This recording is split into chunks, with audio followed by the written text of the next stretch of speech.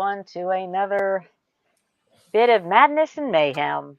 It's a little bit of a somber start for William and I today. We just found out we've lost a long time, for him, much longer time friend.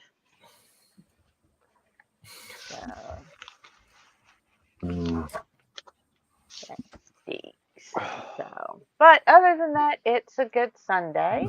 At least the weather's, I see sunshine outside to a point. Oh, you suck. You have sunshine, I got clouds. Well, I said to a point, it's wandering over. Yeah. And like I said, we got 5 in, but I know there's another live stream in the process right now, so that's fine. With the time change, because we have gone our hour ahead, but the UK and Australia haven't yet. So we are technically running on their end, we're running an hour earlier than normal. Coffee's for later. As everybody can see, I'm working on, let me see, my little fuzzy brick friend here, who's getting not quite so little. I know. I'm in the stage of trying to find one. I'm going to leave that one alone. That was too easy. Yeah. But I had taken this thing to work with me and had to disassemble the lower jaw about 4 times. Because I kept realizing that I didn't realize there was a mistake, but it was further down than what I thought it was.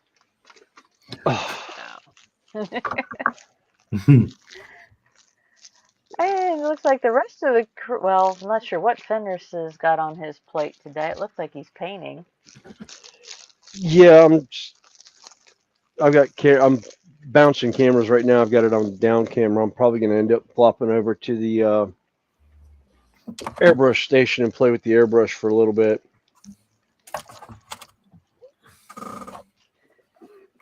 And he don't look quite so rude anymore. For those that have been here for a while, yeah, he started out as a rather rude little creature. Mm-hmm. And looks like Horlicks, Sam, and Little History. And there is a story behind Terry's nameplate. We'll let him talk about that. I will let people know as the show goes on what happened this morning. Yeah. Oh, God. Okay. Ted. Just saw Ted's guitars popped in. I have it. It showed up. Oh, great. This is the little bitty. This is part of my tribute to Terry Sr. And this will be, it will be incorporated into the base on that dragon. Oh, cool. So, it arrived in great shape. Thank you very much. Well, I've got my decals ordered for the Terry Senior build, so just got to decide on which car I'm going to build. Yeah, I need to order some of the decals from them. Because I might incorporate it in one of the wall dioramas that I'm doing.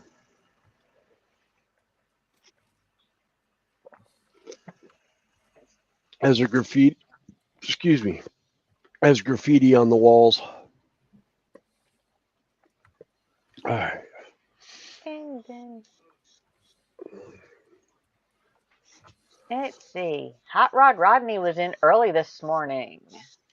Hey, Rodney. He's saying hi. Hey, Rodney. Rodney, trust me. There's only one time only one instance I do hair and makeup, and that's for Renaissance Festival. Definitely not streaming. Hence the reason it stays on down cam. And Terry Woodburning is in. Hey, Terry. How you doing? And Rodney says, so grab a popcorn, let's see, popcorn, a hot dog, French fries, chicken nuggets, and a cold drink or hot drink as we bring you together for another Connie's Nut House. Enjoy the show. Smash the like button and hit the bell till it turns black. Thank you. And subscribe. See, that's how you do it. And then we started, and Terry says hello to panel. Hello. And we have From one Josh Terry to at, another. Hello. and Josh at Wisdom Designs in. Hey, Josh. And Hey, Jake Josh. from Haunted Railway coming through Horlicks's channel. Hey, hi, Jake. Says hi to everybody.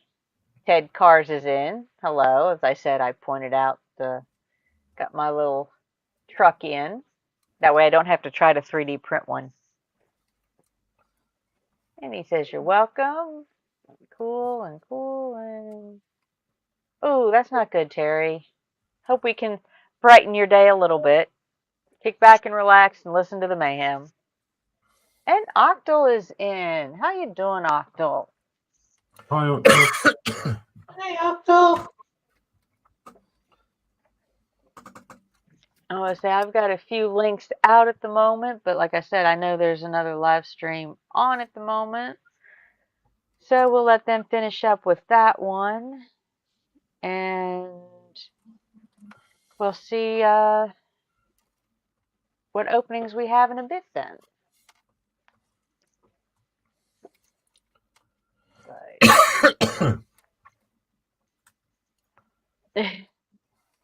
Oh, I figured. Like I said, I do actually put makeup on, like I said, for a festival, but that's about it.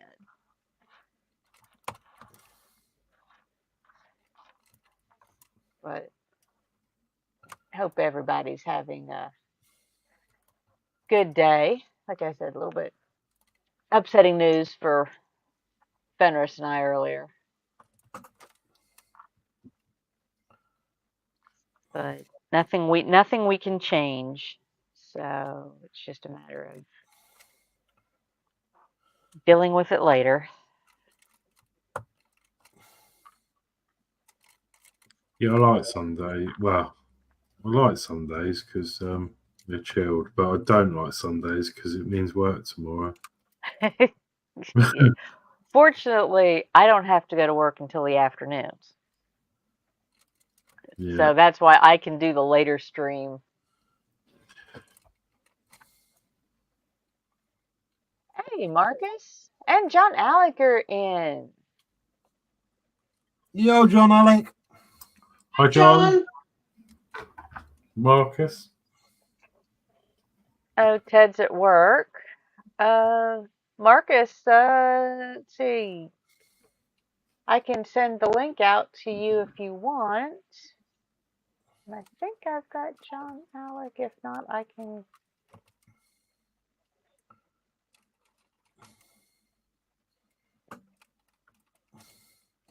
can forward links if y'all would like them. This is one of those times where you're glad you're not monetized, especially when Marcus is about to turn up.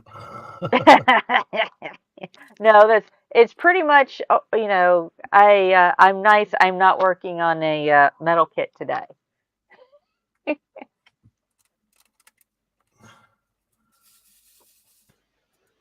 Tasha was in earlier on another stream, and she's got the link to come in.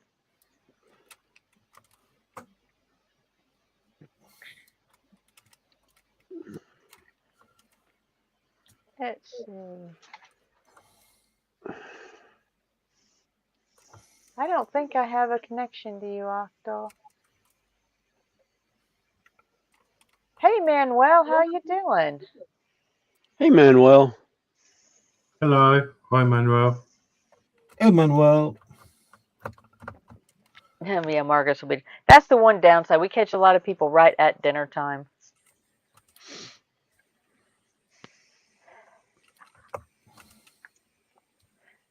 But that means we can be your after dinner dessert. Or wind down, or whatever. Although we have been known to put a few people to sleep Yeah. On panel, on no panel. less. On panel, no less. I don't think you saw that one, Horlicks. We had literally, well, one person, she thought she had signed off but didn't and went to bed. She took, you know, she shut her camera down, so it just left her avatar up. Yeah. But she thought she left studio and she didn't, so, and then she went to bed. Yeah. So we get this nice snoring and Joshy interviewing her. Well, no. Well, the funniest one was Randall, who was actually on panel and fell asleep without meaning to. Yeah.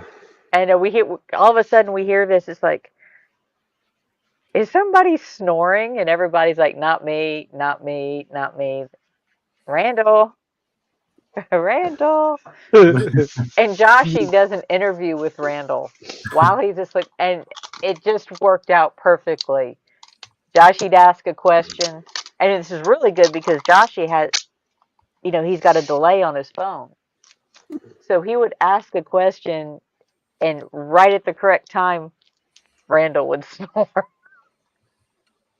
Yeah. Well, that's one thing I've not done yet, though. It's fall asleep on a stream, but I don't know. There's always a chance.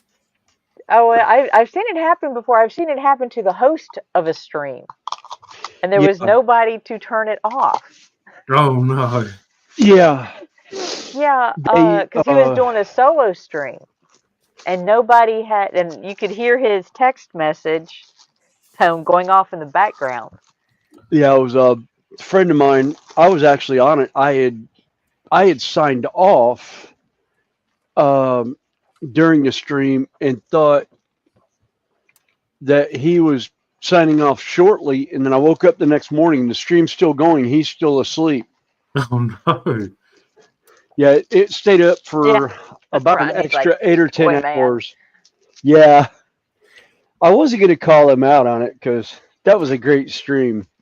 But we had been known to do streams like that where I would leave at like 1 or 2 in the morning on a Friday night, wake up the next morning at like 6:30, and he'd still be going.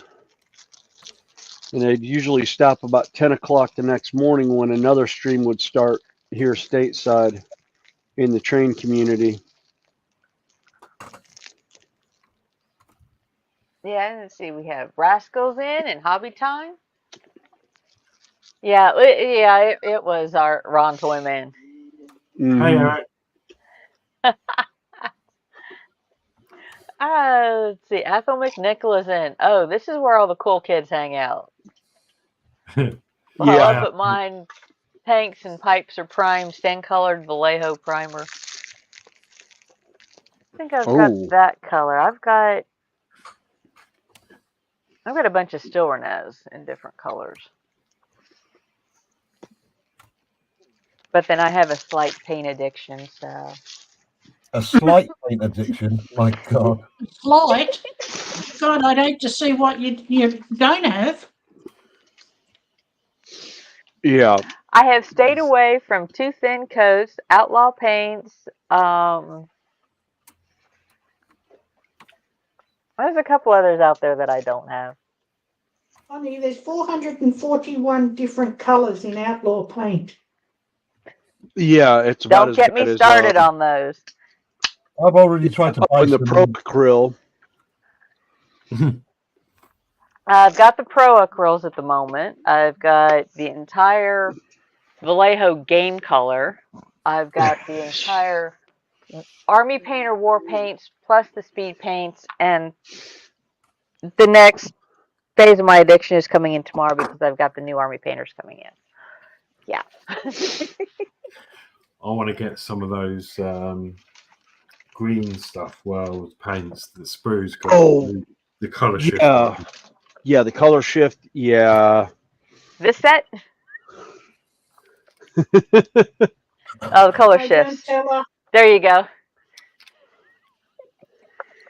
Oh, you got if they're metallics and color shifts, I probably. Well, Joe, I'd love them. God. I think I have to get them from over your side, over the pond. I don't think we have them over here. I have to get it imported. Which No, ones? The green stuff, world stuff. Actually, they're Spain.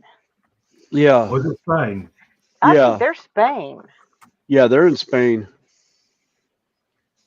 It takes about a Yeah, week or two to get stuff yeah, for they're us. Spain. So you should be able to Ah, get them quicker. oh, okay. Yeah, I'm getting confused then. I'm going to Spain in September. Maybe I could pop in somewhere and Buy them straight off the shelf. yeah. Mind you, I don't know if they'll get it through the airport. Should they? No, my luck. They'll take them away from me.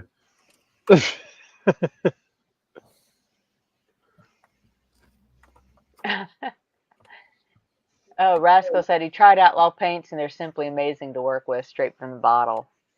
Well, the horse Mhm. has bolted with me for Outlaw paints. I've tried to buy them twice now, and every time I placed an order, it's on back order, and then you don't get it.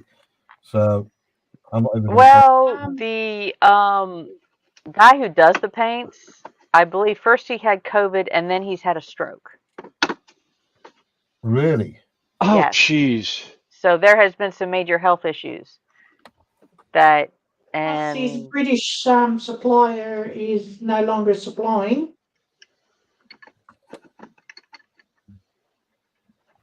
I don't I wanted to do a comparison video of their chromes against the AK Super Chrome, and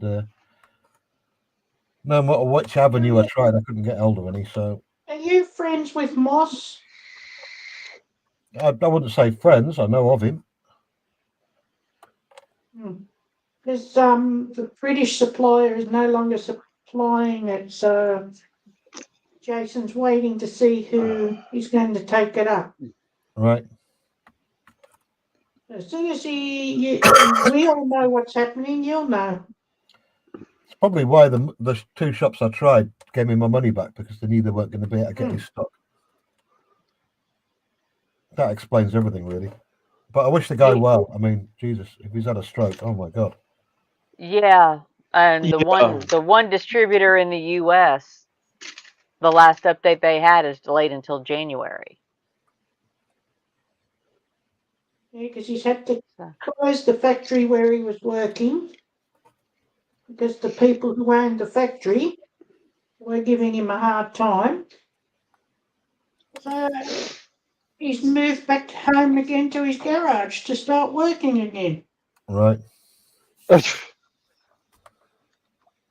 You Yeah. after the chrome? Are you after the chrome? It was the chrome, yeah. I've got a full bottle of chrome here that Oh I've no, got I can wait, Sam. Don't you worry. I can It's send not to high up on you. my list. It's not high up on my list of things to do. To be fair. Okay. Oh. I have a whole pile of them here. let's see, a couple of highs, and Athel says that, well, Connie, if you run out of models to paint, then those paints can be used for painting murals on walls. I have a 3D printer. I don't think I can, run out of models. That's why I bought one, because I was running out of different figures to paint in my dragons, so I started printing my own. And Rodney's saying hello on this. Oh, he's running the circle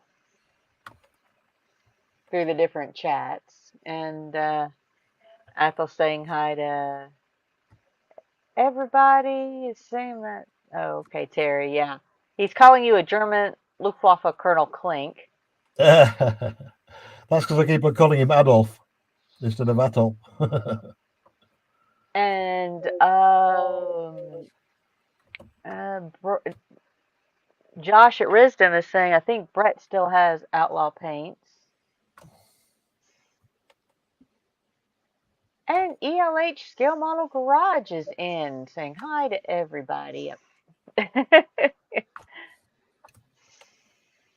Okay, human. It's like human. Okay, yeah. Little history. He says, hi, Connie, Fenris, Horlicks, Human, Sam, and Rodney. Hello. Hello. Hello. see. I think he's Oh. in on William's side. And Brett at High Altitude, I just checked their website. Unless I was looking at the wrong one, then they don't have them in yet. I just pulled it up on my phone to look. And Tammy and Ray are back. Hello. Hey, Tammy Can't and stay Ray. long. Hello. Timmy, Hey, Tammy. Hey, Ray. She says, "Good afternoon. Can't stay long. Running to store for pancake mix." get two, Timmy. Don't get one, get two. Yeah. Go ahead and clear out the aisle because. Yeah. You might want to Oh, get have you three. seen? I think Have Sprue's you on his way. seen her stacks of pancakes? I mean, the pancakes are like half an inch thick. Wow. Yes. So are biscuits. I said you might want to get 3 pancakes because 3 mixes because I think Sprue's on his way, isn't Yeah. Better make that 3, Timmy. he?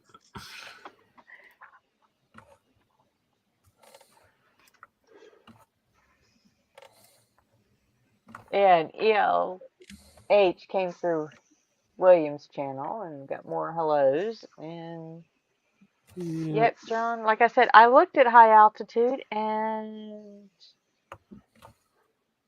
it still says that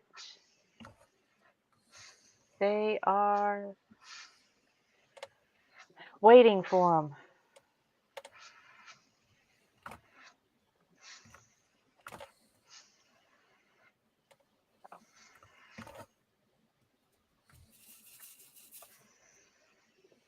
I mean, that's the thing that I find on their webpage.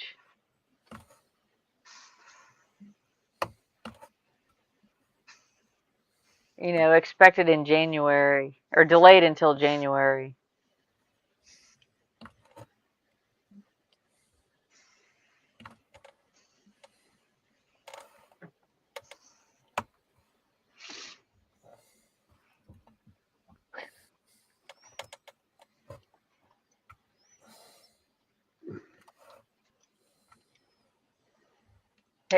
Bonnie says I can take some paint and sign her name to a rail car somewhere.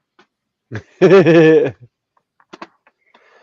am not a very good two-dimensional painter unless it's walls in the house or my kitchen cabinets. I do better painting a three-dimensional figure. Yeah.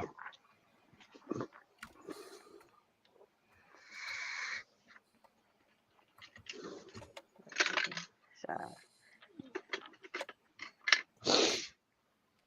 you know, like what I was watching on Marcus's last night, watching Annika paint, and I'm just like amazed. Oh, she is absolutely amazing. I've watched a couple. Did you see that predator she was working on? I don't think so. I saw one of her other ones, and was just absolutely flabbergasted by it. It was like, Let's put it this holy way. This looks smoke. like it could be a movie poster. Yeah, I saw one she did almost If looked like a photograph.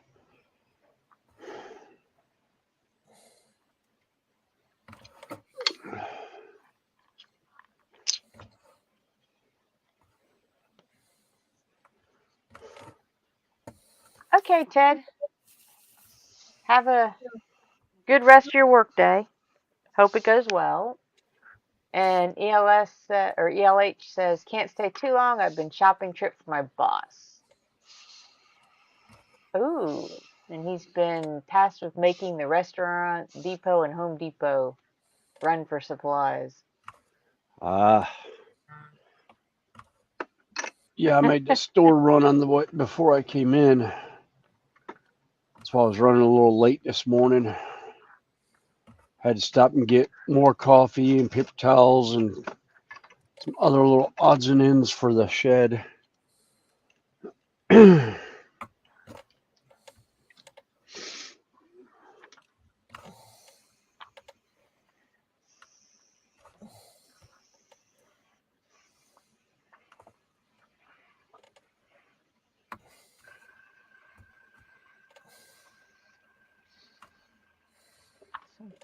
doesn't look right. He said, and John Knopfels in. Hey, John, how you doing? Nice seeing you again. Who was in this morning with us? So Ethel says, if Connie is not good at something, then practice it times 10 until it's second nature. I don't need any more hobbies. I've got enough. Yeah, And David, I'll agree with that. David DS Models is in. Hello, Oh, hey, hello, DS. welcome in. Hi, Dave. Hope Hey, you're having Dave. a good day.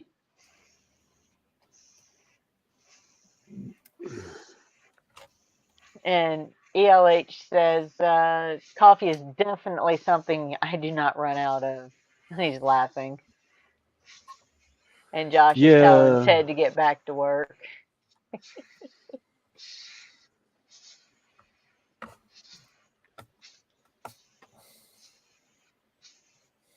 Yeah, odd man. I'm just kind of trying to finish up one project so I can start another one. I've got something wrong here because that's leaning.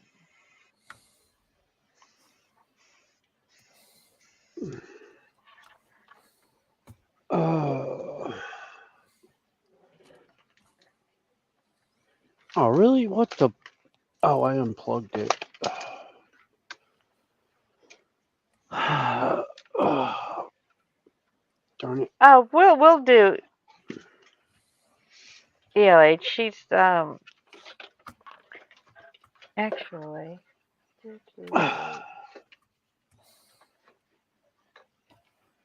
Tell you what. Let me go over to William's channel.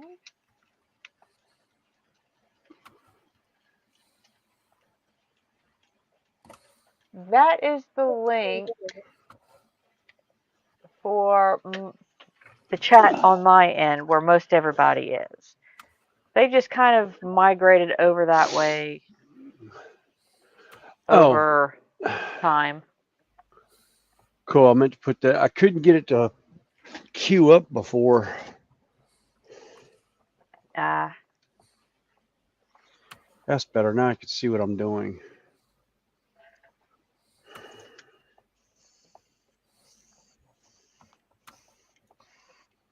So it's not a requirement.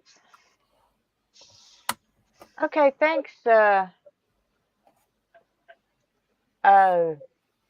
Alec. He just emailed Brett on the Outlaw Paints. He'll let us know. Cool. Oh, okay. Although I don't do much with lacquers. But I know there are a bunch that do, particularly the car modelers. No, wait, that's not. Yeah. Okay. Bonnie, that was my message bank letting me know that you had just started your stream. Oh, half an hour late. Well, it's better Yep. than an Wow. hour. It's getting better. Yeah. And you too, Ferris. Yeah.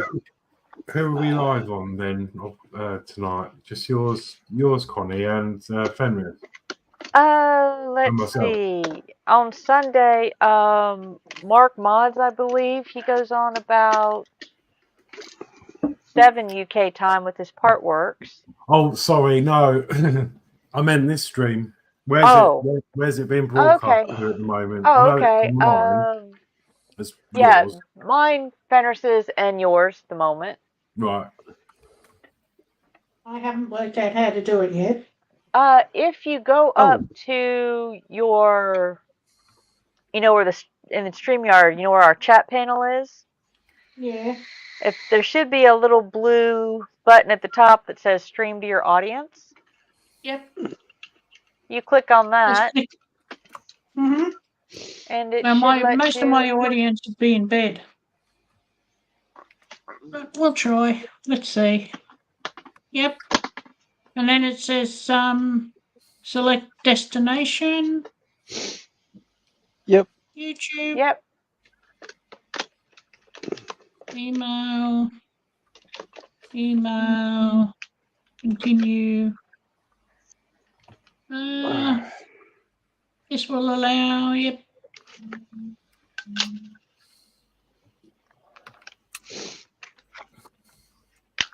Open YouTube Live dashboard.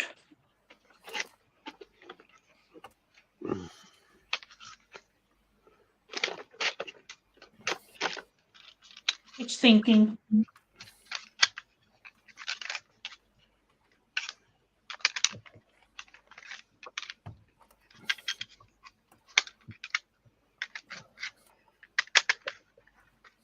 Oh, I was going to say, Terry, Hello. you know, the other day I was having a right old mare about this tyre of mine on the This car. what, boy? I was having a mare about the tyre on the car. Oh, yeah. It was covered by my warranty, so I didn't have to pay a bean. Oh, brilliant, mate. Yeah, that was a good day. You better warn Lord Peter. He's probably sent you a bunch of tyres. Knowing him, yeah. Yeah, he's naughty.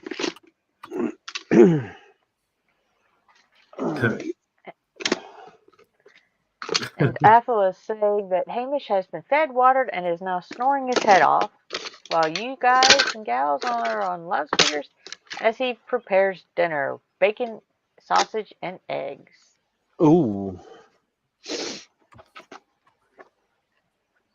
You know what? I You killed got to this be on YouTube before you can stream.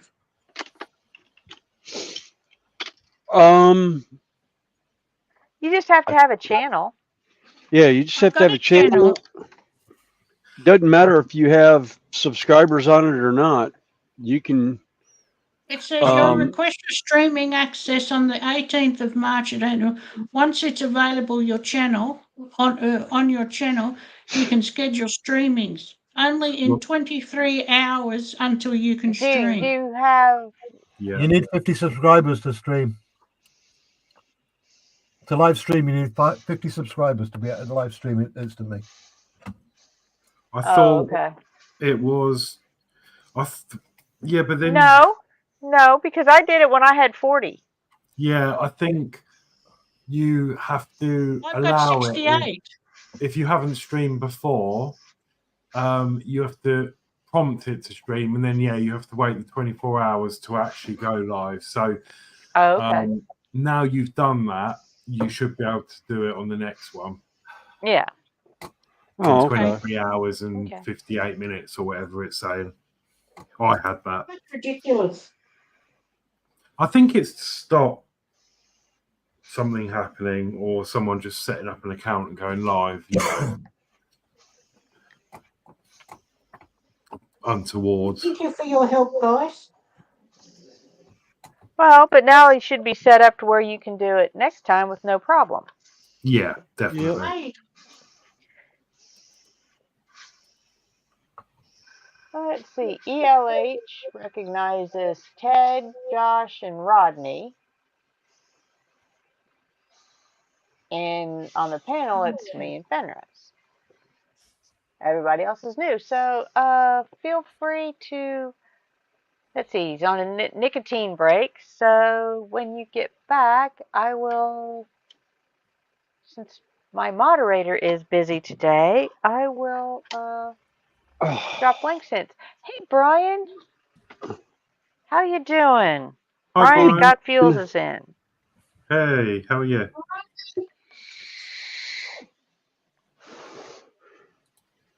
Wasn't it, Brian? Were you the one that had the Terry Senior Yes. water slides and stickers? I need to go to you for. I need to get your email at some point so I can email you some stuff. I need to get some stuff for that. Well, let's see here. Do it this way.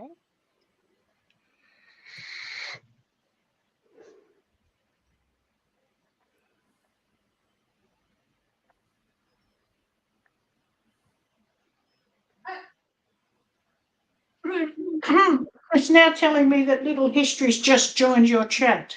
Yeah, he just did. I'm just streaming to my channel. totally forgot.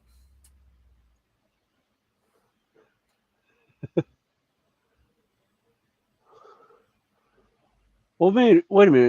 Uh, It's got you up there twice. no, one of them's Horlicks. Oh, it's Twitch. There's Okay. two H's. Well, Yeah. yeah. Yeah, there's one Horlicks and one is yeah, Yeah, you got the a little Twitter. history. Twitter feed. Yeah. It's Yeah, Twitter feed. the Twitter feed.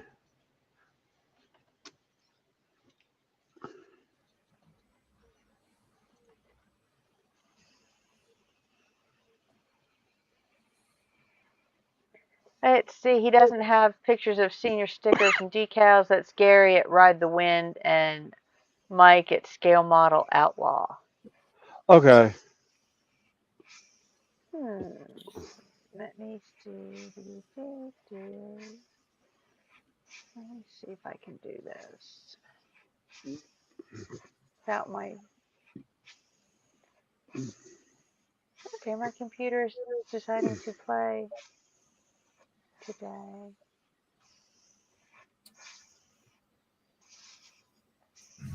I'm just going to grab a sandwich and a free fresh coffee, and I'll be back. Okay. Okay. Scale Thanks for the warning. Model Outlaw. So I'm really fancying some biscuits or something right now. No, Horlicks. We're both on a diet. No. Yeah. I can't. I haven't got any anyway. But I don't know why. Mind you, they say a ginger nut's supposed to be a better choice Yeah, ginger nut cookies are all right in moderation. Half a biscuit. without the chocolate on them. Okay, Gary is going. See, John Apple's going back to his chairs. He's freezing, or it's freezing blanket time. And Lord Peter is in. Hey, Peter. Hello, Hey, Lord Peter. Welcome in. He's coming through one of the linked channels. It's probably coming through little history, probably. Yeah. It's not. Yeah, it's not. It's not on mine. So yeah, it must be. William, in private chat, I put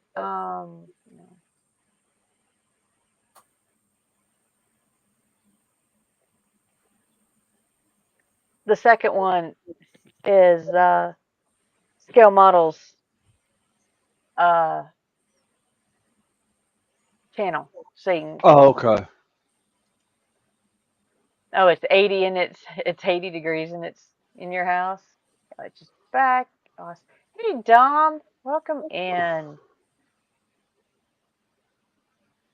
Dominic's in. Hi, Dom. Well, let's see. Oh, that was We're no. going. So we've got 23 All right. in. So I'll go ahead and put the link in chat.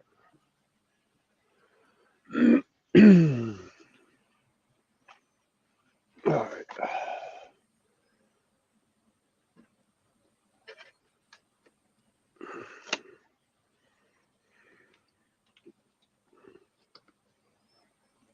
And everybody's saying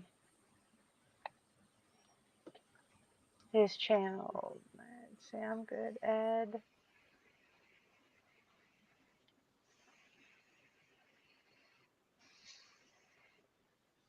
Well, Brian, like I've said before, and about the only comment I'll make on that particular situation is, oh, more good than damage has come out of it. Our communities have, now got lots of crossover now. Yeah. And that is a good thing.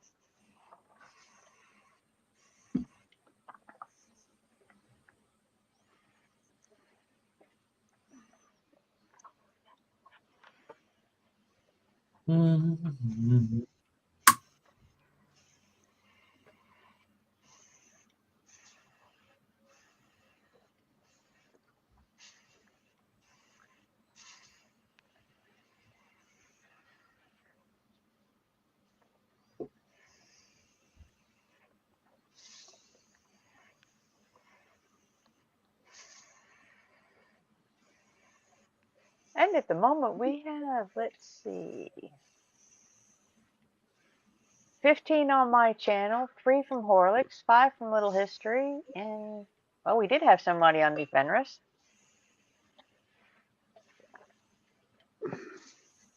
Yeah, they probably bounced over to yours. Yeah. And GW Buckley is in. Welcome in. Hey, GW Buckley. Hey, GW. Well, like I said, that was the good thing is that our communities are a lot bigger and a lot stronger. Yeah.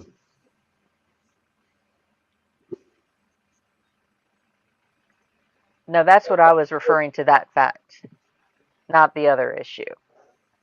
So, you know, like I Yeah. said, it if nothing else, you know, it brought our two communities into the same party, shall we say. Yeah. We can all party together now. Oh, yeah. Doing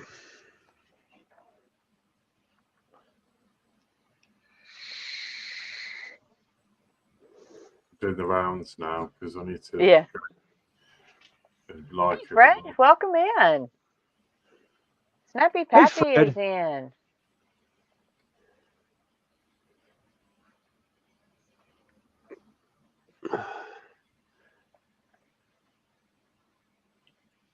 Yeah, party. ELH is going, yay, parties.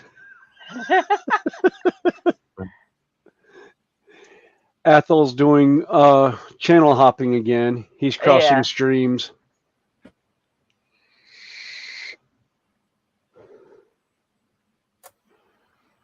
Just so long as he doesn't nix the flux capacitor, and we'll be doing all right.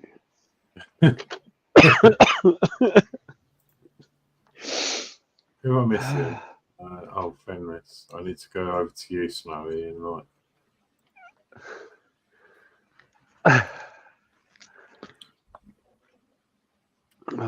What's something going sideways here? Uh-oh. What'd you lose now? Oh, I'm just trying to decide where I've gone sideways. Oh. Brian says, do not cross the streams. The immortal words of my favorite song, but Mom, that's where the fun is.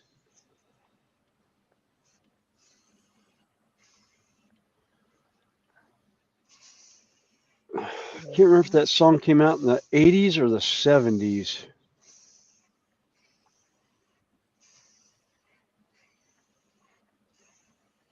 If that reference comes from. Don't ask me. I have no clue.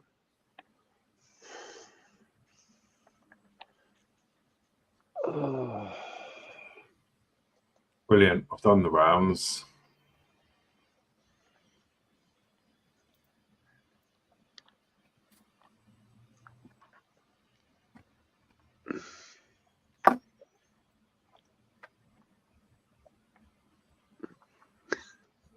Well, thanks, Slappy.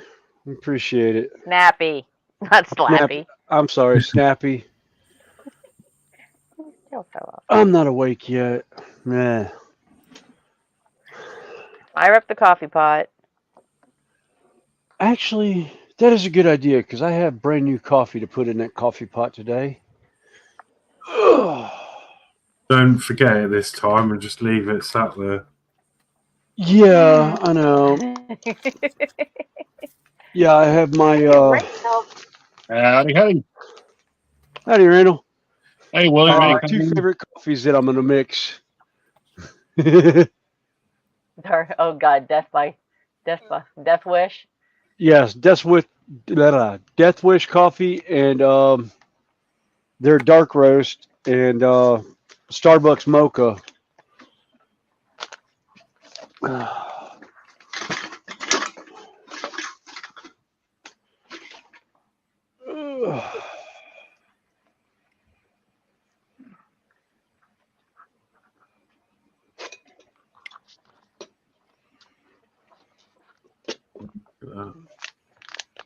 And Ed says that's what he drinks. Which I don't one? drink coffee.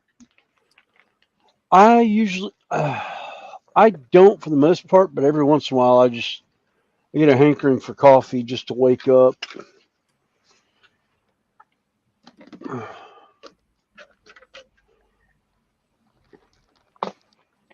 Well, I say I drink the coffee, but it's actually instead of brewed coffee beans, it's brewed cocoa beans. Yeah. Oh, he loves the death wish. Fred's nursing his second cup. Hello, all.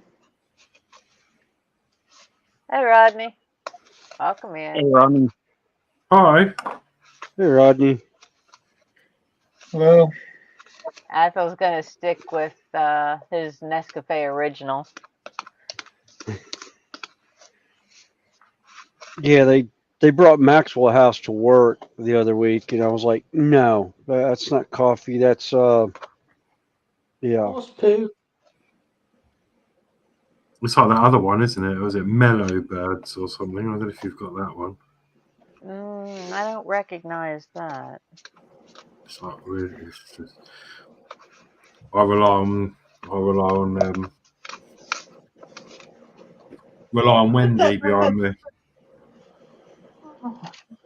There used to be a decaffeinated coffee brand called Echo. Oh, yeah, no. Mm. Wait a minute, decaffeinated? What's the point? Yeah, Some people like coffee but can't have caffeine, so it's sort of for them. Okay, yeah. My dad was a big Folgers guy. Yeah. It's another one I just never could drink. I mean, he would drink the other brands, but his big brand was Folgers.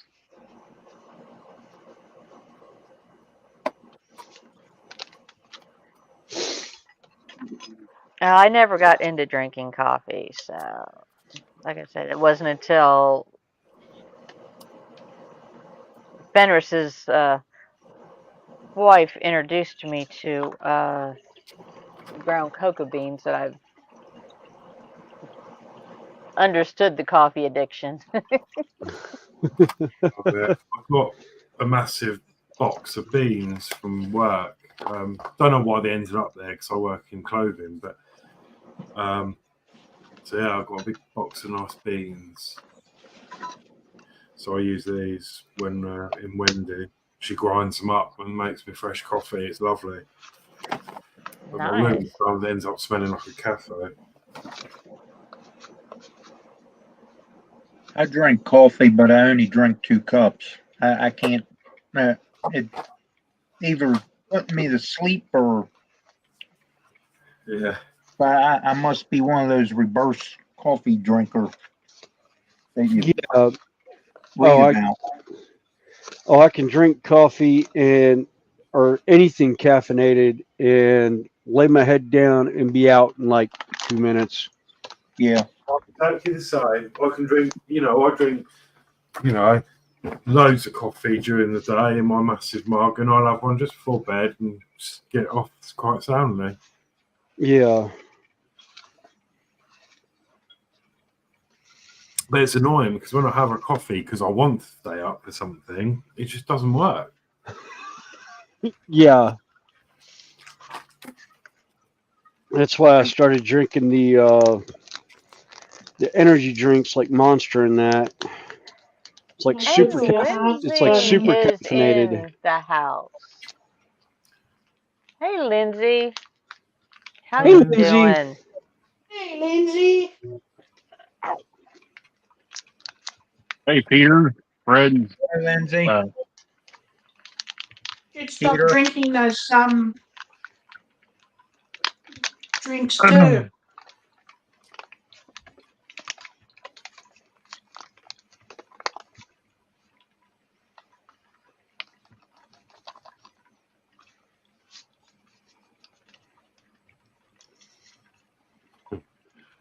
Don't fall asleep. Oh God, that smells good. Oh no, I'm not. I'm sitting here mixing up coffee. Yeah, I need to go and do that in a sec. Mixing the 2 bags together in a I'll be right back. I'm My gonna Tupperware that go. I leave it in. I'm gonna go fix my stir fry right quick. Okay. Russ, I thought maybe he yeah. was going to go take a nap. Hey. Nope, man. I gotta fix something. So we could Yeah, they interview had him. a model show that they were talking about. I bet. And then Rascal saying strongest coffee he ever had was in the army.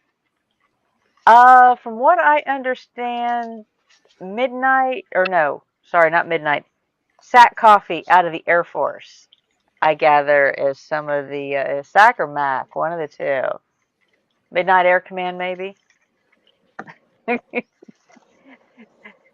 The spoons wouldn't stand up; they'd dissolve in that stuff. Oh, yeah, great stuff. Uh, Maybe I should just chew on the beans I've got. That might give me a bit of a boost. Yeah, Yeah, never make put up your more coffee in the highs and freezer. everything. Fred says he's lazy. He uses a Keurig. That's what William's using.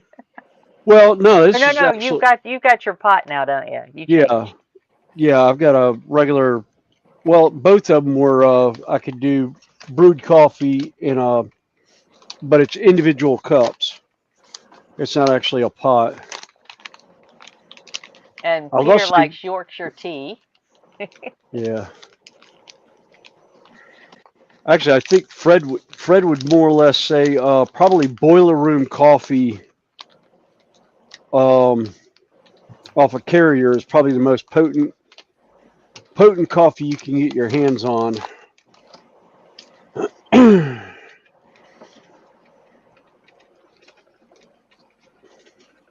That's Navy. But it's been a while since I've dealt with anyone. So I was in ROTC in high school, and that's been 40 years, 30 years ago now. Yeah. 35. Oh. And Ed says you can get Death Wish for the Keurig. I already said hi to Lindsay.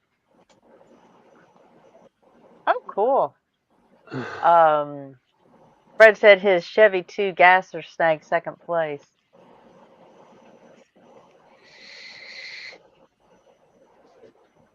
And his Mustang snagged second. Cool. Highs back and forth. And his second, okay. And his Coop snagged second. I was Ooh. reading Fred's other comment. He says, "Oh my God, yes, that's true Navy coffee."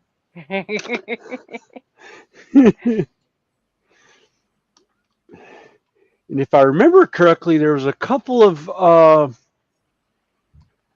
actually, I was East Coast. It was USS Blakely. I think they the boiler guys actually did some boiler whiskey one day. Ooh. That just sounds nasty. Yeah.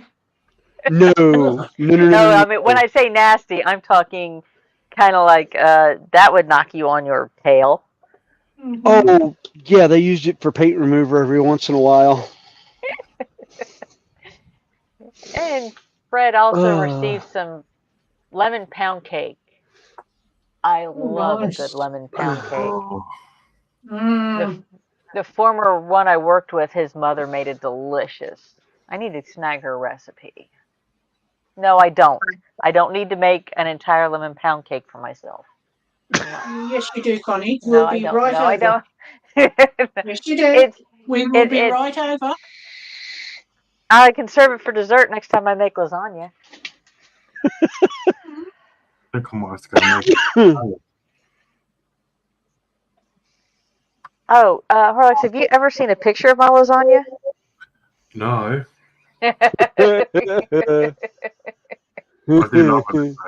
only know one recipe for lasagna, and it feeds an army.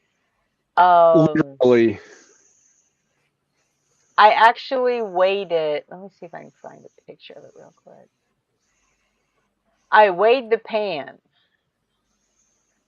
Yeah.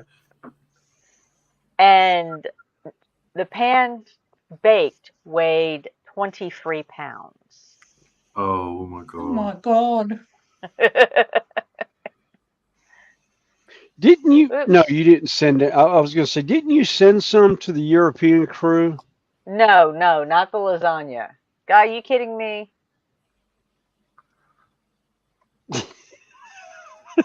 Oh no, that's right. It was cookies you sent them. Cookies, I said. That's the pan of lasagna. Good God. Wow. It's a glass pan, but baked. As it sits, it was 23 pounds.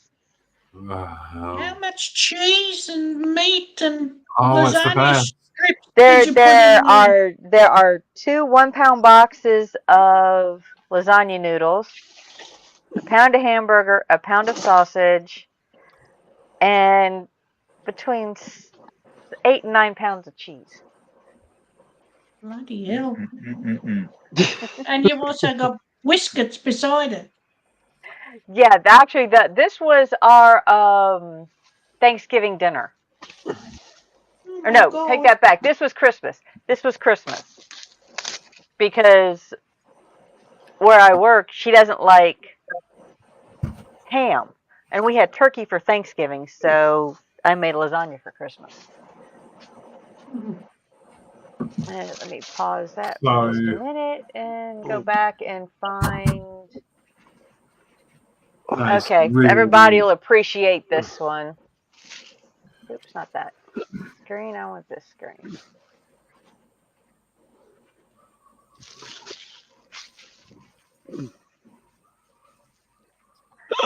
There's a cross Hmm. section of a slice of the piece for reference.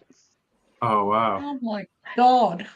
Yeah, and the game color Vallejo 18-ounce bottle sitting next to it.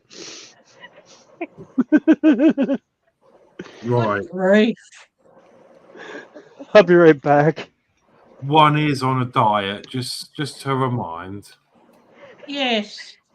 There's a reason I only make that if I have people, a specific reason, and can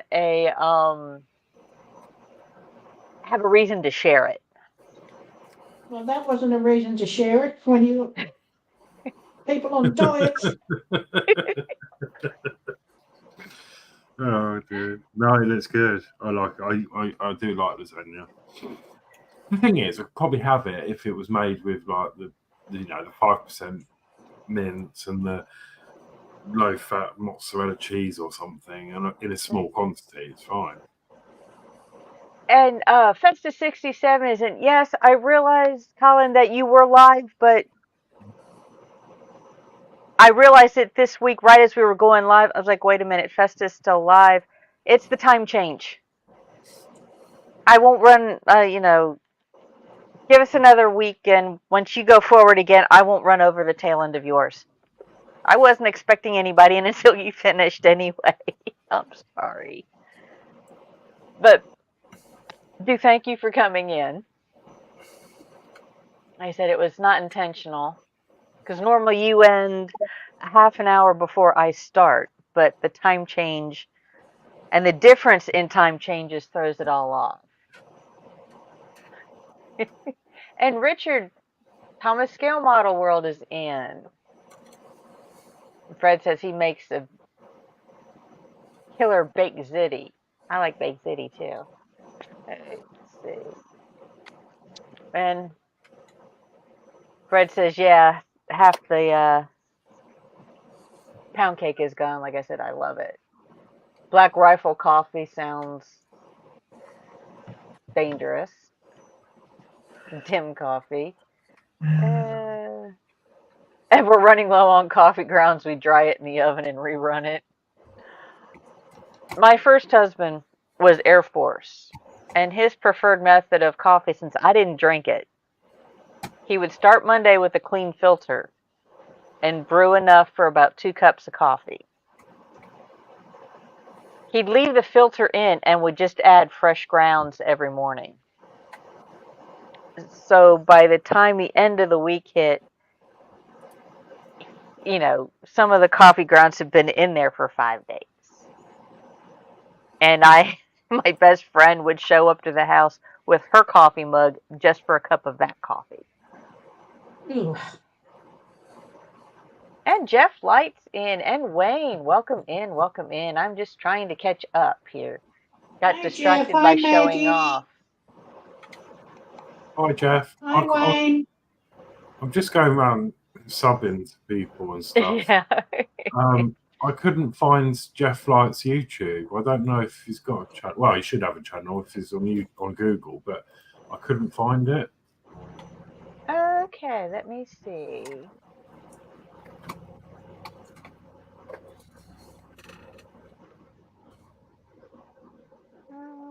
Just subscribe to Festa as well. Yeah, this is. I just put Jeff Lights in. Ah, thank you. I was looking yesterday. Food talk already? Yeah, Wayne. Yeah. Somebody brought up lemon pound cake, and I said no, I don't need to make it because I would eat the whole thing. Yeah. Mm-hmm. And Ed's little brother says, "You don't drink coffee, bro. You drink caffeinated 50 weight motor oil." Jeff, I don't use it. Ah, so it's still a sub though. And he says, "Well, you might want to join us up on panel one of these days when you're doing your diamond dives. You know, you're welcome to join one of several shows." And like I said, Festa. Oh, his grandma was born on the Isle of Sicily. Well, that particular my lasagna, I have a good friend who is third generation Italian. And if I say I'm going to make lasagna, he will fly down about 1,200 miles for lasagna. He mentions he may come this direction, and I say I'll make lasagna, and he says, "What time's dinner?" And highs back and forth. I haven't gotten the talent for making the pasta yet. I still buy, but a good quality. Yeah, on the pasta, just let Judy know what you need. And Dwayne from Dwayne's Fork and Spoon is in. Hello, Dwayne. Nice to see Hey, you. Dwayne. Wow. Getting a bunch of the chain community now. Yeah. Awesome. Too bad my layout is out of commission. And everybody's saying highs back and forth and subbing back and forth. Joshy's got some stuff to finish before next week. That's fine. We just appreciate everybody hanging out with us. I mean, holy mackerel, we've got 40 watching across everything. I've got 18 and Little History has 15. Ooh, Cool. wait a minute. And Scale Model Outlaws in. Hello. Hey, Skimmo Outlaw. Oops, who do we just lose? Oh, Rodney. Looks like Rodney.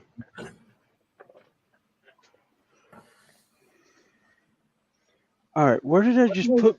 And if anybody wants anybody's links, let me know, and I will try my best to get them in. I've just subbed to Festa. I'm just going through all of these. Yeah.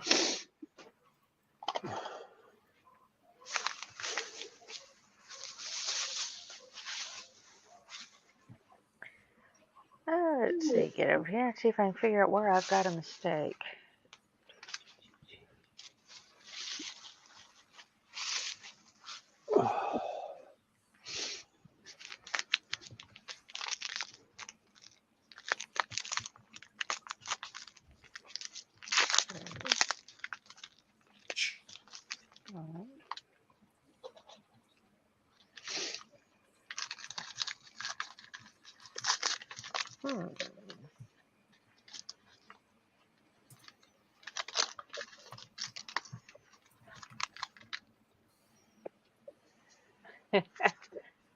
Whoops. we just lost little not little history. We just lost somebody else. Sam. Oh, yeah, we lost Sam.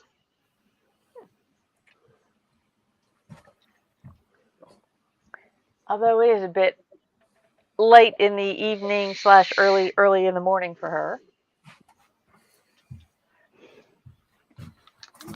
Rodney says he hit a Hey, button. John Melton.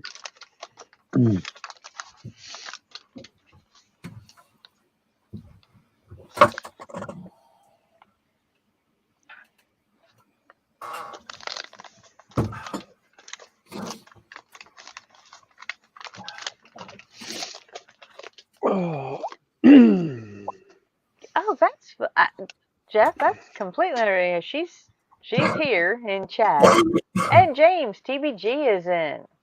Hey, Hey, TBG. James. Yeah, I'll be in on that B2 build also. That's going to be fun because my workbench is not that big.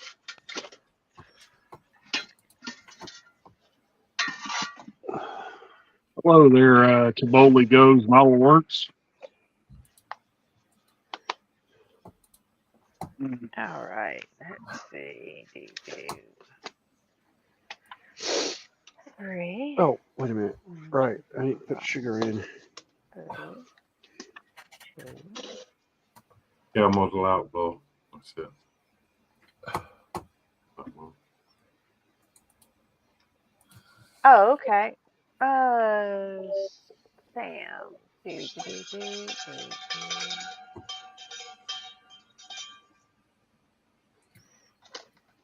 Hey, Snappy Pappy. Sorry, I was getting some food and a coffee, which I've now got, and I've just eaten a nice chicken sandwich.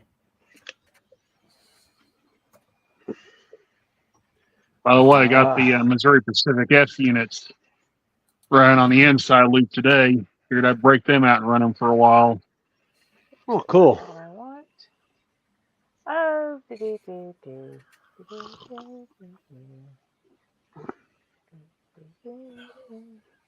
Hey, Festivate 67. I didn't see you sneak in here. Anybody wants to look at them. There they are. I could watch trains all day. I really could. Yeah, I love them. Okay, Sam, I put it in Messenger for you. I did that before. Like I said, I think on another stream, or was it this one? Like, you know, I can build circuit boards and things like that and make Bluetooth things, but I couldn't wire up a railway. Just oh yes, you could. Oh yes, you could. I tried. I did one in the loft, and every time I flicked a point, the train would shoot off the track, or go twice the speed, or shut off completely. Oh, I just packed it all away and sold it. So Fred, if you are interested, I have more room up here if you'd like to join us up here. Yeah, Snappy Pappy, get in here. And that's the same for Festa. You know, if you just want to be able to talk instead of having to type while you're working. Yeah.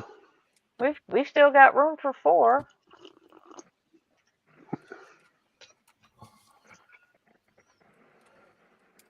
But like I said, I just appreciate everybody hanging out with us. Yeah, Horlicks. Yeah, sometimes trains can get real finicky with how they go together sometimes. I got the I got a set, and then I got all of the track packs to go with it. So it wasn't a custom layout; it was the one that they supplied, and I bought all of the extra track packs and made the whole unit. And I was trying to follow the manual, and it just didn't make any sense. And I thought I'd done it the way it told you to do it, but of course, none of it wasn't DCC or anything like that, or nothing digital like it is now. Right. The old school DC. And just couldn't, all sorts. Every time I flicked a different point, something different would happen. So, as I say, either the train would just stop dead, or I'd flick another point, and then the train would go twice the speed and fly off the layout. This is Yeah. where soldering comes in handy. Yes, you can. I believe you can. Yeah, I'm using Buckley, my phone through WR. sometimes there might be a slight delay in communications. That's why one of ours doesn't, is kind of frustrated. He's not joining us much at the moment because of that issue, but sometimes it works. Oh, how? Oh, pretty much if you're watching YouTube, you can click on the link and you will enter StreamYard. Yep. And Yeah, they just now go to mine, settings. yeah, mine doesn't I have better luck running it on my iPhone or iPad than I do my cell phone. Because for some reason it wasn't wanting to pick up my headset. Yeah, just go into settings to set the camera for the because I've done it on my iPhone. Set the camera for the camera on the iPhone, and then the mic set for your phone also. And it's real easy because I've actually jumped on Green Room with oh god, his name just flew out of my head. One of the morning crew, Connie. I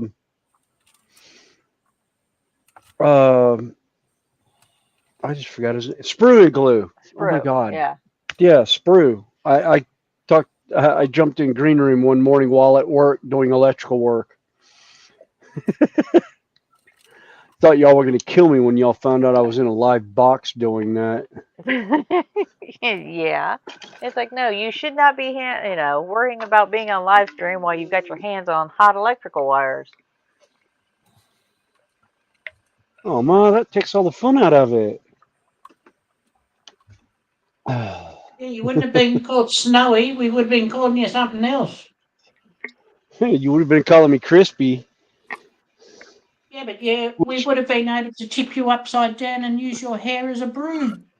That was when I first got into electrical work, yes. There was not enough hairspray to keep my hair down. I looked like one of those 80s hair metal bands, hair standing up all on end all over the place.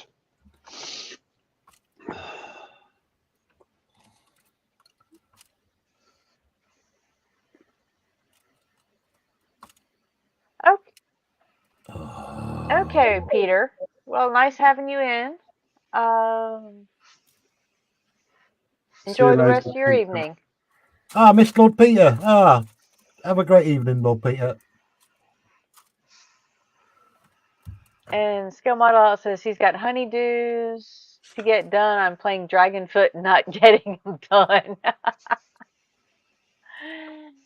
Okay, yes. Buckley's on an iPhone.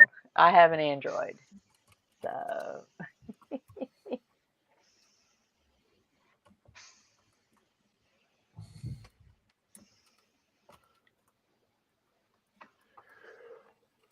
Oh.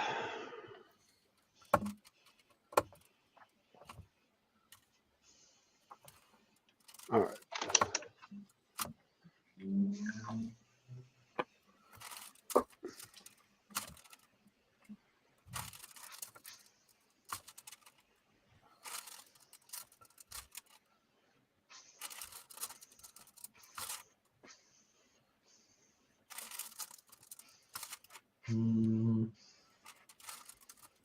I just did, Rodney. Don't be impatient. John says he's back to his chair. Yeah, try and walk him through the iPhone again, William. Oh, yeah. When you go on, when you click on the link, it'll bring up StreamYards, and then you can go through the different settings and make sure that your camera and microphone are working with everything. Let's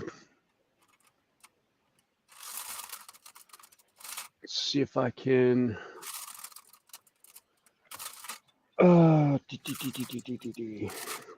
it up on mine real quick.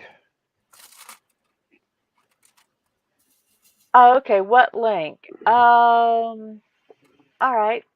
I will put it back into chat.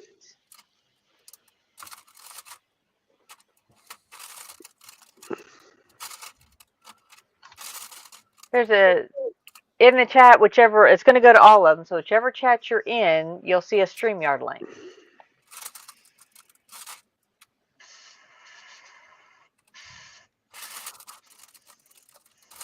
And let's see. Computers. All Oh. right. Oh, okay, cool. Hi, Ed. Welcome Hey, in. everybody. Hi, Ed. Hello.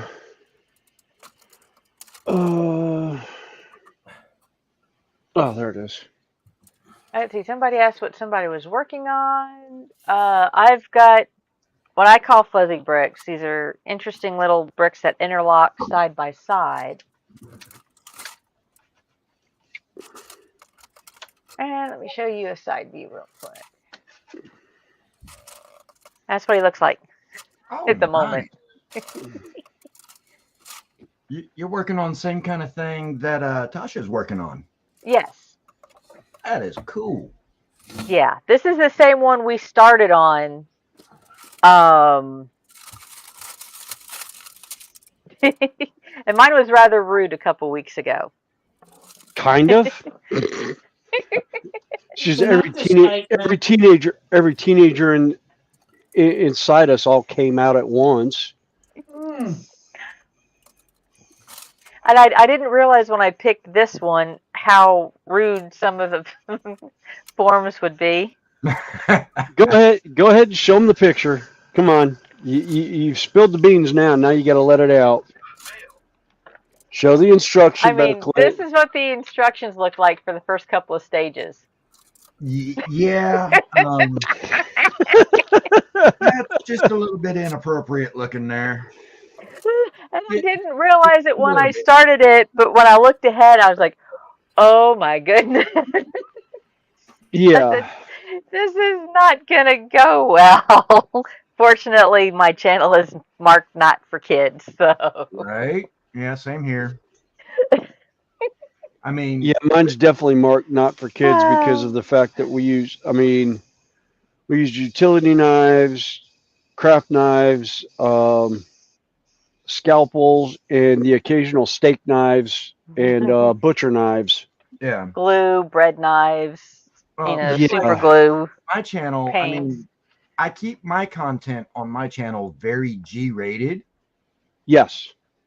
But because of the fact that I use these and all sorts of other sharp, could very easily hurt yourself if you're not careful with them implements, Yes. Yes. Not exactly intended for youngsters. Yeah. I mean, as part of the model railroad community, it's like, yeah. And then even going into my tabletop miniatures now, even most of the boxes for stuff that you get from Games Workshop and Citadel models say not intended for 14 and under. Right. And it's not because of small parts, it's because of the content. Yeah, well, the contents of having to build it, using scalpels and utility knives and whatnot, and sprue cutters and super glue and everything else under the sun. And it's just like, yeah. Well, my channel's pretty much, I do the live stream. Yeah. So, and things can go our conversations can go sideways, and we spiral helix. Everybody says get your mind out of the gutter. And we said no. We've already hit like 3 stages down in the sewer. Yeah, we're in the sewers. We've already passed the Teenage Mutant Ninja Turtles, and we're on our way to the power plant.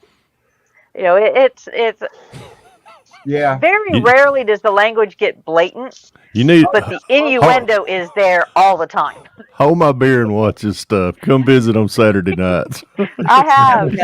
I have. Hold my Welcome beer. in, Hold Saturday. my beer. Hold my beer. Y'all come visit ours every now and then. Yeah. The language in our hangouts over here on this side, Snappy Pappy can attest to this. We tend to get a little rough at times. More Well, than Ours is so bad we have to put a disclaimer up first. Oh God, I mean, I hadn't heard it get that bad. Well, actually, no, I take that back. I heard it get that bad once.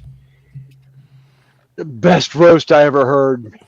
that was awesome. I'll leave it at that. yeah, we're gonna. Yeah, that's as last night's disclaimer said. That's water under the bridge. Let's move on. Well, like you know, this. Right? Oh my God! Yeah, exactly. Mm-hmm. You know, like I said, that's it. Now- My mom, Oh, son of my a. mama, when my mama had enough, this is what she would do. She'd go, nip it. Mhm. I'm like, yes, ma'am. Oh no, no. Because that meant no. that meant the butt whoopings is fixing to start. Yeah. Snappy. Yeah, Or the beatings are about to begin. yeah. When I heard, when I heard nip it, it was usually if you didn't nip it right then and there, it was go to the yard and pick your switch. And if you didn't There was a little hickory tree out in the backyard and if you that didn't never grew more than 2 foot, 3 foot tall because we had to cut branches off of it. Oh, and it had a pair of pruners sitting there so you could cut them off. yeah. And if you didn't get a good one, she was going to use the one She'd go back and harvest one herself. go get another one. Yeah, you'd either get sent for another one or After she used the one that you brought. yeah. Let me tell y'all a little funny story about when I grew. Well, not just when I grew up. I'm still growing up. Hell, I'm 61. So, when I was a kid, we lived out in the country, and we had these things down here in the South. It's called yellow bells, and they're beautiful. They're long. Oh God, everybody knows what they are. They're long, sweeping branches that grows up out of the ground. They kind of resemble a cane. 'Cause that's about what they felt like. But anyhow, my mother had a bunch of them. She had them planted down. It was kind of like a border between our property and our next door neighbor's property. Anyhow, that was my switch, and she had about probably 40 of them down the lane, a little row right there. They were pretty in the spring when they would bloom. Then, of course, when I would act up or my brother would act up or when we would both act up, she'd be like, all right, go out there and get me go out there and break one of them off, and we'd get our tail tore up. So, that kind of, you look at them, every time I'd cut them, I'd be like, I hate y'all. I'd cut right by them. I'd be like, I'm going to mow y'all down. Nope, had never happened. So when Mother and Daddy decided they were going to move from our home place that we had lived at all of our life, they moved up in kind of the north region of our county where we live at. Mama looked at me and my brother and she said, now I want y'all to get a lot of these flowers and take them to, this is after we done grew up. And, I want you to take get all the flowers out that y'all want and carry them to your place. And she said, I want you and your brother to get some of those yellow bells. And we looked at each other like, but hell no. Yeah. I don't want to dig them things up. I got my butt beat with them. I sure as heck ain't going to take them to my place. So, but moving the story a little further, yeah, guess where they're at? They're at my former place where I used to live. So, and on the desire to mow them down when you was mowing the yard as a kid, even though you may have wanted to, you knew better than to. You ain't kidding, because I was usually older by then, and I knew what that meant. Hey, Fred. Yeah. Yeah. Look at the size of that one. Oh my God. I just shuddered. That's just one. That's just one. Is that the one over by? That's the one at your place, isn't it, Connie? Yes. Oh I wow. forgot. Oh man, I forgot. That's about how that. I remember them never too. Hey, JC. Never put it together. Yeah, that's how I remember them too. Hey, Those Yeah, are- but- JC. Yeah. Yeah, Okay, Steve. AKA Forsythia. Yeah. Hey, JC. I would have brought it up on bigger picture, but it That's hasn't all right, uploaded but to those Google are yet. But man, those are beautiful though. Golly, brings back a lot of memories. and I say that one was planted by my mother-in-law back in 2000, I believe. Yeah, And it's just one bush. yeah. Well, Yeah. Because once they get established, they start really, and that was one of the things. I started a landscaping business of all things, and that was it's a good border plant or a backing plant that you can start out, and then if you're trying to hide your neighbors or something like that. okay, outlaw. Ooh. Brian said he had to pick his from rose bushes. Ouch.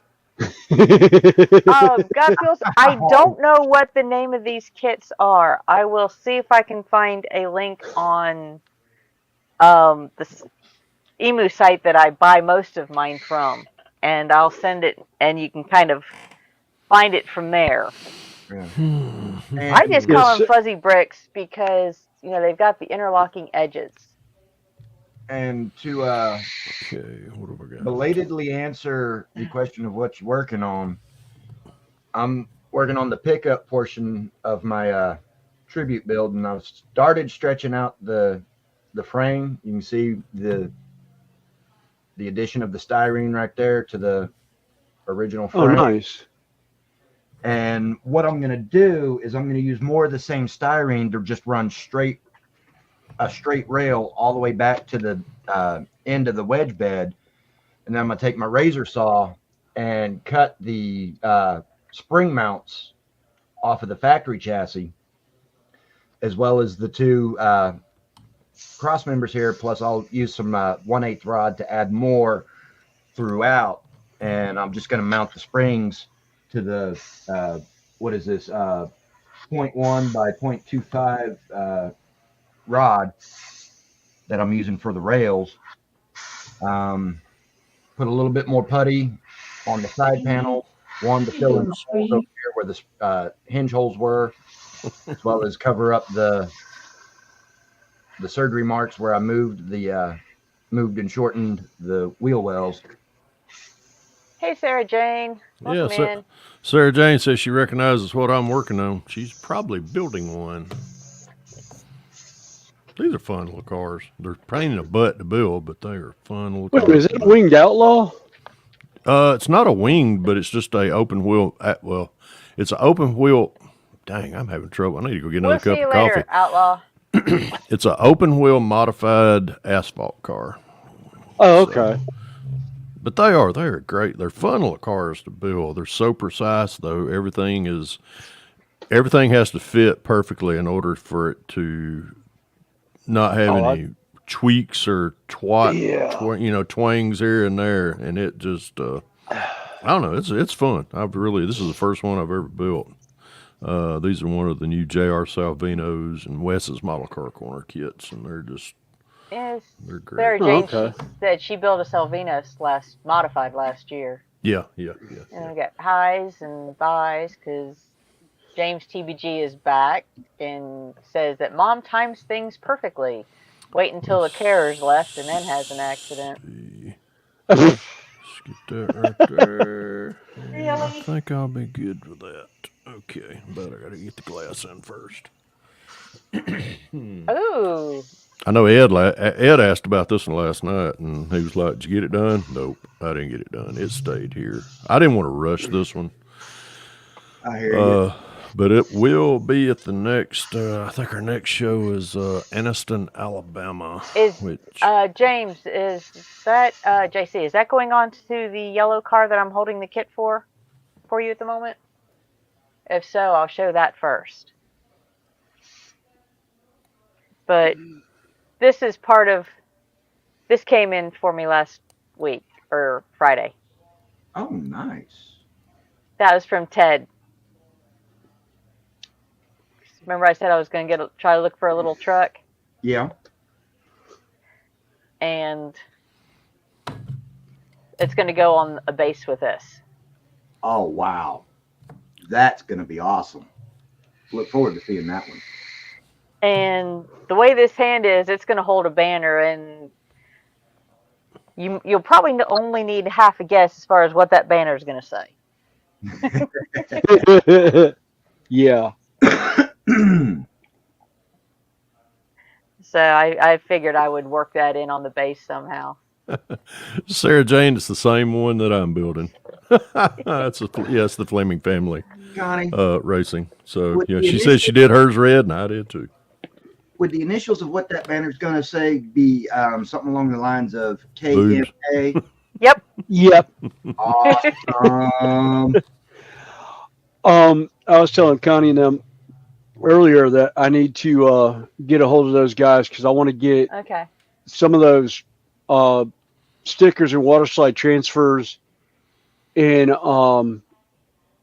like a 1/48 scale, and I plan on doing them as posters on walls. Where is one that I've got? Well, this is some pictures that JC sent me. This is kind of a heads up on what he's planning. That's a kit that has come in for him. Oh, the 34 to F1. Nice. Excuse me. Oops. That's what he's doing with it. Oh, nice. Ooh.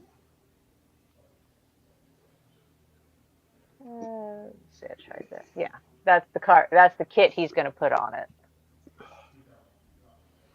That's going to be sweet. And I think that's the one the decals are going on. Oh wow, that's man, yeah. Yeah, I've got. Yeah, that's gonna be awesome.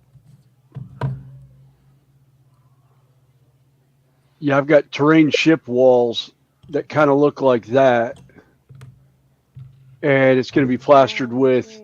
Every once in a while, I'm gonna throw. You'll have a poster sitting in the middle. Yeah, either a wanted picture or just a picture that says the KYS or KS. KMA. Yeah. That. Can't speak today.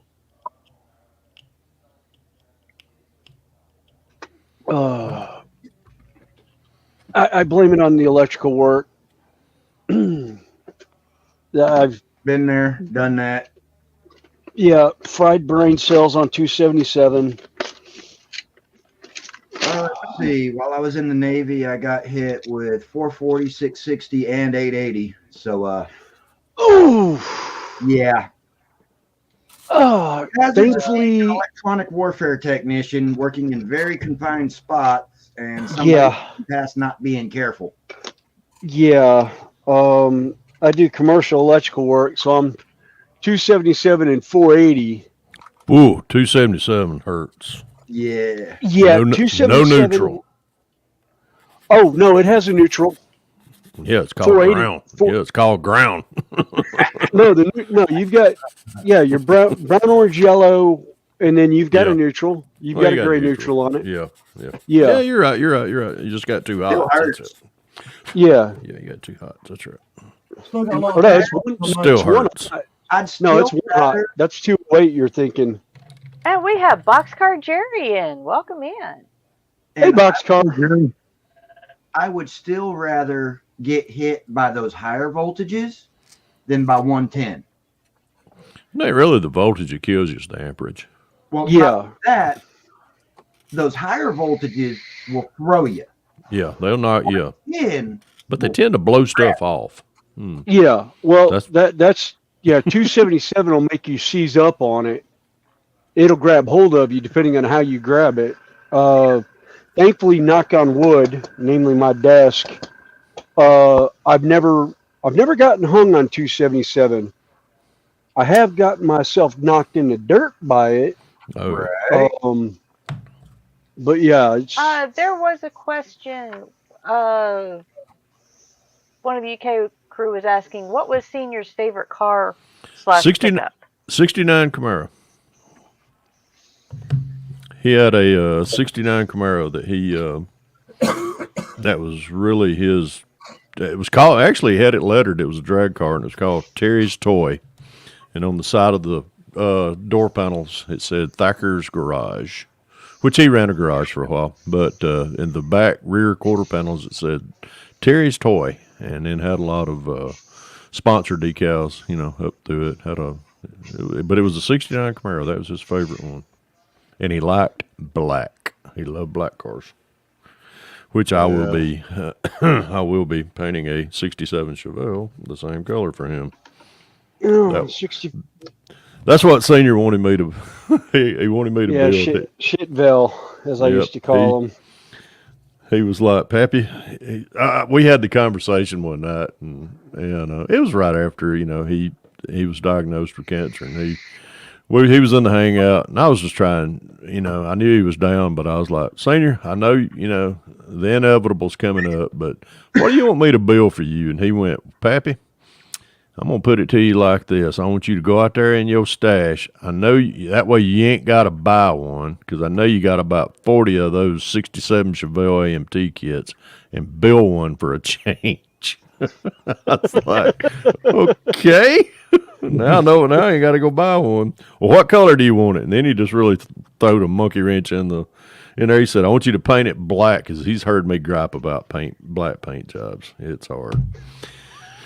So I was like, You're killing me, Smalls. You're killing me. So I told him, I said, you got it. So I'm going to do a 67 Chevelle, but I'm going to put a Pappy twist on it, though. As soon as the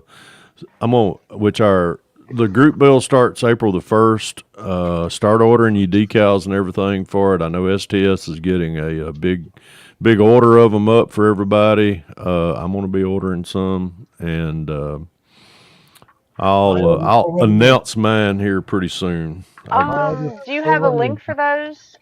Where we can order them? Yeah, hang on a minute. Let me grab a. If you can, put it in private chat, and then I'll post it to all the channels. Okay. There is a link to it in the video that Brian and Pappy did on Brian's channel, where they announced the group build in and of itself. It's in the description of that video. Oh, okay. Yeah. Let me. I'll put it in the private chat. Then that way I can post. Happy's YouTube channel in the private chat? Sure. Well, shoot. I can't find him. I know I'm subscribed to Pappy under his actual name, Fred Henry. Yeah, that's what I've always done. I tell you what, Pappy, you've got a very soothing voice. Thank you. That's northern Georgia coming out in him. That is, that is true. That is a northwestern Georgia accent. Yeah. I'm not that far removed from you. I'm just across the Appalachians in North Carolina, in the middle of the state. Go. As a matter of fact, I'm wanting to go to Georgia in a couple weeks. Yeah, we're thinking about it. We're both thinking about going down to Georgia Renaissance Festival. Oh yeah, I know where that's at. That's down south of us. That's down in Peachtree, just south of Atlanta. Yep, Peachtree City. Yep. Well, that's where I stayed when I would stay overnight. Right now, I just day trip the thing. There we go. Brian just said, "Oh God, don't make his head swell." It can't get no bigger, trust me. Why do I picture Brian kick back on his couch with his feet propped up, laughing his ass off at us? Yeah, I'm sure he is, because I tell you, yesterday was a long day for he and I, and at the show in Marietta, and golly, we were. I know when we left, his feet was killing him. My feet was killing me, and which I live from where the show was at. I live probably 30 minutes from where it was at, but he's 2.5 to 3 hours. He lives east of Atlanta. Pork Chop, which is Josh at Extremis. He lives in north, kind of the southern part of North Carolina, close to the Smoky Mountains. So that was a 3-hour ride for him as well. So. And Brian just said, "Yep, exactly what I'm doing, Connie." Yeah, You we're about 4 hours from I from think, there. let's Then see, Terry put in private chat, which I think I'll copy. Mm-hmm. That's the link to the decals on Man's Model Moments, Connie. Well, Yeah, that's the British version. That's for the British distribution, I believe. Yeah. correct. Yeah, Man's Model Moment is making a bulk order from STS on those decals, so that for those of you that are on the UK and European side of the pond, y'all can order through him and get better shipping and all that on your decals. I'm just hoping they're going to arrive in time for the start of the build. Well, let's see. James TBG says at least Senior didn't want you to paint a yellow one. This is true, but I would paint it yellow. I'd painted it with baby poop if he wanted me to. yeah, Oh, Boxcar. What kind of hobby shop is that? Do I even want to know? yeah, Boxcar. Yeah, I saw that, and I just kind of left it alone. I was going to tell you about it. Connie said you went into a hobby shop that you would love. And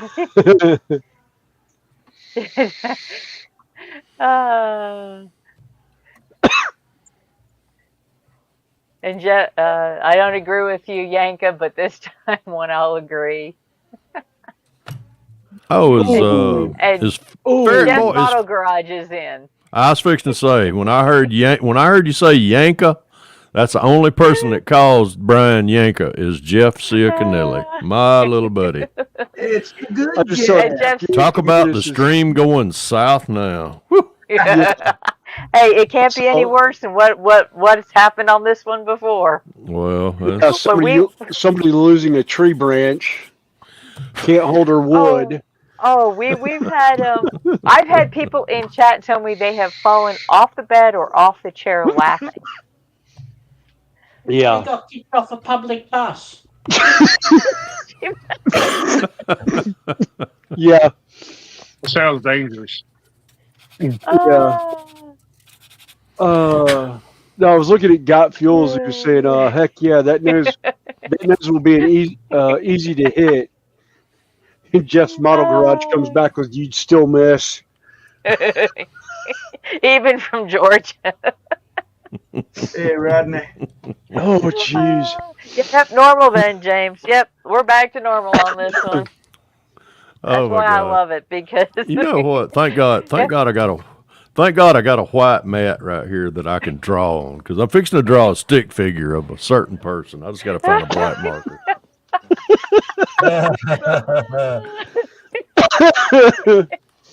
Okay. All right, let me get this open. Okay. We're going to play. Oh, God, I got the big screen now. Yep. Okay, let's see. Stickman. All right, this can be one of two people that we all know. At the moment, he's upside down for us, but we all get the picture. I'm sorry. Yeah. It's okay. I forgot to orient my camera. I'll take an E.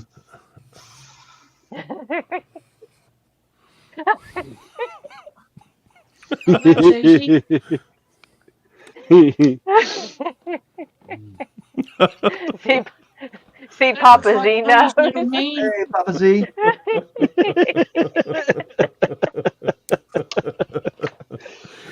Oh, that's because I'm swinging at one ferret. Swinging at one ferret. Yeah. Jeff, you know I love you, buddy. Like a bad habit. You can tell we pick on each other. So Rick Zinka said that's right, been hit by that snoot.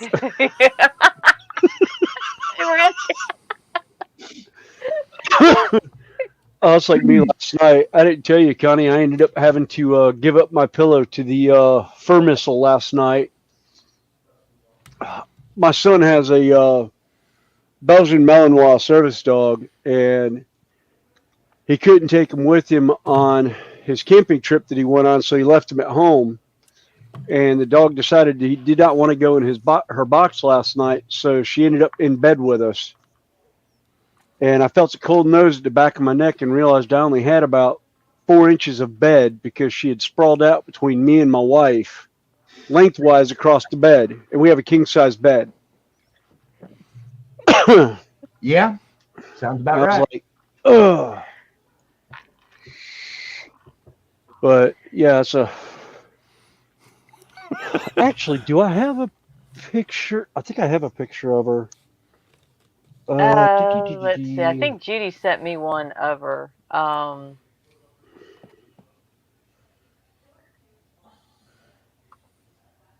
It's raining again. oh, hey Connie, I got another funny. Put me on big screen. Okay. Uh-oh. My open wheel modified ran over him, but either that or he's working on it. So, when I need a lift on it, he just turns his head and it does this.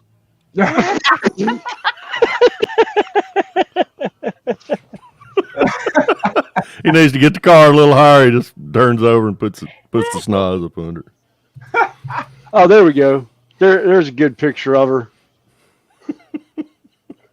Okay. I'm gonna pay for what I this wanna dearly do. this week. I guarantee. There he goes. I think it just focused. Nope. Oh my God, she's gorgeous. Yeah, and that's my pillow she's curled up on. Mm-hmm. Well, I'm At your sorry, side. you've just, you know. Yeah, You've been ousted. You've been yeah. ousted. I got up and went to work because the sun's up. So yeah, she curled up and went to sleep on my pillow. Yep. I love Just that off fur that missile one. sometimes, but there's some days I want to put my foot in her. I love her to death, but I can't go down the stairs without her standing at the stairs barking at me, wanting with a bone in her mouth. Now she has one of those Nalahide bones that we throw for, and if anyone knows what what they call the Malinois chatter, Mm-hmm. where their lips start quivering and they've got something in their mouth. Yeah, she'll do that with her bone in her mouth now and bark, holding onto the bone. It's like a police dog. It's so funny. Absolutely priceless animal. Until she steals your pillow. Yeah, Pappy Floor Hot Rod Rodney jacker, was saying Moppy. floor jack or jack stand. Hold on. Oh, Wow. Where you at? oh. We're Jeff's in the chat, and I said, "Look, I'm gonna draw a stick figure of Jeff Coyle making fun of his nose." So I drew that, and I said, "Well, anytime," I said, "he needs to get the car higher. He just turns it over and hits it, and it pushes it up." Oh, sorry, I had to explain that to Vicky. Oh, that's fine. Oh god. Hey, Vicky. Hey, Vicky. Nice to meet you. James says. Oh gosh, let's drop the James windshield. TBG says, "I know what a Belgian barks like." Yeah.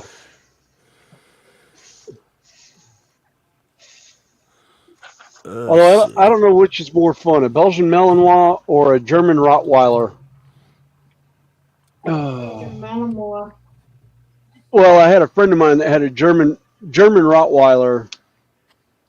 She was 210 pounds and thought she was a 20-pound lap dog. It would actually take up a two-person love seat, and if you were sitting in the middle, she would lay across your lap, roll over on her back, And and want her belly scratched. Yeah, Yep. and want you to rub her belly. There's only one problem. her paws were the size of my fist. Right? And if you got the right spot on the back foot, hope you're leaned back because she will crack you in the jaw and knock you out. She bloodied my nose one day. I believe it. I'd leaned over to have a sip of beer, laid it down, and as I was coming back, the foot came across my face. And I thought I was punched. I was just like, ow. Oh. Long time ago, I had a dog that my stepson's dog was the mother, and she was a German Shepherd Timberwolf hybrid. He'd gotten out of the fence while she was in heat one day, and a neighborhood chow chow had found her. So pup was born. He looked like a little Hershey bar, so I started calling him Hershey. See you later, JC. He's going to head off, get the little one tucked in. At about 3.5 weeks, the chow chow kicked in, and he blew up fur-wise and looked like a little grizzly bear. Like a little grizzly bear. Yeah. So I named him Grizzly. At 3 months old, his paws were the size of my hand. Yeah. At 7 months old, now I'm 6 foot, mind you. 7 months old, that dog's shoulder was up here to my hip. Yeah. And his chest was easily broader than my shoulders. Yeah. I had a wolf hybrid that was 98% gray wolf. And I say St. Bernard, but it was a large boned dog like that. Mm-hmm.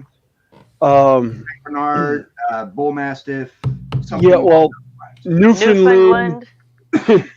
Yeah. Because at a year and a half, it stood 36 inches at the shoulder and had 4.5-inch paws. Mm-hmm. At 5, he was 210 pounds and was 38 inches at the shoulder. And my buddy took him up with him to Anchorage, Alaska that year to run the Iditarod in the open class. Yeah. And I died laughing when he told me what time he came back with and managed to come in with all 16 dogs. Oh, yeah. Which dog was a loose term on it because the highest dog content was 75%. They were all hybrids. Yeah. But on one of their mandatory stops, they broke the anchor chain. So they decided they would tie it up. They would tie him up to he was an 89 Ford F-150 4x4. And probably pulled it. Yeah, a quarter mile down the road in the middle of the night. Wow. Because they came out the next morning and one of the guys looks up and goes, "Where the hell's my truck?" And the sheriff's department was pulling up the road. He goes, "Oh, it's down at the station right now. I got the dogs down there. They're eating right now to keep them from going further." Yeah. He ended up throwing about 15 steaks out there, and I was like, "That's one way to stop those boys." Right. I was like, For short term.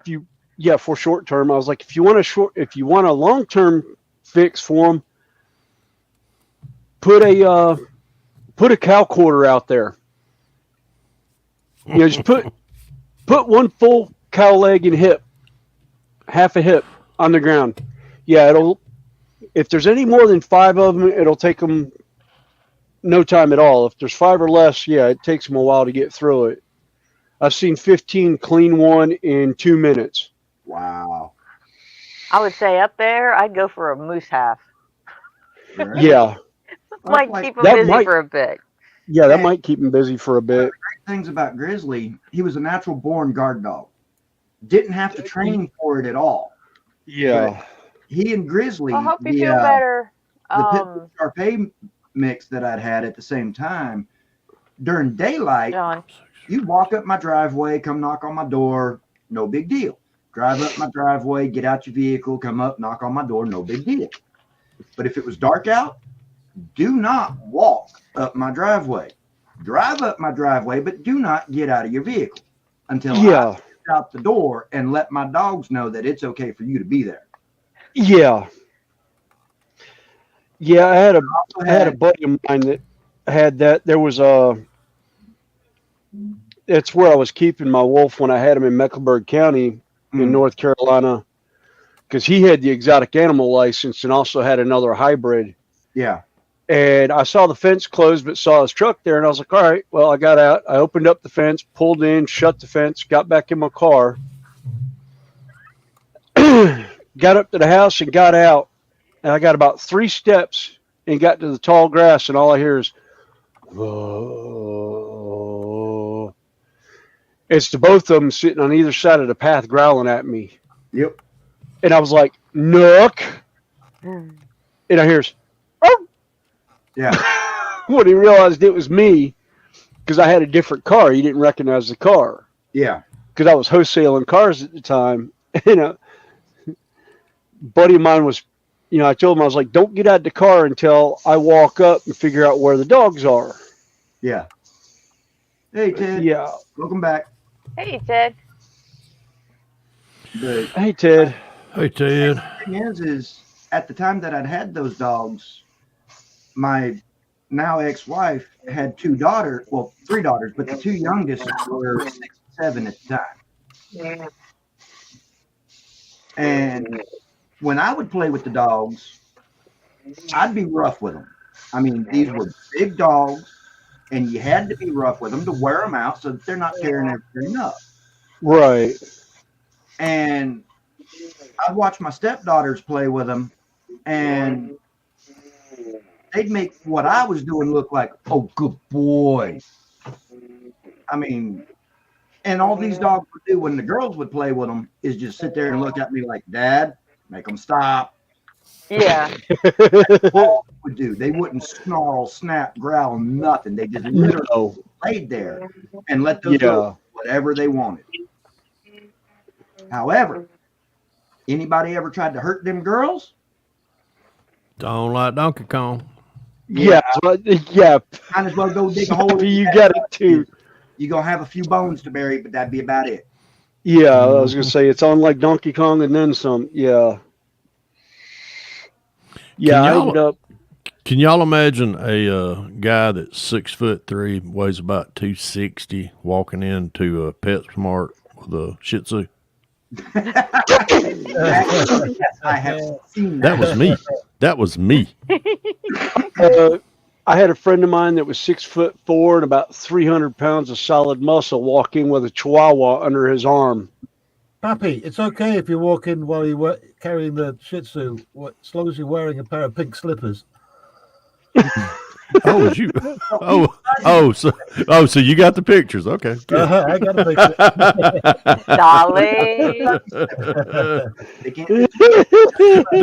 to add insult to injury, when I had that Shih Tzu, I had just come back, which I had a Harley at the time. Wait a minute. Why did you have a Shih Tzu in the first place? Because it's what my ex-wife wanted, and it turned out she wanted the dog. I ended up being its caregiver, and she's gonna, if you feed it, you take it out, let it, do its business and do it. She's gonna think you're the alpha, and you're like you're my caregiver.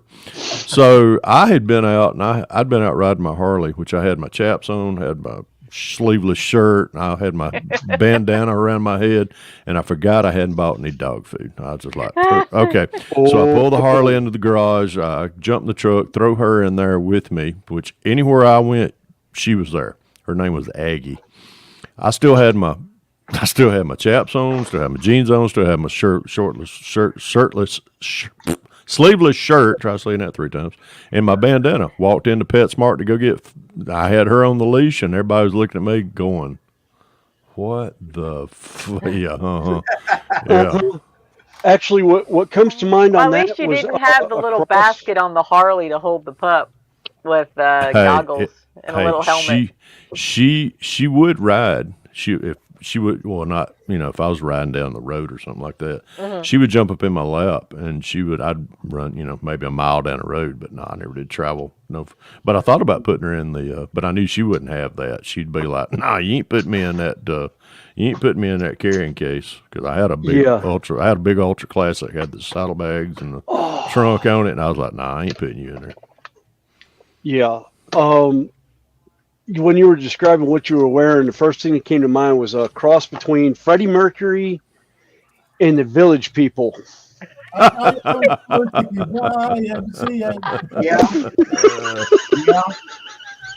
I will in a bit, Brian. I'm so sorry. That was all I got, though, was looks. Nobody really questioned it. They were probably like, nice dog. Yeah, thank you.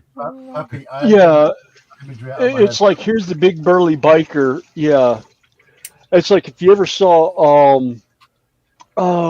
Blade Trinity.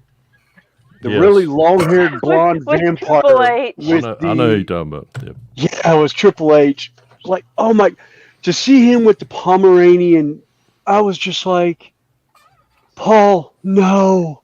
Oh my God, no. That was just so wrong. Oh my. Oh, he was, oh God. He got no end of crap over that when that came out. Everybody gave him shit about that. Thing is, though, a dude with a little cute dog, right? They are just a girl magnet. Absolute girl magnet. You you are so right. Oh, yeah. Now, in that character's defense, that was one hell of a BA Pomeranian. Oh, yeah. Yes. Yeah, it was a Pomeranian hybrid. Yeah, it was, yeah. It was bad, but still a Pomeranian. Yeah, but still, it's a Pomeranian. I mean, well, look at it. Look, he was the leader of the pack with two Ronnies as backup. Yeah. Yeah, and the other thing about it was, every time I think of Pomeranians, I think of Fizzgig from the Dark Crystal. Yep, Ed got it.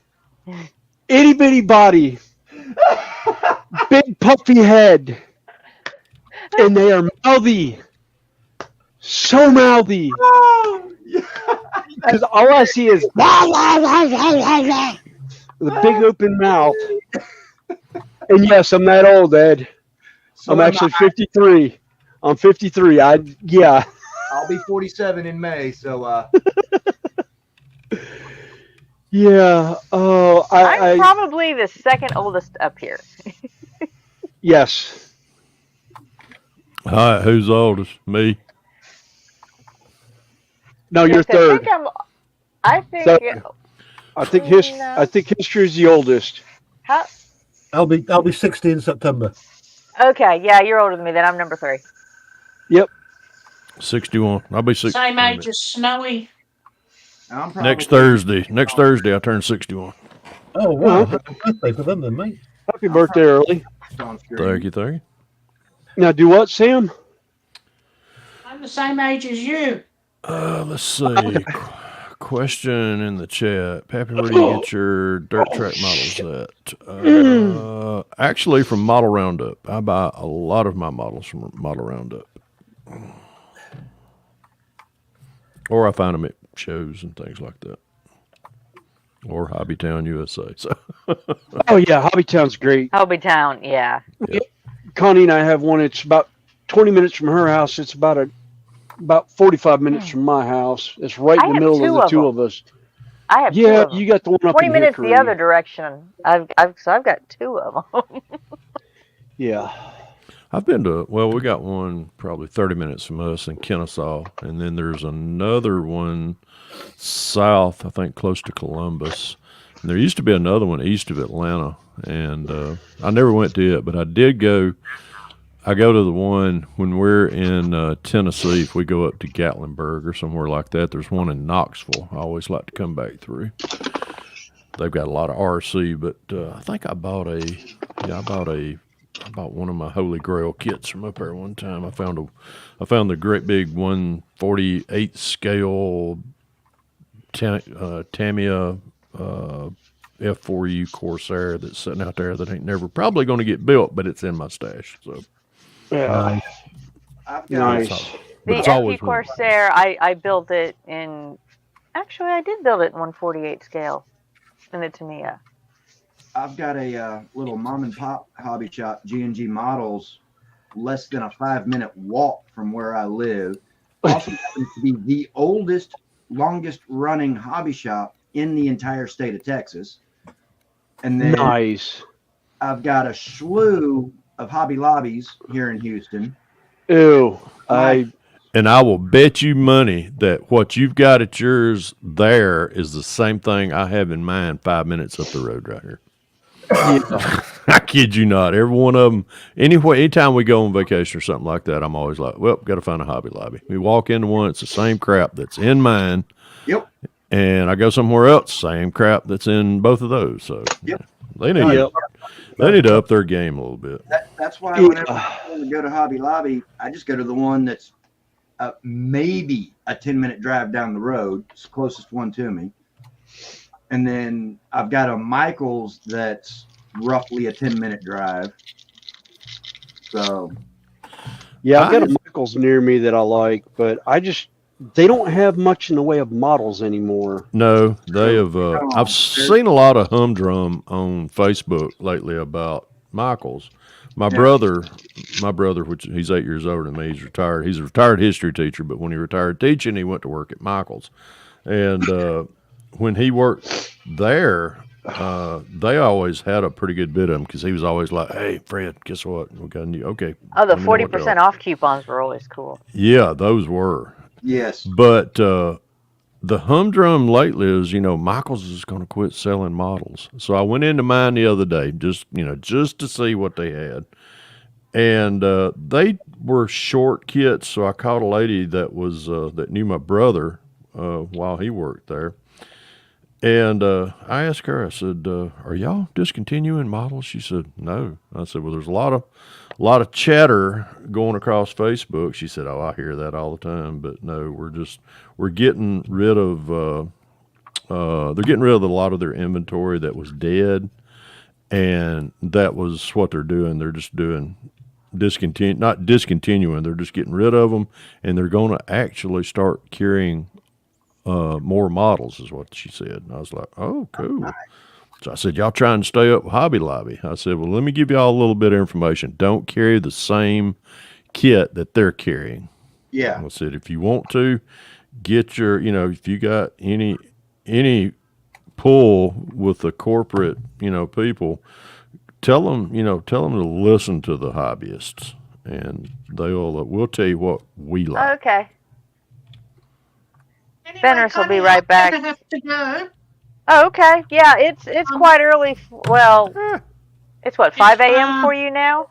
Late and early. No, it's 10 past 5. Oh. Oh my God, it's 5 a.m. late for work. I gotta go, yeah. No, I'm just kidding.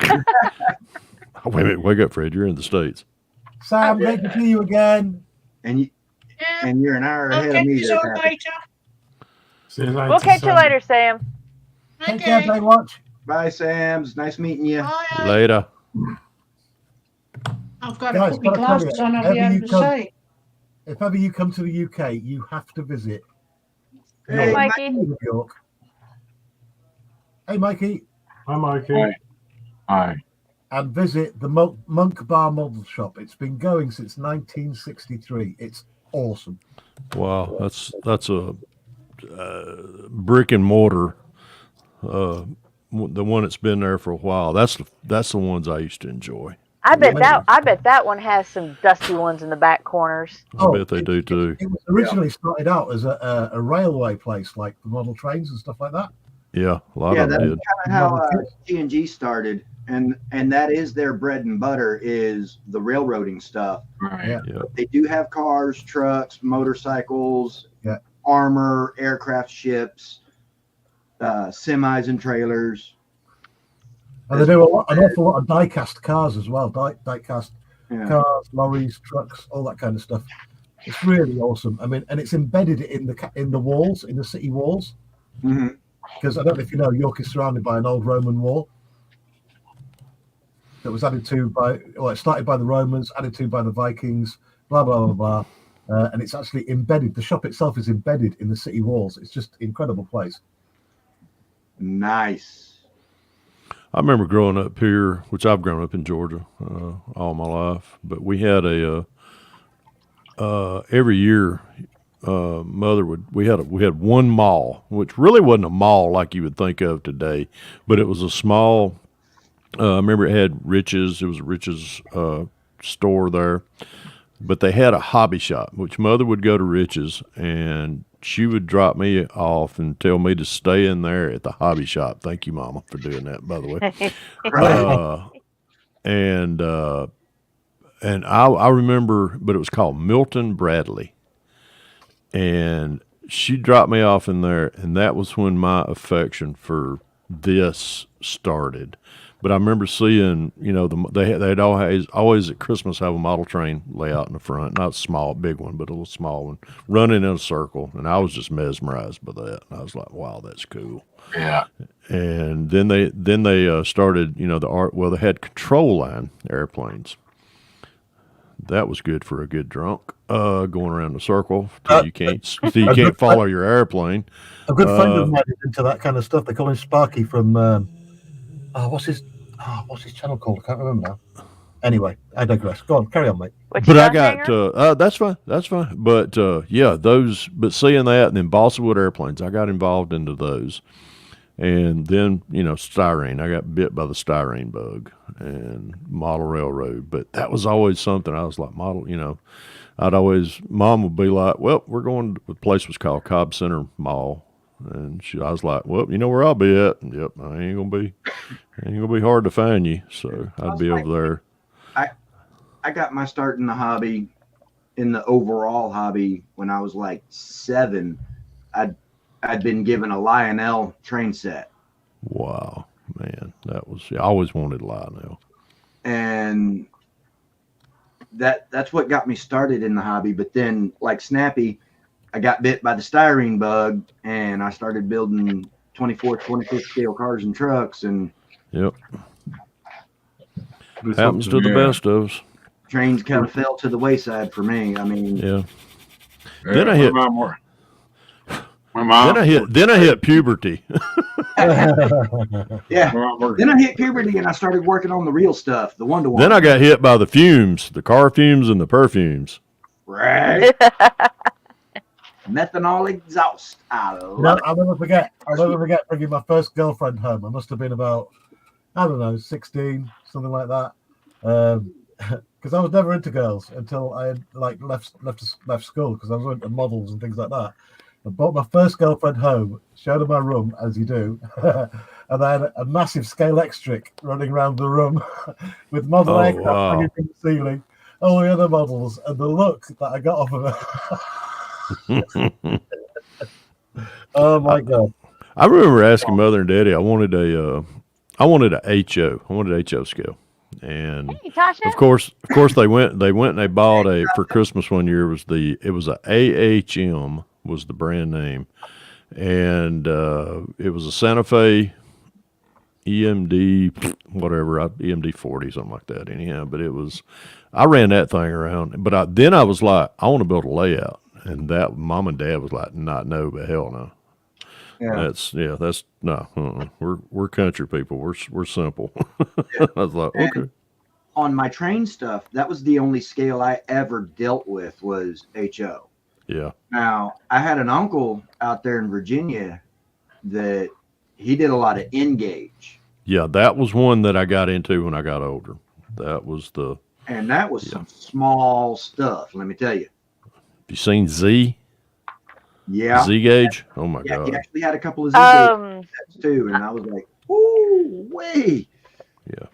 Yeah, that was. I've got something here. I'm not into the model trains. I didn't get much into modeling until like 10 years ago. But better late than never. Yep. How about T-scale? I have heard of it. What's that close to? Is that T scale you holding up there? This is a T-scale building. Oh my God, That's that's a smaller than two-story. Z. Yes. I think it's 1,480, something like that. But this is a 2-story switcher station. I'm out. So 1 inch is what, 480, or 1 foot is Yeah. 480 or something like Dear that. God. Oh my God. Connie, There you're in is. play. No, I was just playing with the building one day. I broke it all to pieces, but I keep it just for scale purposes. I mean, Wow. yeah, that is a T-scale building, and for better reference, there's a bottle of paint. Wow. Oh wow. That's tiny. So, Okay, now I got to prepare here. Let's see, repair. but I just, like I said, I tried to build this. I know how to It was the first brass kit I ever had. I'm just like, I broke it, and I said, no, I just keep it for grins and giggles. Yeah, that Fenris, that nitromethane, that stuff smells pretty darn good, I have to say. Yeah. My mom worked at an ice cream store, right? But they had a hobby shop out back. And then they closed the ice cream store and they had a train store. Man, I was so sick of that. I was. Started in HO, and I got now and scale. My rocks look like real limestone. But the first model kit I ever built was probably, about 10, 11 years ago, was a Fine Molds Millennium Falcon. Oh, nice. 144 or 172 scale. Yeah, Cool. My first was the 124th or 125th scale MPC Bantam Blaster. And it was a glue bomb from you know where. Hey, Tasha. Hello. Tasha. Yeah, She's your talking fuzzy about wicks to. Hey, Tosh. Oh yeah. Yeah, Rodney's saying T gauge is smaller than Z. Yeah. talking of railways, I was saying last week, my father's going to leave. Well, he's left me. When he passes, he's got a Lionel railway from 1954 that will be coming my way. The Lionel Oh, stuff. nice. Is that German made, the Lionel? I don't know much about it. I know he said it was super rare and they're obviously not about anymore. And he said, do not lose the power pack because you'll never get another one. Different voltage. I think it is, yeah. I think it's the voltage, a special. I know you got the input of whatever, if it's like 120, 60 hertz but I don't know what it drops it down to, but yeah. Think it's 13 to 24 volts or something like that. Yeah, DC. Yeah, the DC. Yeah. Yeah. Sorry about that. I had a fur missile run. Let's see if I can But yeah, get this going into the NHRA funny cars, the nitromethanol, I've baptized all 3 of my children off of John Force Racing. Nice. My father used to be the executive vice president for Bruton Smith, who owns Speedway Motorsports and Charlotte Motor Speedway and Z-Max. And used to own Atlanta Motor Speedway until he sold it. Still owns it. He still does? Yeah, as far as I know, he still owns it. I thought he got rid of that, but I'm okay. Anyhow, I'm sorry. Oh no, that's fine. But yeah, my father was his executive vice president for 49 years, and he used to get me tickets to Z-Max, and he and John Force got to talking on the phone because my dad had contacts with USA Today, and John wanted to promote the 4 wides in Charlotte when they first started. So they got going, and I took my oldest daughter there to the first 4 wides, and Ashley was still driving, Oh wow.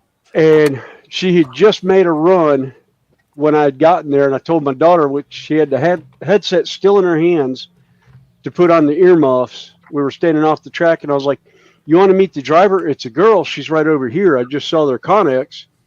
And she's like, "Yeah." So we go standing there, and as Ashley walks by, my oldest daughter, who's now 21, looks up at her and goes, "That's so cool, a chick driver." Yeah. And John heard it. It about fell out of his Connex because he was on the steps when she said it. And I've managed to have all 3 of my children meet the girls. Nice. And I got a great pic. I don't have Blue my Ridge iPad down Models here. is in. Hello, Yeah, and Stephen Haynes is in. Hello. Yep. Hi, Stephen. Now, But yeah, they I've never Movie. been lucky enough to meet John's daughters or anything like that, but I have met John Force. yeah. An amazing, amazing man. What you see in his after race interviews, that's how he is.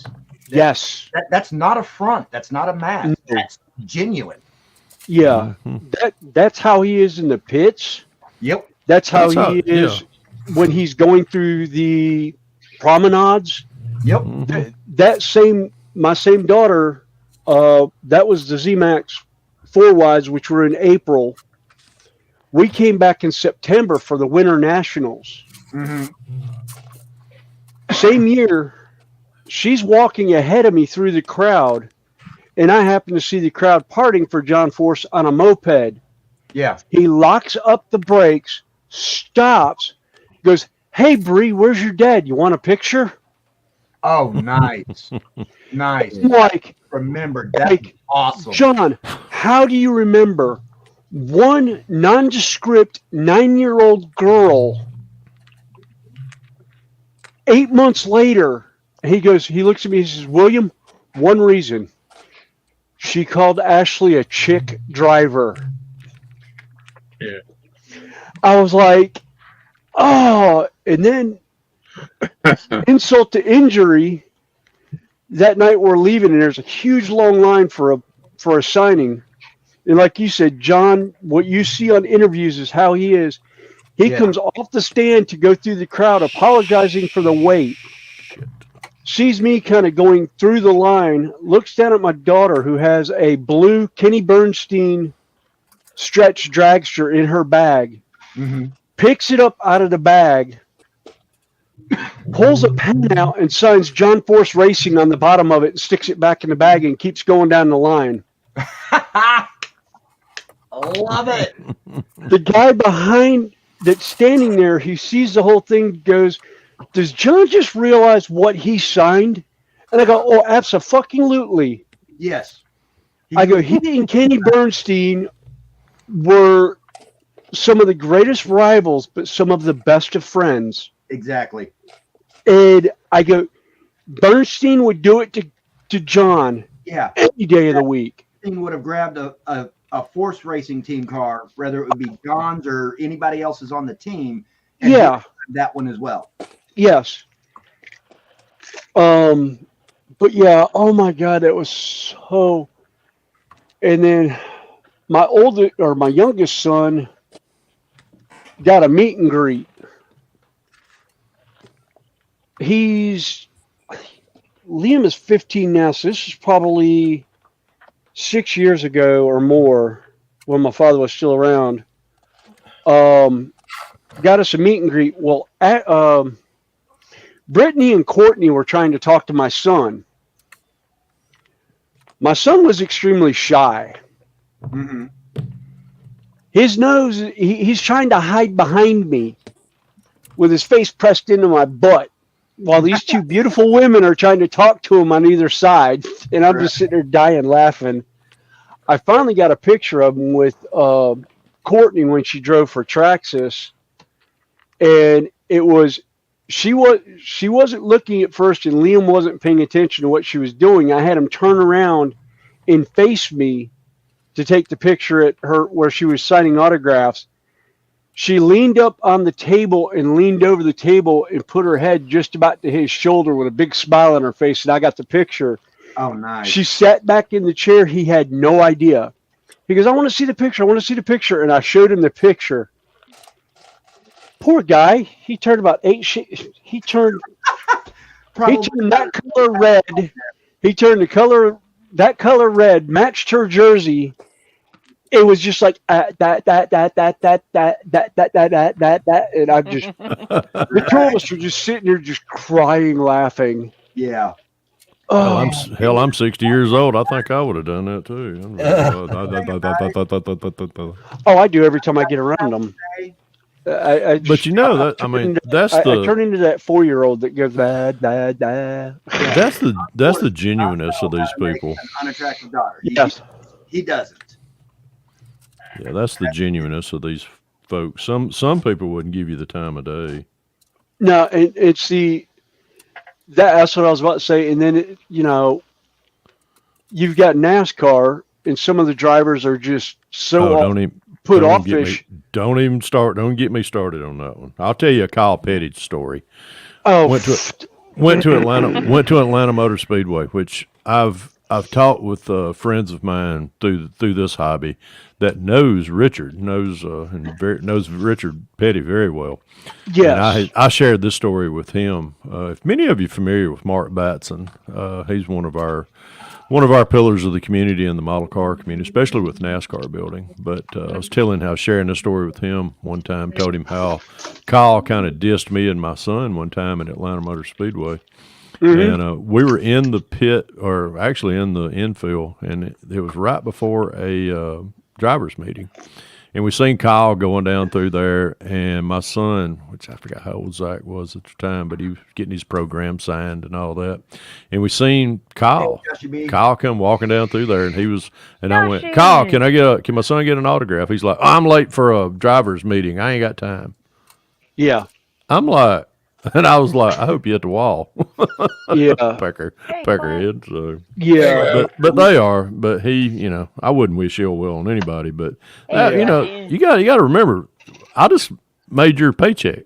I just donated your paycheck. Exactly. Yeah. Well, that's like everyone always told me Dale Sr.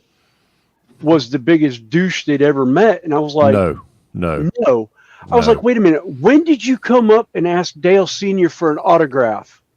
They go, well, it was, before the race when they were around the driver's stand. And I was like, okay, there's your biggest mistake right there. No, he's getting ready to go up and meet to work. He's ready to go to work. He's ready to go to work.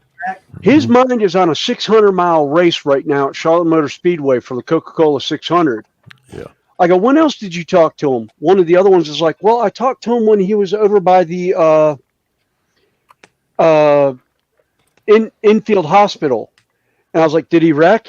They're like, yeah, he wrecked and he DNF'd. I was like, there's mistake number 2. Right. You just came up to him after he's coming out from seeing a doctor and tells him he's not going to be able to finish the race today. He just totaled $1 million car in a wreck that probably was not his fault, that he got collected in, or he started. Rubbing Drayson. Yes, he used to say.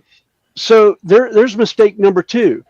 I was like, the best time to catch him is early in the morning in the garage, or after the race is over and done, all the festivities have gone out, he's had time to decompress. That's the 2 times to catch Dale Sr. Yeah. And I have a door panel right now sitting in my house from Watkins Glen that has tire rub on it, signed by Dale Sr. And I've got a tire signed by Dale Sr. from one of his former crew people, Don Hawk.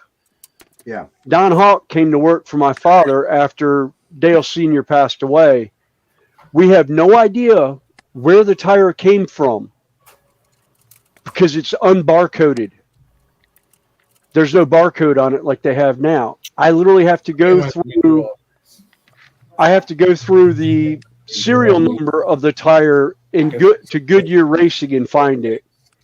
And I haven't bothered because I don't want to know when the tire was signed, because he was such a great driver, and I love him so much. Right. Yeah, he was very, I remember seeing him, if he was sitting in the car, he'd look at you and go, I'm sitting in my office. Because that was his office. He was ready to go to work. Yep. And that's where he made his living. That's where he died at. And Yeah. but yeah, all these drivers, especially these newer ones, they didn't, they're not drivers. They're just they're running around technological marvel. Yeah. They're not running yeah. stock Yeah. cars. No. Well, years ago, I'm not a NASCAR fan, but I'm a racing fan. I just love the sounds and the experience. I prefer drag racing. That's what started this. Well, I prefer drag racing, and because I remember the first NHRA event I went to. That's cool, Joshy. I had to have been maybe a good at least 50 yards away from the opening gate. And then the opening gate to where you would actually go in to get your tickets and all that. The track itself is so much further away from there. Yeah. Unknowns to me at the time. And because the only drag racing I have experienced, other than what's on TV in person, was like your typical street race, which is not the same caliber, not in my age group at the time. And so anyhow, and I'm driving through the grass because I'm having to park way out. It was like a O'Reilly's nationals or whatever. And so, and I'm hearing this car alarm going off, and this bastard's loud. And I had, it was a summer day. The girl I was seeing at the time, we were doing up, had the windows down, I had like the radio as loud as it'll go. Our eardrums are at a point where it's starting to bleed. And all of a sudden,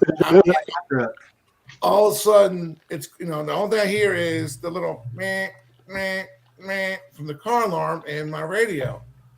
All of a sudden, I just hear, and all of a sudden, I hear, I'm like, what the fuck is that sound? And literally, everything was quiet. Only thing you heard was just, someone was doing a burnout. And I'm like, so, I quickly, just found the quick spot, and I'm getting around, I'm looking around, I'm like, oh my God, I'm about to see something, I look around the parking lot, and there's no one outside, other than people walking to the gate. That was a top fuel that was at the starting line doing a burnout. All right. And I was like, and I walked in there, and I kind of, and I put one and one together, and I was like, oh my God, this is the coolest thing ever. And I was like, I turned into such a nerd. Yeah. And I was at the fence. Right there watching NHRA on TV is not the same as being live. No. I'll get to that in a second, because there's also another thing I learned. So we're walking, we kind of got ourselves a little drink or whatever, and we're walking to the bleachers, and we're walking, and this guy, and it's kind of funny because even with the cars pulling up, they're loud, but they're not, what's the word, disruptive. As they are when you actually get them in the burnout and they're heating up the tires and all that, and they take off. Even just them pulling up, you hear them, you can feel them. The ground is shaking a little bit, but it's not as disruptive as they are when they're about ready to get down. Yeah. And I told the girl I was with, she was like, let's go find a seat. And I'm like right there, and all of a sudden they did the burnout. And literally, it's like, it felt like I was walking on a trampoline on this concrete. And I was like, no, we're going to stand right the F here for a moment. And I put my hand on the top of the chicken wire fence. And they took off, and I went to go say something like, this is so cool or whatever. not that she heard me, but it was like, because I was like shaking as they went by. But Oh yeah, absolutely. As far as on TV goes, they look like they're going slower than what they really are. Now they're going, 7, 8, 9 seconds, whatever the case may be, and it's like, oh, okay, cool. But when you're actually there, yeah, there was a guy that had it was a, what do they call it, B-mod Cobalt. And then they had like it was a Model T, it looks like. And they was kind of doing like a bracket race, but what they were doing is, let's say for example, if y'all were faster than me, depending on the time, they would trip, so if y'all were faster than me, they would trip my light, but then depending on how much faster y'all were than me, depends on when you would get the green light, and then you would take off. So that way, it was more of it was still whoever got to the finish line first, but it was more of a fair chance of anyone. For both of you to get there at the same time. Right. Yeah. And this this Cobalt, and the whole entire time, she's like, watch him go. He took off. I'm like, no. I want to watch this go forward. And I can see in my peripheral where the half midway point was over here. I watched that forward, and when they flagged them, about the time as that Cobalt hit that halfway point, that Model T was on him. Yeah. And then he flew by him, and I was like, holy shit. Tasha, Joshy says your Ninetail looks great. Oh, thank you. And John Alex off to tend the grill. He'll be back. Dale's in. And there's been, I'm sorry if I'm not keeping up. Oh, Dragon Queen's in. Hey, Britta. Hey, Britta. Good evening. But as far as on Why TV, is my chat not keeping up? Pick up It's how probably fast on the that other. was. That was, literally in the blink of an eye, the guy crossed an eighth of a mile. Yeah, Brian says nothing stock about NASCAR anymore. Yeah. Well, it's like one of my favorite was my oldest and I were at the Four Wides one year, and Robert Height blew his body off the car. And the body landed on the walkway at ZMAX directly across the track from us. And I happened to see him the following year at a meet and greet, actually when was it Ashley or no, Courtney had just gotten engaged to her husband. And I happened to look at Robert Height, and I was like, Robert, last year you blew the body off. It's like, that was great. It's like, what was it like from your perspective in the car? He goes, oh, it was great. 1 minute I'm sitting there, I'm all in my dark little shadow, everything's going great, and then it's like daylight, and I'm going, where the hell did everything go? He goes, he said it was that quick. He goes, I felt the motor go as I was getting out of it. He said, but by the time I got out of it, the blower had come off, and the body just disappeared. He goes, I didn't find out where it landed until after I had gotten down to the end, and it was coming back up, and everyone was sitting there talking about it, and I got to watch the replay. And I was just like, yeah. It's just like the comedian Bill Cosby used to say, first you say it, then you do it. Oh, shit. Yes. Well, when I was at that race, the coolest thing I saw was it was a guy, it was a girl. Oh, I shouldn't say girl, excuse me. It was a woman driving a purple. It was like a purple, like a 63 to a 65 vet. I can't remember it. Well, it looked like a vet. If I'm not mistaken, that might be. I don't know if she was still racing, but could it possibly have been Shirley Modowney? Little Miss Cha Cha. Speaking of, didn't she drive a purple? Yep, she drove rail car. Yep, she was all Well, purple. I don't know who it was, to be honest. I mean, Surely I don't cha-cha follow move drivers, down there. but it was between her and this, like, I can't remember the color, but it was a 69 Camaro. And I mean, both of them were, they're kind of like a pro street. They're like kind of like street outlaws between pro street and a complete pro mod. I mean, they were still actual cars because they weren't, fiberglass bodies as far as like sticker headlights and all that kind of stuff. But there's nothing stock about these cars at all. And the light turned green, and the dude in the Camaro just took off. And this poor woman in this vet that tail end is just getting saucy. I mean, it's just going left to right, and she is just staying on it. She was feathering it, but she was staying on it. And she would just keep going. Well, the dude in the Camaro let off the gas. Because I guess he saw her, she was just, roasting the rear tire. She wasn't going anywhere. Yeah. And so he kind of like let out the gas, and all of a sudden it's just like, mistake. And it just caught. And that he shot it down. But then I guess, obviously here, and the guy just got into it, but he already lost all his momentum, and she flew by him. And she took the round, obviously. And then the best part of it was the guy who's doing all the commentating gets on the speaker. He's like, and that is why you don't quit on race day. And I was like, yeah. Exactly. So yes. So true. Instead of deciding that he was going to let up and not potentially break something, had he stayed on it, he'd have had that round. Yeah. Exactly.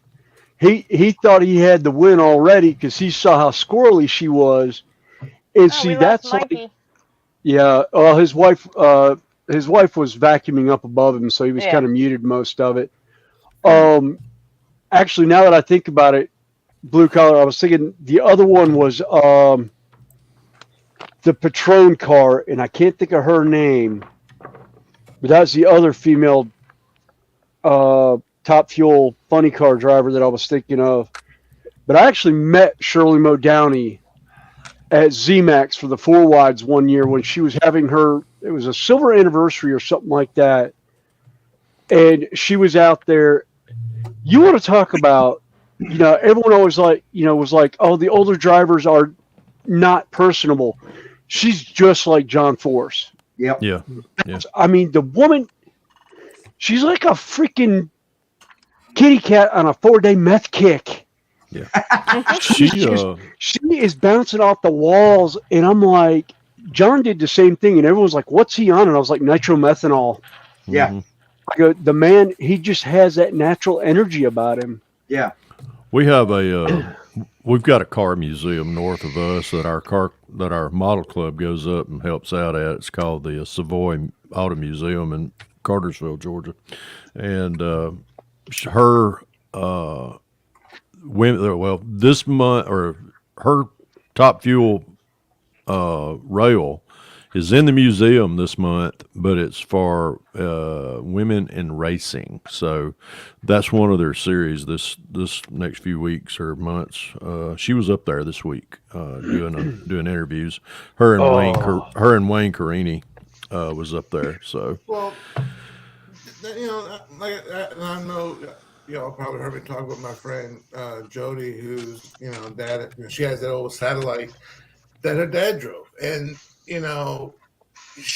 when she got to like in her 20s, he gave her the keys, and he stayed in the pits, and he worked in the car, and she drove it. And she's told me stories where, like, a lot of the guys at the time, of course, her being a female, would try to intimidate her, get in her head and all that, psych her out. And she was telling me an incident where one driver, a local driver, did such a thing, and like how her dad, even though he's got something invested, it's his car, it's his time, his money, and all that, but at the same time, it doesn't change the fact that it was his daughter. And went out there and went to the guys at the pits, and she was telling her dad, like, hey, this and this and this. He goes, oh, don't worry about it. I took care of it. And to have that kind of support, and what inspires me or what really makes, me happy to hear, because it's something I always wanted for my daughter. I just don't have the money or the time to pick up a car and all that. And besides that, my oldest is 8, so there's no way she's History driving a drop car for the anytime soon. moment. But at the same time, I always thought that was the coolest thing for. Lindsay has a question. Anybody remember Aggie Hendricks? Yes, jet driver, or not Yep, jet that's driver, what- but yeah. drove a Well, drove top a fuel jet and jet car. Yeah, Yeah. jet car. Yep. Remember that name? But I just thought that was the coolest. I just thought that was the coolest thing, and I just, and to be honest with you, it's a sport that anyone can really, money wise and knowledge wise, can get into and have a lot of fun in it. So, that just really, Oh yeah. Made me feel good. I used to have, when I used to race RC cars, I used to have a little sticker that was on the side of one of my work boxes that said speed cost, how fast do you want to run? And then it had dollar signs out beside of it. Because that's how, mostly. I mean, that's really how it is. Well, Snappy, that's when I raced RC nitro cars. Yeah, I had a Team Associated RC10 GT. Yep. The group that I ran with, on the back of our cars, we all had bumper stickers said the one with the most broken toys wins. Yeah. Well, there's 2 old sayings that when I was younger and I was tinkering around with my own Malibu, there was a guy, an old mechanic, what he said was there's 2 things when you go, when you go put money into a vehicle, there's 2 things that you need to learn. One, and kind of like what you said about the speed costs money, is horsepower costs money. How fast do you want to go? Exactly. And then another one was there's 3 things you need to work on the car: money, knowledge, and time. Whichever one that you lack in, you better make up in the other 2. Mm-hmm. And I was like, damn, that's a good saying. Well, if you don't have the time, you got to pay somebody to do it. You don't have the knowledge, you got to pay somebody to do it or learn it. Yep. And if you don't have the money, you better have the know-how and you better have the time and the know-how. Yep. Yeah. My appreciation for, I would say cars, which I was fortunate enough growing up. I had friends that, of course, what I didn't know, I had friends that could, I could always rely on them. Hey, well, how do you do this and what do I do that? How do I make it faster? But I always had fast toys. When I had 1-to-1 scale, I had a '69 Camaro. It was pretty fast. It started out as a small block car, ended up as a big block car, ended up as a pro street car, ended up with a big fat floor sitting on top of it and the whole 9 yards. My appreciation for speed wasn't at that point. My appreciation for speed when this guy named Richard Petty opened up a thing called Richard Petty's Driving Experience. Yes. And I was like, ooh, I get to pay X amount of money to go sit in a NASCAR race car. Yes. And drive. So I signed up. I signed up for a ride along. Let somebody else drive me around and risk my butt. And I was like, wow. I was like, I like this. I want to drive now. So probably the next year, I think I got my taxes back, and I was like, man, I went up there and I laid cash on the barrelhead, and I got to, of course, I went to Atlanta Motor Speedway, which is a super speedway. Yeah. And they told me that you're going to follow a pace car around. It's going to pretty much will monitor, don't drive around them. I'm like, okay, I'm not. And we got to do, and in my personal cars, I think the fastest I ever got in it was like 100, probably $110. And I Atlanta Motor Speedway, I'm following this little pace car around at $1.10. I'm like, I've been there, done that. I want to go faster. But I paid for X amount of laps, which was about, I think it was 8 laps is what they gave us. And top speed was like 115 miles per hour. I was like, seen it, done it, been there. So when I pulled in, my money was, my money had ran out on my little car here. I pull into the speed down the pit lane and shut the car off like they told me. And I'm going down there. And as soon as I stop, the guy comes over, takes the window net down, puts his hand in there on the steering wheel because they told us to pull the steering wheel off, put it on the dash. And he puts his hand in there over the cover, like, don't do that right yet. And I'm like, well, did I do something wrong? He sticks his head in there. He said, leave your seatbelts on. There's 4 of you guys out here that we watched, and we're going to give you extra laps. But there's not going to be a pace car. Y'all are going to chase a race car. And I'm like, cool. How many laps are we going to get? And first thing I said, how many laps do we get? He said, we'll let you know. You just watch he said, if you see the guy on the, in the stand, in the flag stand, do the crossed checkers flag, it means that's the end of it. We got 10 extra laps, and I got to, and we actually got to pass. They took our helmets off, put us on a radio helmet, and we could hear pretty much. And we got, I think it was 10. Yeah, we got 10 extra laps where we got to do and actually got to pass. And my appreciation for NASCAR got better that day because I was like, yeah, I know what it feels like for your ass end to get kind of squirrely because somebody comes up and tucks their nose right up under you, or somebody comes up beside you at $160. Yeah, our average laps was 155 miles per hour, and I was like, I'm talking, hey, that wide track, look, and those stands that you're passing by are going by. I mean, it's a blur. It's just like, mm-hmm. And then I did one at Charlotte Motor Speedway. Yes, same thing. They're mirror tracks.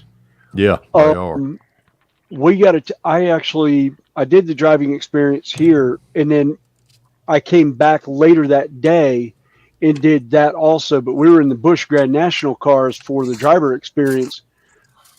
The 3 of us that were running out of the group of like 12 or whatever, same thing, came up, said, come back later, we're going to give you different cars. Yep. And we're like, what? And it was like, you pushed the pace car at $150. It was everything he could do to stay ahead of y'all. So they stuck us in the car. And they were like, you felt how the car felt and how tight it was. We're going to give you 3 laps. Let us know what the car's doing so we can fix it for you. And we'll give you 5 laps to play. Oh, nice. I have Sandy Alia in. Oh. Hello, Sandy. I don't recognize you, but you're through one of the linked channels. Sandy. I love Formula One. I love open wheel, but NASCAR, you have to excuse Snappy Pappy, Ed and I, because in Dragon Lover, we all we are in the belt buckle of NASCAR country. Well, man, I live in the county below Wilkes County, North Carolina. Oh, I'm quite familiar with that. At one point, I lived close enough to the Wilkesboro Speedway, or the racetrack, that I could hear them on a Saturday night. If the wind was blowing right, I could hear them. For me personally, the only NASCAR experience I have is on TV. I've never actually been to a track when a race was running. Oh, I'm entirely certain that if I ever did go to a track and watch one in person, I would have a much greater appreciation for NASCAR. Well, Snappy, we need to get him to Atlanta or Charlotte. I need to make phone calls. I haven't been to a race actually in 6 years since my father passed away, but I still have contacts through Charlotte Motor Speedway and Speedway Motorsports. I need to get us into a race sometime. And actually, if they do the All-Star race, the All-Star race for me was my favorite because I got hot passes, Oh, nice. Oh yeah, which those put are. you on the pit road. And I was on pit Well, road I of told Charlotte Marissa Motor Speedway. one of my bucket lists is to go to. I told Marissa one of my bucket lists is to go to an actual NASCAR event, actually a big NASCAR event. Yeah. Oh, they're Go they're to- great. Where are you, I love them. blue collar? just for experience. For anything, if anything, just for experience. Andy has given a very British point of With view. drag on that. racing, If you're in the stands, you're gonna come out looking like you had a.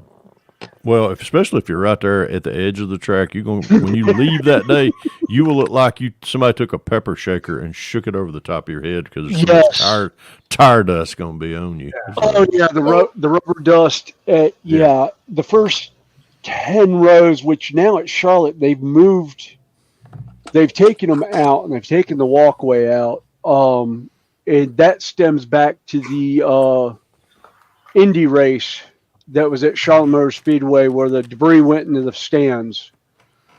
That was a sad day for racing. I was actually at that race, one section over the same aisle as those people. And the only reason why I wasn't there where those seats were was because they were sold out. Those were my seats. I used to sit in those seats for NASCAR races because you look right into turns 3 and 4.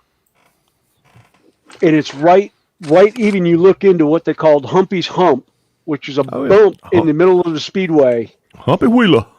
Yes. But I knew Humpy Wheeler for years. Oh, sorry, Connie, go ahead. Oh, and someone new, Alonso Feja. Have you guys ever heard of FSAE?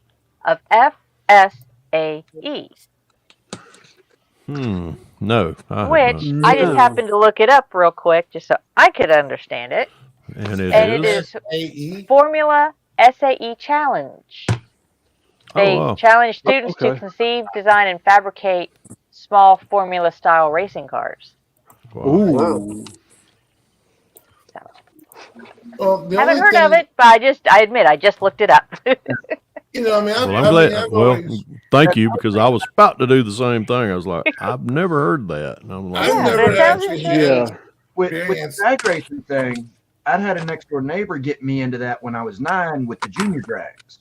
Started out with 12 horsepower Stratton. About a year and a half later, I bumped up to a 25 horse Brigden Stratton.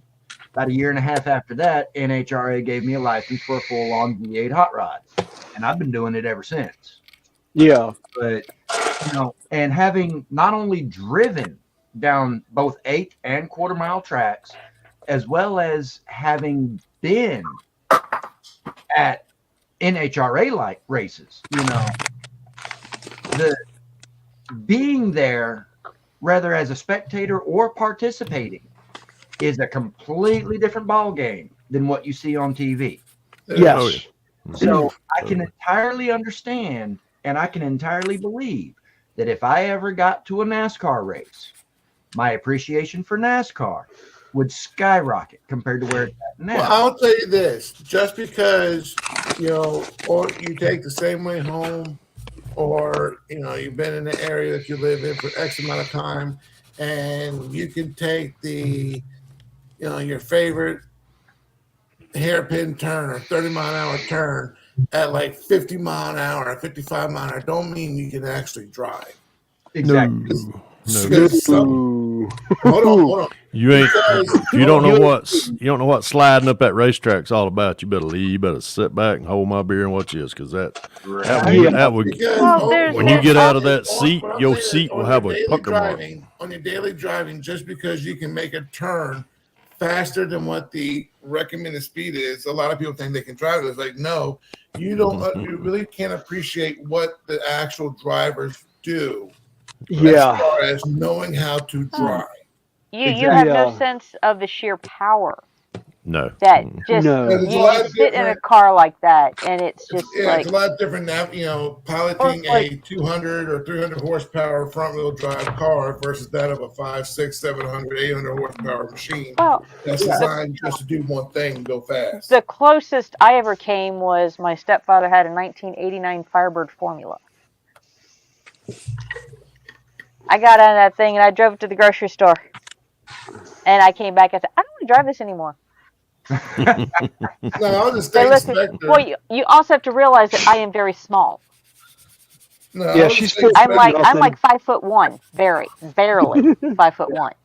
I buy shoes in the kids department.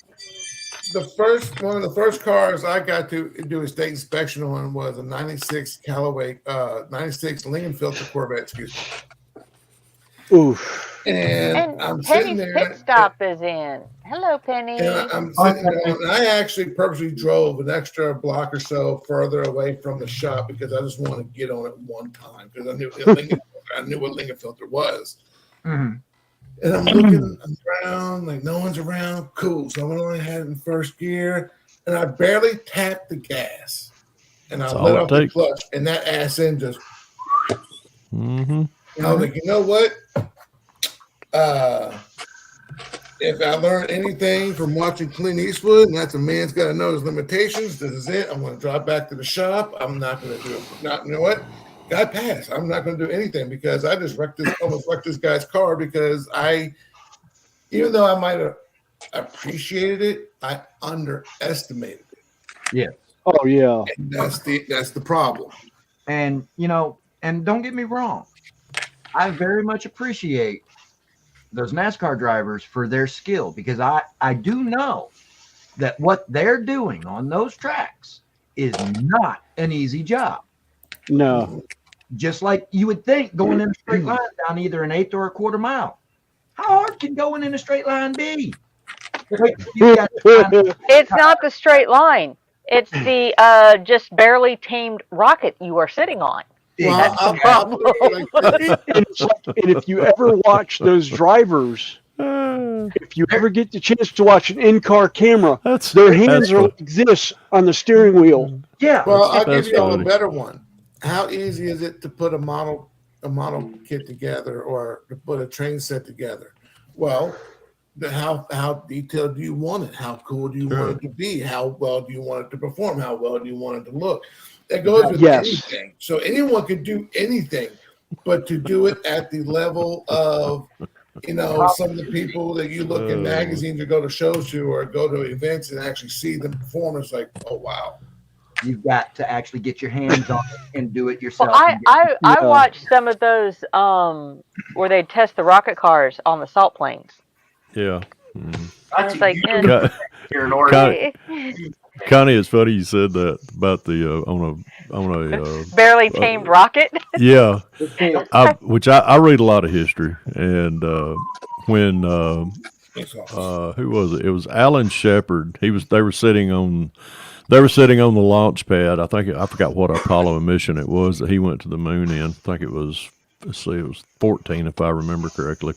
He's sitting there, they're waiting on the launch, and he looks over at his two buddies that he's about to blast off and go to the moon with, and he goes, fellas, y'all ever think about that this machine that's right up under us, that's really just a miniature version of an atom bomb, was bidded out to the lowest bidder?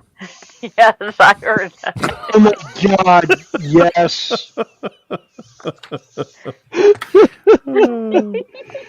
Shepard had a very wicked sense of humor. So on a control panel that was designed, and bitted out or built by the like you said, the lowest. Yeah.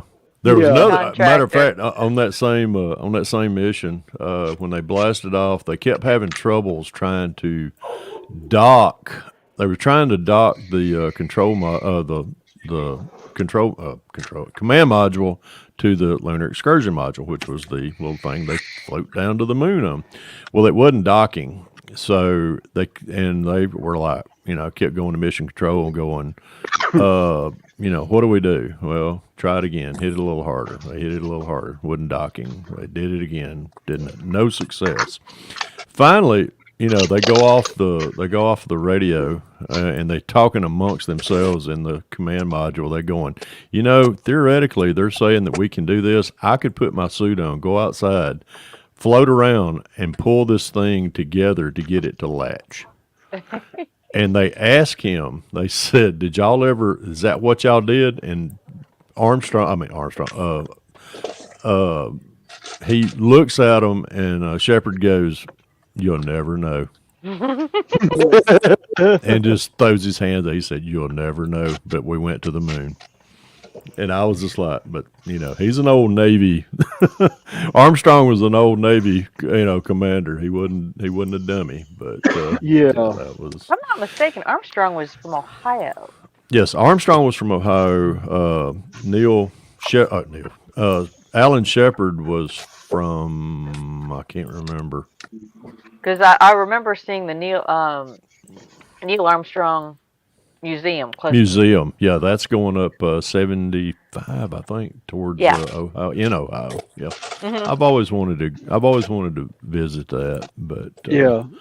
Well, I'm 8 hours from Cape Canaveral. I'm 4 hours from Huntsville, so I got the best of both worlds. Yeah. I was gonna say, Ed, my other favorite, the first car I ever owned, my father found. It was a one owner car. It was a '69 Firebird with a 350 in it. still not shabby. My dad bought it for me when I was 15 years old, and I got my driver's license between 15 and 16. I got my full driver's license. Going into, you know, Bruton Smith and Charlotte Motor Speedway, this is middle of the year, summertime. Bruton looks at my father and says, "Sully, take Billy Boy out to the track. Tell the track people I said to go ahead and let him drive. Don't use the high banks, just use the straightaways." He said, "And blow it out," and I quote, "blow it out your effing system."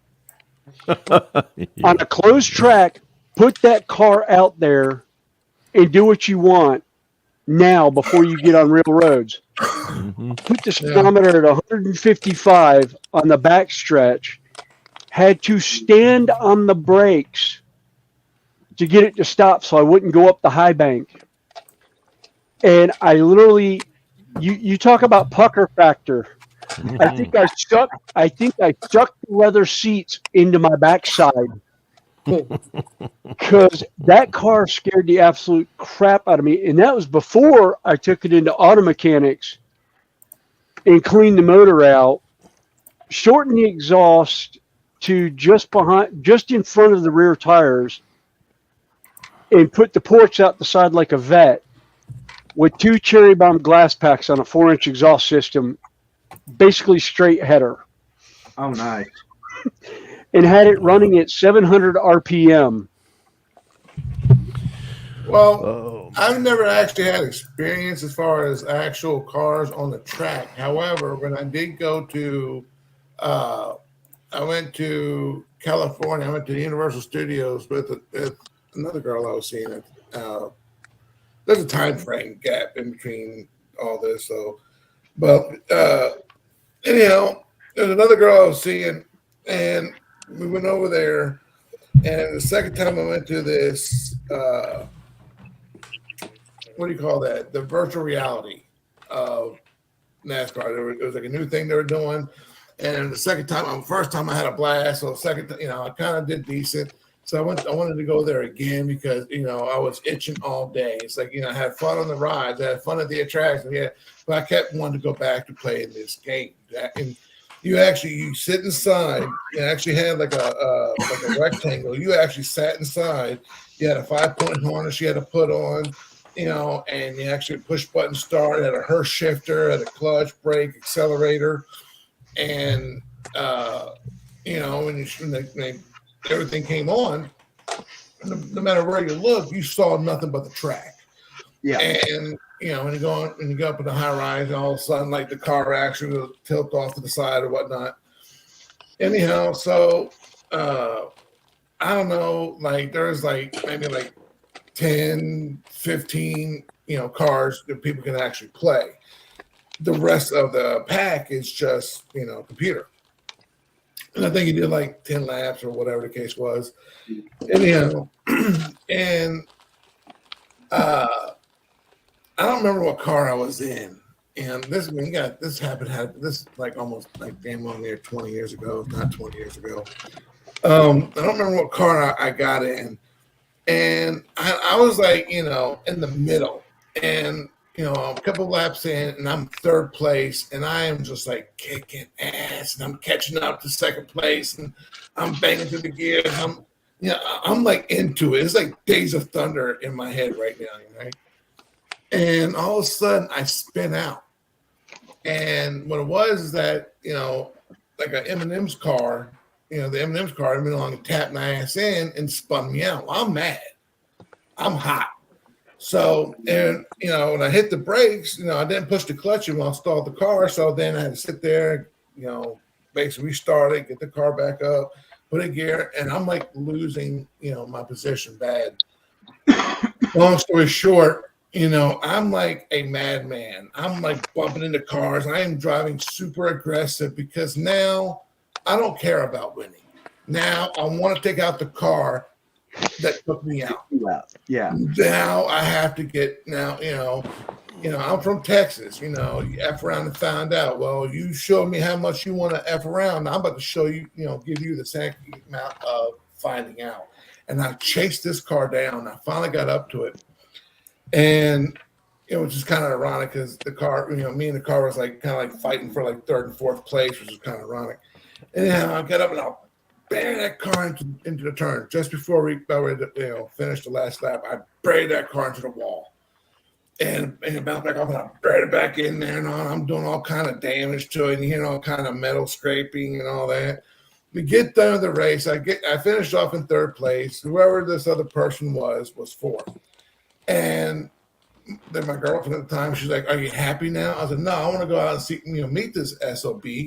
That was constant. I'm hot, like, dude, that wasn't. I mean, that was like, how they did it was careless. And I was like, "No, hell no, I want to go meet. We'll have a talk with them." So I took the belt off. I get out and I'm ready to scrap.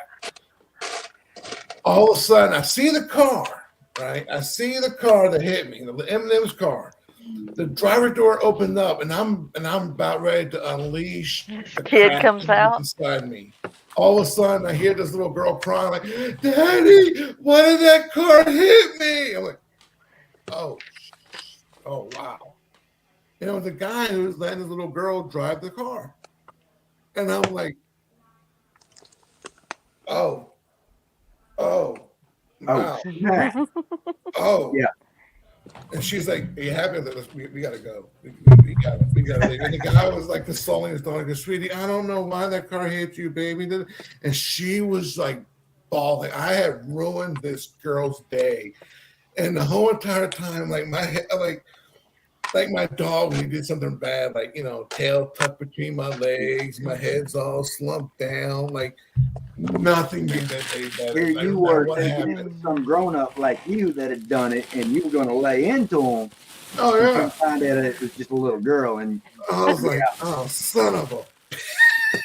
I feel so bad. Joshie, no problem. Go enjoy yourself. Oh yeah. You know us. We'll be here later, for a while. Yeah, but Well, ladies and gentlemen, I'm being summoned to the kitchen, which means I'm going to get to cook. So, means I'm also going to get to sample. So, ha ha ha. Ha ha. So, anyhow, folks, enjoyed it, Connie. Thank you for having me anytime. on as well. Anytime. This is, other than October and November, you can find us here most Sundays. Roger that. October and November is our local Renaissance Festival. Okay. All right, And Snapper. we go play. Yeah, we go play. Yeah, I'm just I'm closest thing to being a Renaissance man's for me is just going out and burning meat out in my backyard. Which it's about to get to be that time of year. As I told Vicky the other day, I said I'm ready for some smoked ribs. So I'm ready to fire up my grill. Oh yeah. But I think we're supposed to be getting a little rain here in Georgia today. Probably later on this evening. I'm gonna probably wake up in the morning and I'm gonna be like, "What the heck happened to spring?" They say it's gonna be about 20 degrees here in Georgia. Yeah, they're So calling for a Yeah. freeze warning tonight. And I was like, no, Yeah. yeah, you yeah. know, my We hydrangea called is blooming. yeah, we For call budding. that growing up here in the South. It's called blackberry winter. So that's where usually about the time the blackberries, which you showed me the pictures of the yellow bells blooming, and our Yeah. Bradford pears are blooming around here. So Yeah. usually the next things to start blooming is the blackberries, and then we get to go pick blackberries and make blackberry pies. Woo! Shush. Hush your mouth. Yeah, I'm I trying to. got all kind of blackberry bushes around here. You just have to be careful when you're picking blackberries. There's these little creatures in there called copperheads, and they like to eat them things. Well, they like to eat the critters that like to eat the blackberries. So Yeah, don't remind me Yeah. of copperheads. I had to Mhm. kill one here yeah, about it was Last summer. last summer. yeah, they were About bad three and a half- last summer. About a 3.5 footer was the first time I'd seen one out at my house in 5 years, and it was about 1.5 foot from the service dog. Yeah, Tangled There's- in netting. That's the only Yeah. reason why she didn't get bit. Yeah. Now the only thing that they do like to eat that a copperhead will eat they're cicadas. When the cicadas are real bad, they say a copperhead love to eat those. And and they're actually those cicadas are supposed to be bad this year around Georgia. So Well, all of them, because there's 2 cycles that hit. The 13-year, or is it the 7-year cicadas and the 13-year cicadas? it's the 13. Both of I them think. hit. Yeah. Well, both of them. No, both of them are supposed to hit this year. Oh, great. The cycles. So we're getting a double batch of cicadas this summer, I believe. Yeah. So. Oh, Which means it'll be great. noisy. Yep. So hate to be the bearer of ill news. So, folks, y'all have a great rest of your Sunday. I'm going in here and play Chef Fred Henry and Thank you for joining us. I enjoyed it. Thank you for having Yes. me. And y'all behave. See you later, bro. All right. Y'all take care. Happy out. Bye. All right. Bye. I have 2 videos that Brian sent me. He wants me to play real quick. I know it was earlier. I was kind of waiting for a break in the shenanigans. flow a little bit. Yeah. Yeah. So let me see if I can figure out how to play a video here. And Snappy's not the only one that's got to get, because I have got to get to a Home Depot and Restaurant Depot for the boss to get stuff for tomorrow, because like I say, we got that big golf tournament that we're catering tomorrow, and that's going to be at least a 12-hour day for me. So, Ouch. Ouch. Oh, I know that. Ed, So I had a you have a good 14-hour one. yesterday. Oh, thank you for joining us, Ed. oh, you're so welcome. And Nice to thank see you you, for Ed. having me. And there's a few of you that I was already subbed to, like Fenris there. And there's a few of you that I added into my subs today. So next time I see y'all on, if I'm up and mobile, I'll jump in, and maybe I'll actually be working on something instead of just waiting on putty to dry. It's pretty much me. I'm spray painting stuff to get ready to actually start doing the detail work. I didn't feel like doing the fine detail work of stuff like this today. So I decided I would wait and just get some more side stock done. And I'm just like, I'm looking at my 6 bins going, God, I got a bunch of crap. Yeah. Yeah, I want to get this little buddy done and then pull my paint stuff out, because I got a couple of dragons I need to paint. Get back into painting. Yep. Well, Yeah. Been a while. But catch you later, Ed. Y'all have a great day. You know, You too. You too, bud. Thing I wouldn't do, if you do, don't name it after me. Like, I Bye, didn't Ed. leave a whole lot not to do, but hey, we're not gonna go there. All right, y'all. Bye. Bye. Bye. Bye. I don't know if I told Let's you. see. Penny's in. She got to the hotel about 4 hours late. Oh, lovely. Hi, Penny. Hi, Penny. That I got a new printer. Come on. I don't know. I think it was Fenris. I think you and I have the same printer now. The Anycubic Photon M5. I do. No, Okay. Connie has the M5. I got the M5S Pro. I would say I got the M5S Pro, and I am like loving this over my Elvio. Yeah, if I had the money, I would be getting it over the 6K that I have right now. But I love my 6K. Actually, I got a 5-hour print running right now on it. I need to fire mine back up, but for some reason it lost the Wi-Fi connection that I need to, and that's another reason I'm taking Saturdays off of streaming, because right now it's like I either stream or I'm at work. I'm not getting any projects done off the bench. So Well, I don't do any of the Wi-Fi or the cloud or anything. I'm just basically, old schooling it, I guess. But from what I was reading, and from what I was told, the M5S Pro is supposed to be like a 14K. It's really not a 14K. It doesn't put out that much power. But so it's not that much power. It's the number of pixels. Right, and so, but anyway, I mean, even still, there's a lot of features it has on it, and there's a guy, there's another YouTuber that he doesn't do 3D printing, and I was watching one of his videos. I was like, hey, I noticed you got this model, and I got this file, and I was like, me and him kind of go back and forth a little bit, so I'm printing up the file for him. So me and him can kind of like do something together with it. And we hear you, Ollie. My pitch over there grunting. But anyhow, the learning their splicing, like learning how to do their supports, it's different than using Box, but at the same time, it's like once you kind of get familiar with it, I'm not going to say one's better than the other one, but I would say that I like it. Anycubic's better than the Box. Hi, baby. How you feeling? What's wrong? Huh?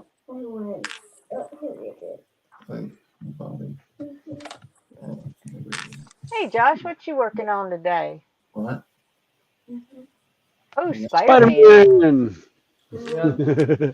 I have a show next week, so I'm just trying to kind of finish a couple things up to take. Remember that so you can help you a little bit, okay? Okay. I love you. How's it going, Tasha? I'm not far off on completing this. Okay. I'm nearly done. That's why I turned the camera around. That's cool. That's cute. Oh, this is about how far I've gotten. He's going much faster today. Yeah. Well, it helps when you don't have things I like his misaligned. little face. So is that a Lego thing, or?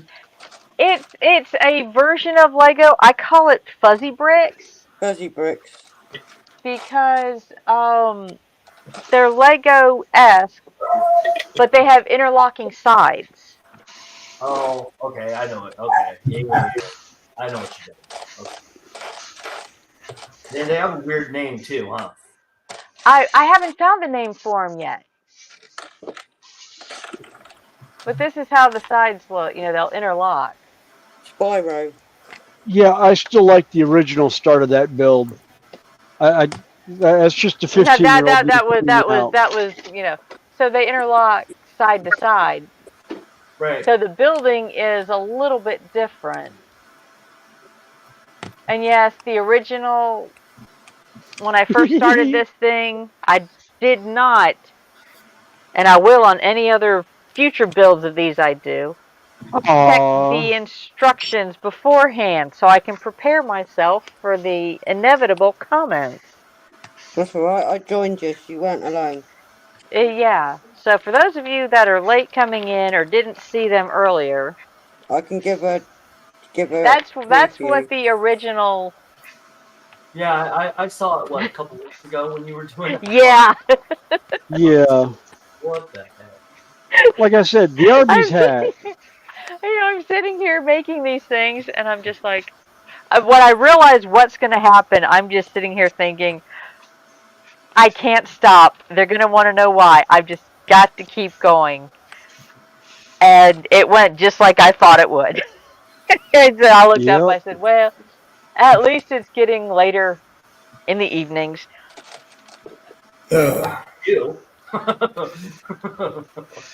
Because, yeah, the got hilarity nothing. went for hours. And poor Went south Tasha's, for the hers looked rest of the almost night. as bad.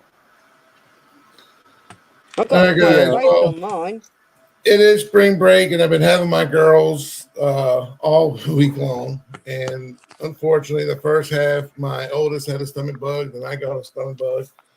So Hanago spent a little. That's when she came in and goes, Daddy, I finally went use the bathroom. I'm like, okay, well, I'm happy for you. But Yeah. well, with her is she's been getting bullied at school, and it's gotten pretty nasty. And it's at a point where my ex called me up because, hey, I want to have a meeting with the principal and the assistant principal. I like you to be involved. I'm like, all right, well, when you get to school, call me and do a conference call. I mean, you're like 3 hours away from me. What the hell you want me to do? But put me on the phone call and I'll chime in. So I went along and I said, not to rehash everything, but I went along and I said my piece, and then it got to the point where CPS had gotten involved, and I was like, and I'll tell you how, like I told the CPS lady, despite how me and my ex may feel about each other, that does not take away from her as a mother towards my kids. So as far as, if you want, I can paint you a picture of my ex that is just horrible, but that's coming from an ex-husband. As seeing her as the mother of my children, there's really nothing I can really complain about. She does wonderful with them. She's fine with them. And I told the principal, and I was like, y'all have a zero tolerance on bullying, and along with cyberbullying. And it's like, how, so let me ask you this, since there's really no way you can really control everything, because we'll do a bully investigation. Like, what is that going to do? You're going to ask a kid, did you make fun of this person? Did you say something to this person? What's the kid going to tell you? No. Okay, then what are you going to do? How are you going to punish the kid? And the teacher doesn't, is clueless. So let me ask you this. How do y'all feel about service animals? And my ex started laughing because all week long, my pity, she has been up my daughter's butt the whole entire, because my daughter, she is upset. She's a little depressed and everything, especially now because she knows she's about to go back to school. And she is like, when she was outside playing out, we had got back from church, they all went, Marissa and the girls went inside, and I had to put wiper blades on the van, and I hear the back door opening up. And I didn't think anything about it. And like, I put the blades on, and I went to go, walked up to the garage to throw them away, and I'm hearing like this galloping, a boat, and both it was my dog, Bagpipe and Ollie the pit, and they were like this devil hound sounding bark, and my daughter was outside with them, and I was like, you know what? Ollie, you're going to go to school. Oh. At that point, I would love to see someone try to put their hands on my little girl with that 57-pound pit right there. Yeah. But because even like she did something to her sister the other night, and I went to swat her on the leg for her, and Ollie was right there, and she looked at me, and I was like, "We'll have this conversation later." She looked at me, and I could almost hear, if she would talk, it almost would sound something like that from Sling Blade. Like, go ahead and hit her. I won't touch you, sir. Mm-hmm. Like she just had that like, you know, like was looking at her like, Yeah. But anyhow, but I've been spending, some time with them. Took me to a jump park yesterday, which if anyone's ever been to a jump park, best way I can explain it or describe it is think of any riot scene in a prison, a prison riot scene in any movie, and that's basically what you're walking into. As far as the chaos. Yeah. That is a good way to explain that. Yeah. Kids running around and screaming and all that kind of stuff. And like the youngest, she wanted to go into the ball pin. And I'm like, no, sweetie. And it says like, you have to be this high. And my poor little girl's head is like just above there. And I'm like, sweetie, that means, she goes, see, I'm almost as tall. Like, but baby, it means if you go in there, you're going to sink and we're not going to see you. And so she got all upset and, and then like I will say this though, has a lot of magical powers within that building because my youngest fell down, hurt her ankle, and she was just, crying hysterically. And I was like, did you hurt your ankle? And she's like, yeah. I'm like, okay, well, sweetie, if you hurt your ankle, then maybe we should just go home. She's like, what? Like, well, we should go home. If you hurt your ankle, you can't jump. If you can't jump, there's no point of us being here. She goes, I think I'm okay. She got back up and started jumping around again. I'm like, oh, okay. I know. But at home, she'll milk it for whatever she can get. So, oh, nice, Tasha. This place got some, got some pretty cool healing powers. Yeah, I was about to say we call that mind over matter. I don't mind, so it don't matter.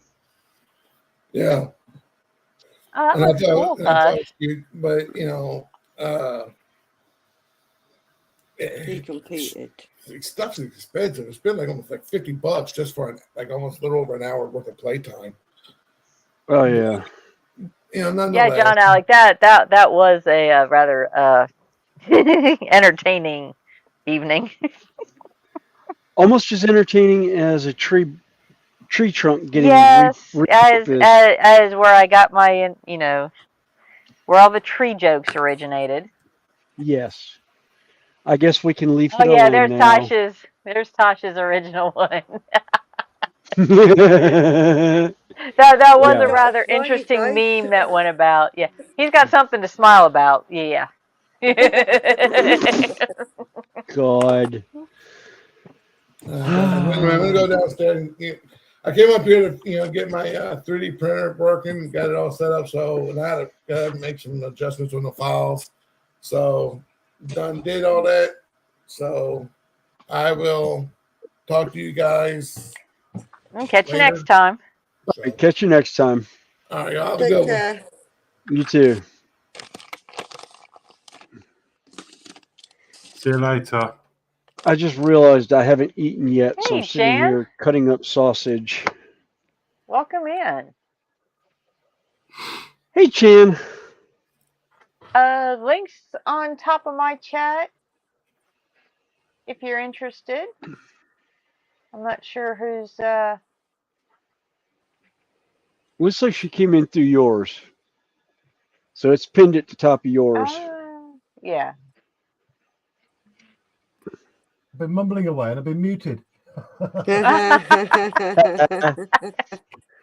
I was saying, everybody who's watching on my channel right now, head over to Connie's and then you'll see all the chat. I've no idea how many are watching on mine. Let me have a look. Oh, okay. She's in the basement. Okay, Oh, you fin- she just right. There's 15 people watching on my channel right now. You're not going to see all the chat, guys. I've linked Connie's channel in the chat. Sorry about that. I didn't mean to write it that many times. No, if you put it in the one chat, it'll go to every channel. Oh, okay. So and then it there's just a lot pops of up channels. on. And we got John Knopfel back. Hello. Hello. Hello. I'll say it says that I've got 15 on mine, 12 on Terry's, 4 on his Twitter. William Horlicks and Tasha all have 1. Oh, that's me then. I've got Yeah. mine open for chat. I'm yeah, lonely. I've got mine open. So yeah. But like I said, this is what I like about this is we're getting different people in. Oh yeah. Different flavors of conversation. I like it. We're only missing Canada. We'd have the Allies again. Let's start a war. We do. Chan's in Can. No, wait a minute. Is Chan in Chan's Canada? Canadian. Yeah. Yes, she is. Well, Yeah, we've got everyone. Let's start a war. USA, Canada, UK. Yep. Come on, Germany, kick off again. Oh, wait a minute. No, we could just call up a channel. No. Gross. Don't even. No, I think he's gone. We'll wait for Germany to kick off again, then you guys can be late to the war again. Hey,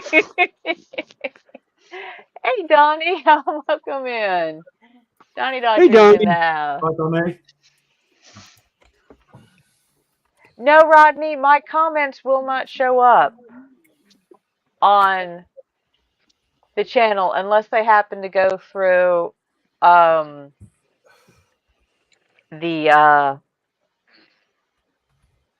I type them on the StreamYard chat, they should go to all of them. Mm-hmm. But half the time I just put them on mine. Because if I do that, because I do links most of the time, if I put links in anyone's other than Williams, they won't be hyperlinks. Right. Because I'm not a mod All right. on those channels. I need to fix that. Well, I think I am a mod on your channel. Oh, okay. Yeah, you've modded me on yours, so I could put links on your channel. I think you've got 2 mods, me and Joshy. Except Joshy can time me out, which I think is funny. Which I am fine with. I think it's funny. Yeah. And he says, no, I won't do that. I said, I don't care.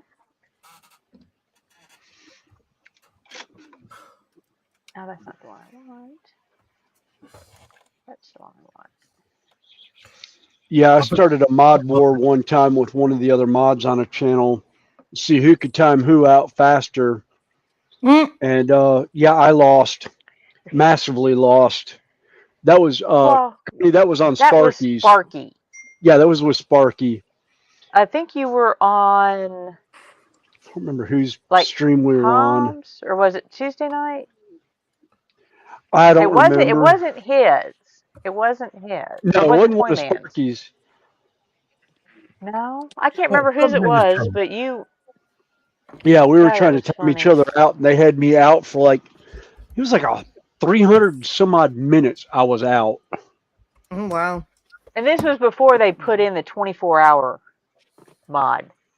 Right. Yeah, where you're banned for 24 hours. Or the 24 hours, yeah, 24-hour timeout. Yeah. It was a stack amount. It was just, yeah, it got stacked.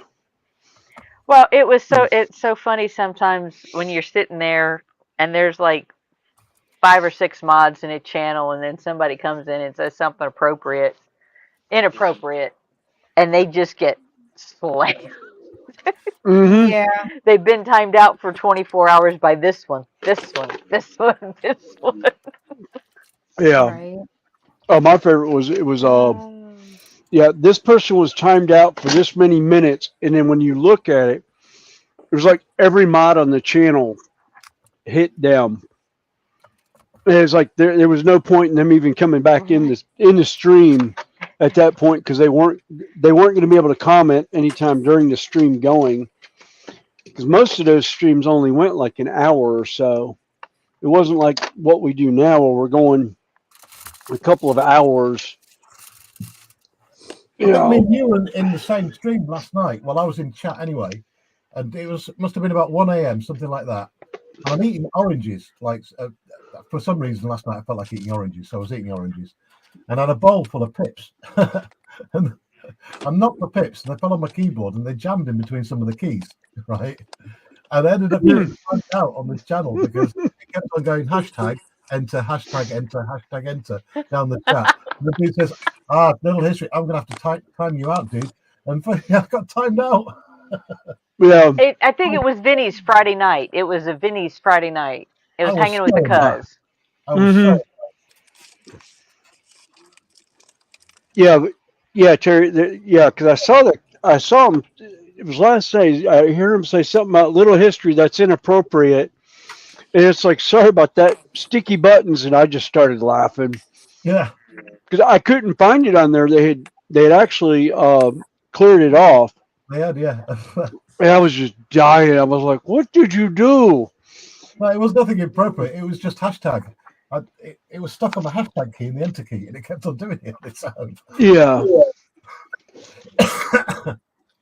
So I owe the dude a proper apology the next time I see him.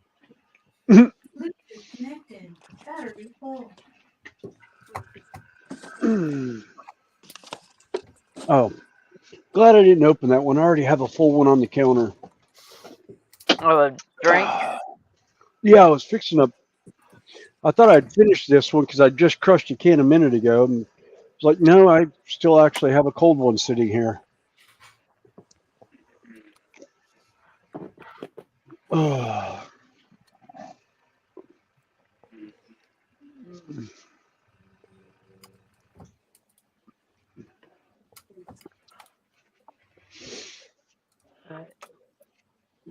I don't know if you guys can hear my neighbor's chickens are out and about, and half the flock are roosters.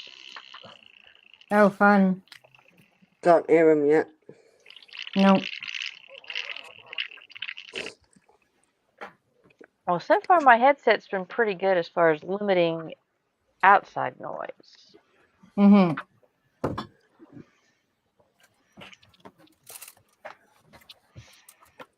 But every now and again, they're right outside the window. It's like, God, can you guys hear that?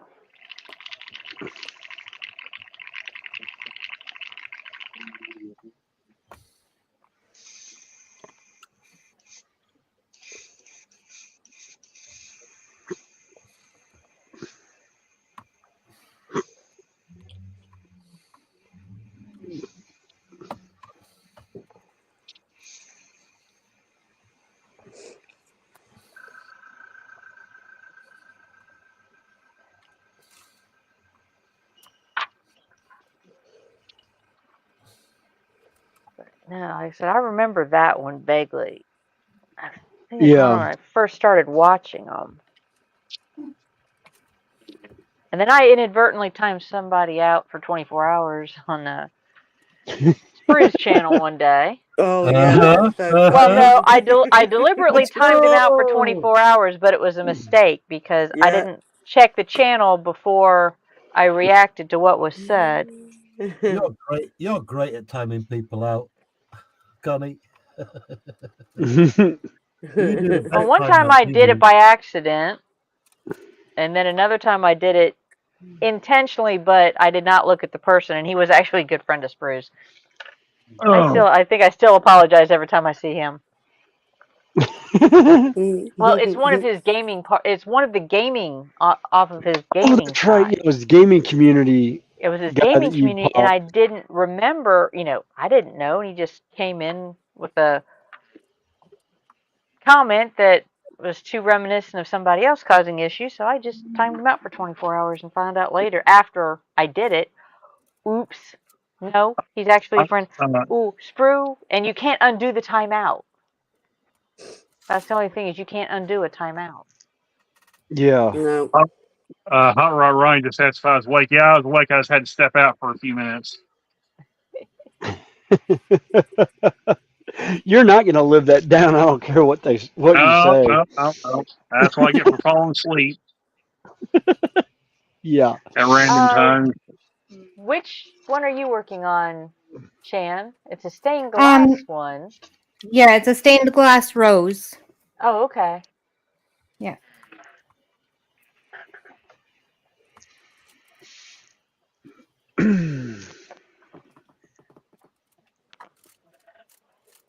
Yeah, John Alex says the chickens I hear are out back making a sizzling sound. Nice. Is John Alec barbecuing? Yes, he is. Oh, I'm jumping on the plane, John Alec.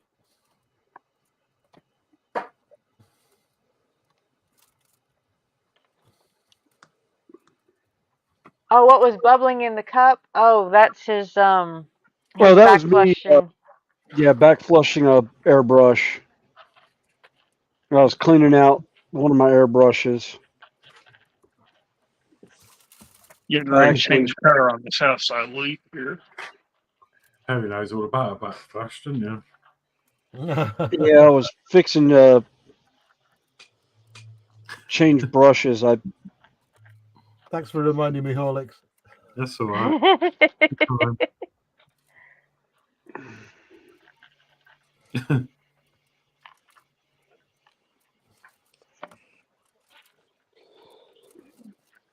Yeah, I've got glycerin water in here somewhere for this needle here in a little bit. Or was it glucose? Not glucose. You don't want glucose. I want my glucose water. No.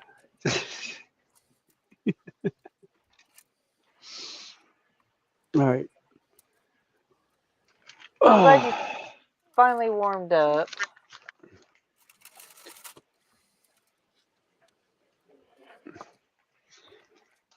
Oh, that was, the bubbling in the cup, John, was just, yeah. I actually was getting the bolt gun metal out of the lead belcher out of the Iowata airbrush.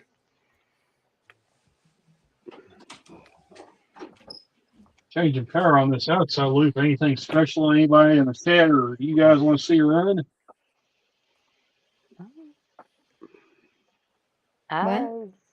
He's wanting to know if there's anything interesting anybody wants to see on his track. Oh. On this outside loop, I'm going to change the power on the outside loop. I'm still going to leave the F3s on this inside loop.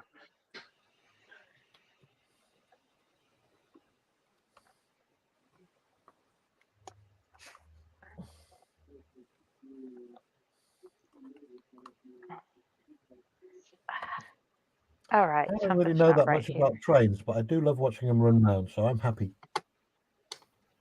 Oh, John Noble wants to see a switcher run. I guess we can do that on the inside loop. You talking about this one, John? This BN one or the Santa Fe one? Or I can run them both. It don't matter. So there's the BM one right there. So.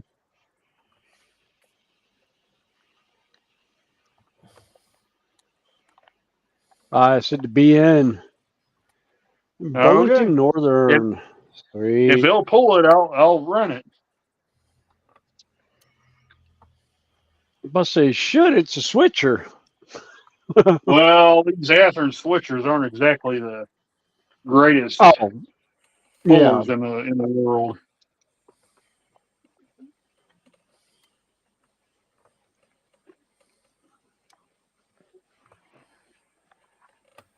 Little cobwebs off of it.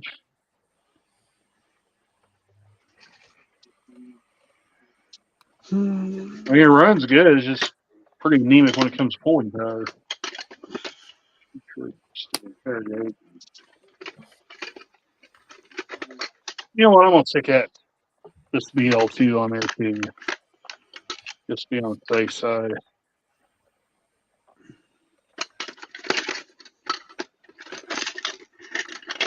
We'll put both of them together. That way I know they got enough traction to pull it.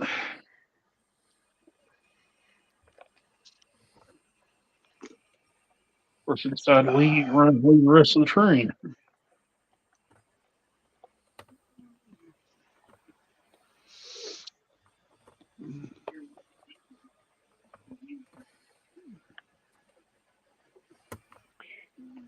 The engineering behind these kits is amazing sometimes. On any of the brick kits that I've put together.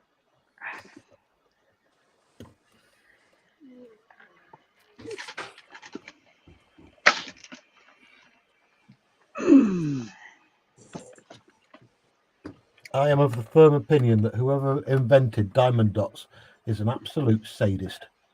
Why? It's actually very relaxing.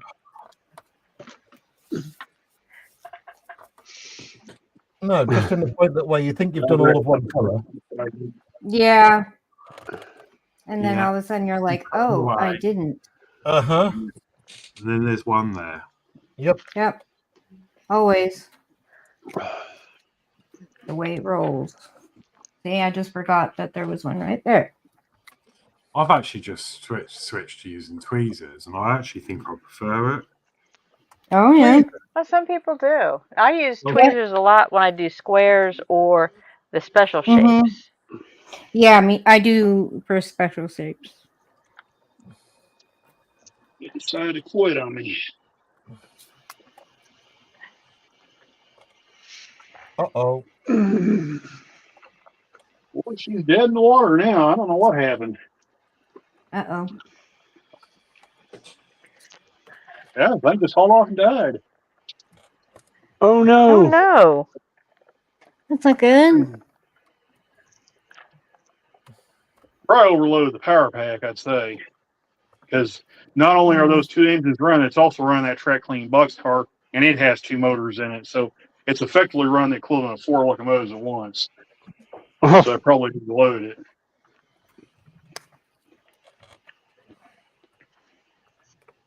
What does it do? Have like a safety thing where you Yeah, disconnect? I'll show you this power pack I got.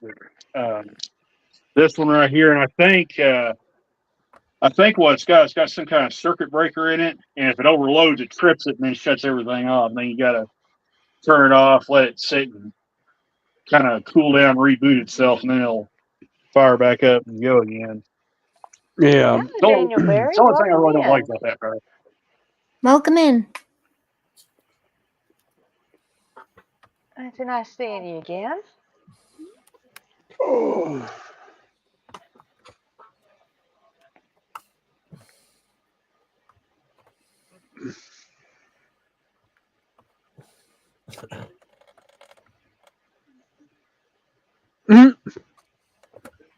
Yeah, Roddy was saying the pictures, Connie, are the interesting ones, Yeah. and then the shapes and size. You mean shapes and size? Yeah. Sizes, yeah. Half a pot over. Oh no. No. What'd you do? Just spilt a load. It's all right. It's a nightmare. Oh. Oh, you spilled the tray, Horlicks? Yeah, half of it. Oh, though. I hate that. Normally it's I the hate whole that. thing upended. Ugh. I've been doing it all day, pretty much. I've had them stuck under my arms, they're on my legs, one on my face. Oh, it's like Yeah. Joshy talking about pinging him across the room and then finding him the next day stuck to his socks. Yeah. Or you're doing them either next to the bed or on the bed, then you wake up and you got one embedded in your cheek. Yeah. You wake up and you stagger and you're like, what the? Oh no. Mhm.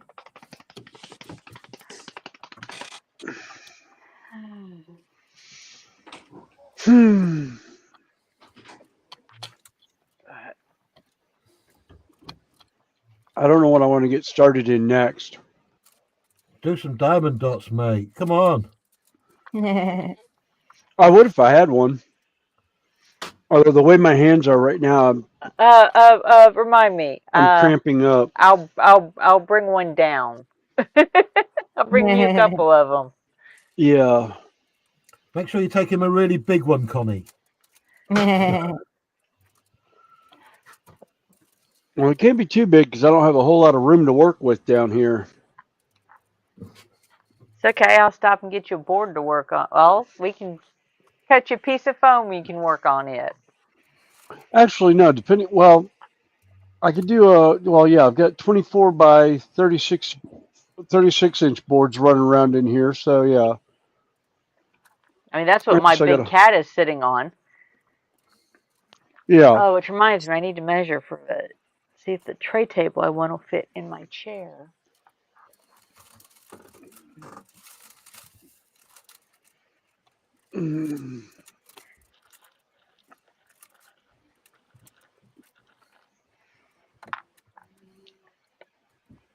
Right. What kind of Yeah, diamond dots because do you guys lean towards? Like what like fantasy or mine's 95% dragon. awesome. All right, Horlicks, no problem. Mine is like fantasy and Yeah. like yeah. Oh, this is the one I'm currently working on stream. Oh, that is beautiful.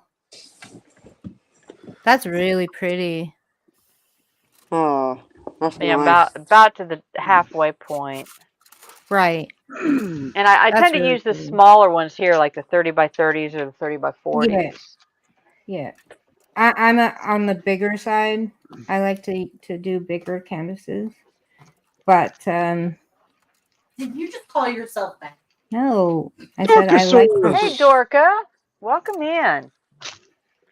No, we had Yeah. I've got some bigger ones coming in, but this work surface is not that big. I heard I'm on the Right. bigger side. Yeah, my roommate does like the really, really big one. I'm leaving Like that she one just- alone. It's too easy. I think my big cat's like a 50 by 80. Oh, nice. My roommate just got one that's 60 by 80. Oof. And I have Is that millimeters or inches? Yeah. Centimeters. Or centimeters. Okay. Yeah.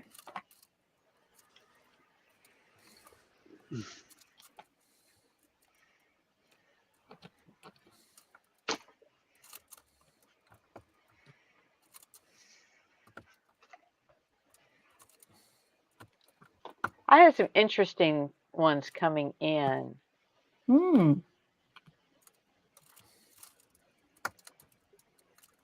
I have all kinds. Yeah, that's one. Oh, that is gorgeous. There that's is pretty. a website. Have you heard of fan cells? Yes, I have. Okay. Yeah, there's a couple of them on there that I'm just like, I'm waiting for them to come in. Ah. That's Nice. another one. Oh. Nice. The first one was a 50 by 40, and I think, what was that one? 2 hours? 2 minutes?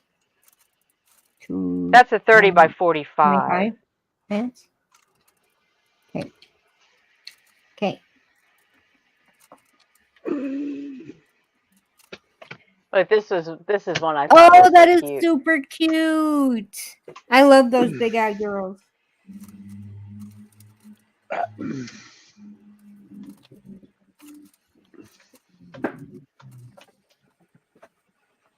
All right, I got the TikTok meme going through my mind right now. It's like, shut up.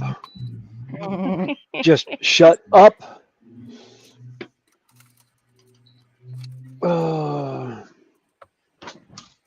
But then I've got, my usual dragons.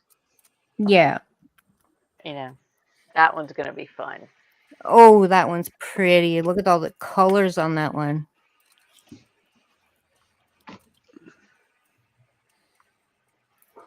Yeah.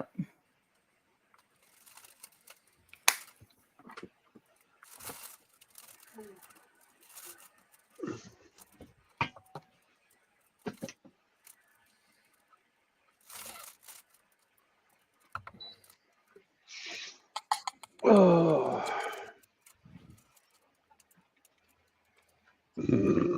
Excuse me. And this is one I'm probably going to frame. Ooh, yes. Oh my God, yeah. That's pretty. Well, considering that my living room, which is where 90% of my dragons are, has midnight blue walls. Ooh, that'll look even Oh, better. Rodney will be back. Yeah, John Alpha says he has over a year of magazines to read.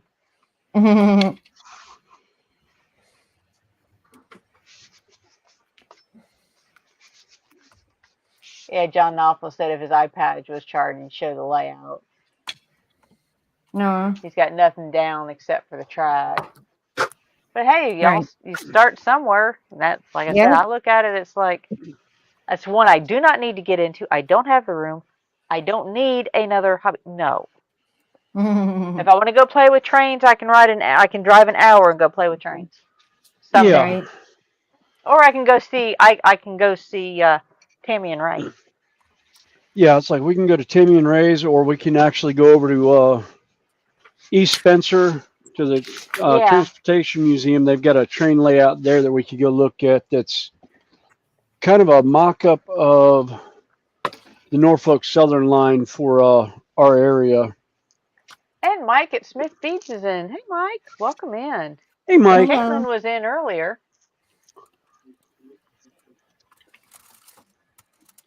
Yep, it's all Mike's fault. What, you and Diamond Dart? Diamond Heart? All his No. fault. Yeah.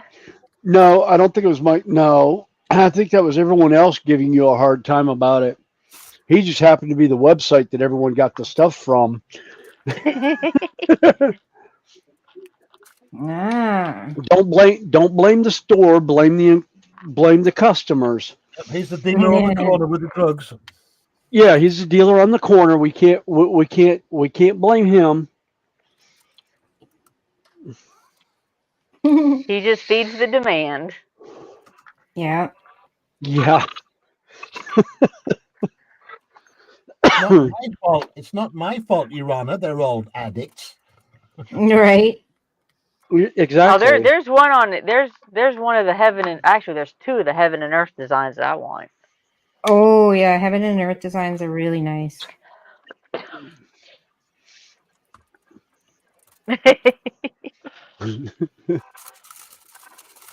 He says, "Thank you, Snowy." I think. Yeah. Oh, believe me, once Lindsay and everyone started doing the 40K models, everyone kept looking at me going, "You got them started." I was like, "No, they jumped on that on their own." Well, thankfully, once this is done, no more diamond darts. Yes. All right, Until the next one comes in. Who's got Terry's address? Nope. It's a challenge now. We must send him more. No, because Lord Peter is now. Okay, the switchers are back going again. That's what it was. Oh, cool. Lord Peter is under strict instructions. No more gifts sent to me. Who said anything about Lord Peter? That doesn't mean we can't have him forward them to you. Exactly. Start this again.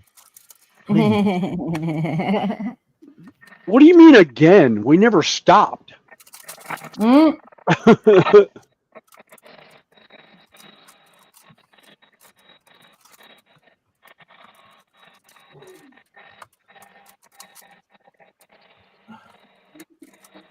on, little Spitfire, you're nearly done.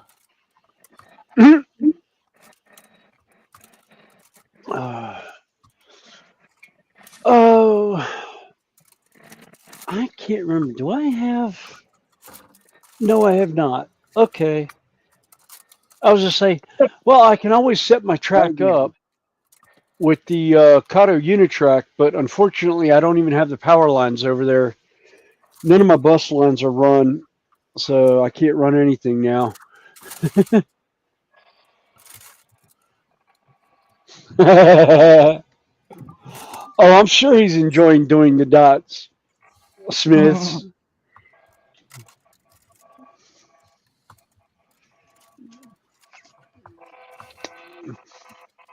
Hey, Rodney, good to see you back. Hello. I mean, let's face it. He's been on them since for the last 10 hours. Yeah.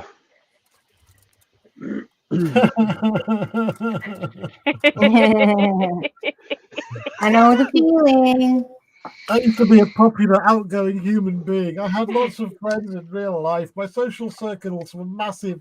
And now I am stuck in my shed, hunched over a picture of a Spitfire, putting little tiny plastic dots on numbers. Oh my God, my life is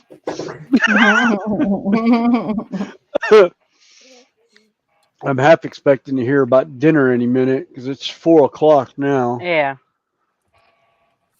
Prisoners in Russian gulag have better time than you do dots. Yes. Oh. Yeah. I'm not going to be able to work on anything else today. My hands are cramping up really bad. Both of them. It really is the crack cocaine of hobbies. It really is. Yeah. Once you start, it's no worry, John. These older engines, they do that from time to time. They need to have been run anyway if you last, but I'll probably have to pull that try clean car off. Really, I need to service both of them. It'll probably help them a lot. Yeah, that's what I'm almost afraid of when I put mine back on the layout. The three locomotives I haven't been running almost 2 years. They've been sitting back in their boxes now, and I'm almost afraid to put them on a layout when I get it up. I was just looking underneath to make sure I thought I had put my trunk line in for my power for my DCC, but I didn't. And I was like, oh, great. So I'll have to run that out one of these days.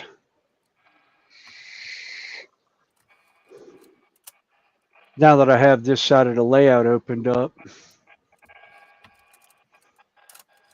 Well, for whatever reason, and like I said, it's probably just a deal where they just need service. But that power pack does not like running these old afternoon engines, and I don't know why.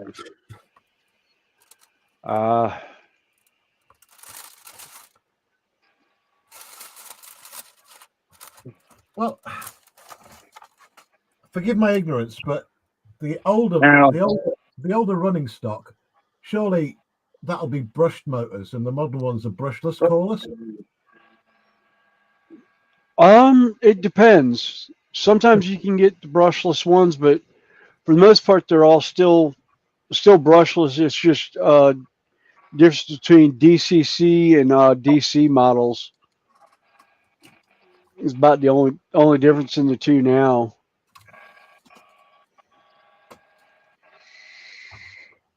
Now this one here, it runs fine. It runs fine with that. It runs fine. Of course, it's got different axles under it. I put ready to roll axles underneath of it. So I don't know if that played a role in how much better it plays with this power pack or not. But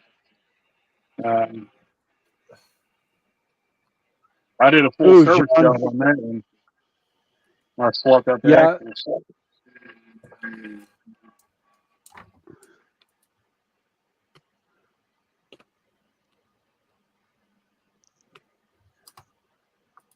But Chan, this is another one that I have. Oh, that one's pretty. Now that's a 50 by 7. Blues. That's a 50 by 70. That one's gonna be gorgeous though. The detail's gonna pop. I think is love that that. one. And I think I'm not sure. I think that one's around. I don't know if I found a Okay. real seed.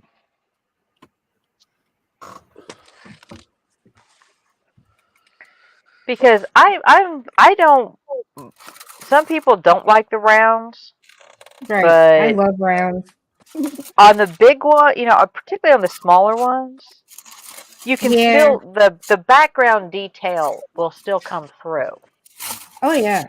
The 50 by 70s, yeah, the squares are great, the bigger ones. But if you've got the slight, like I do a lot of 30 by 40s. Right. So if they were square, they'd look almost pixelated. Yes. So the rounds allow the background colors to help smooth the lines a little bit.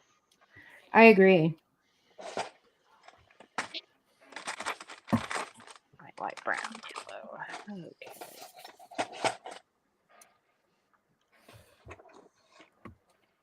Oh, what you building now, Tasha? Want to see what I'm building? I can't remember who said they can't wait to see this one. Oh, it's Wally. Wally. We were just talking about that one earlier. Who was? It was Dots. Wally and the Dots. I couldn't find either, Aw. but hopefully one day that one pops up.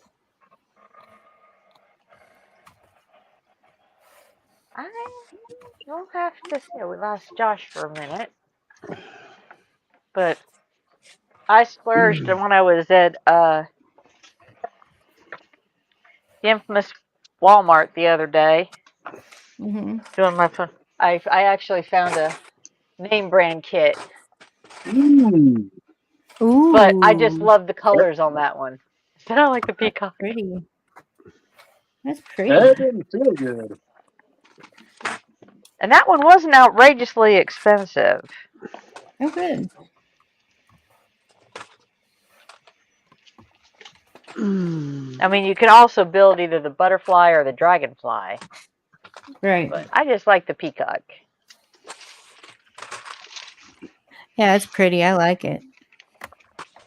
And you can fold the tail down. Oh, cool. So.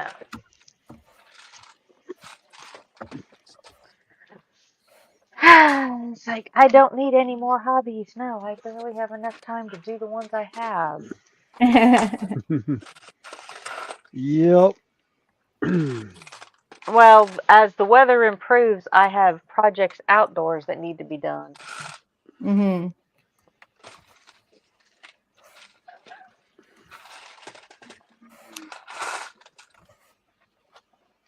And I'm not square.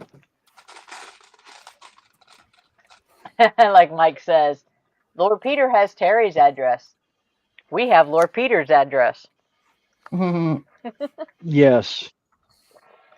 Now, we are not expecting Lord Peter to hand us the address. No, no, no, no, no. We just send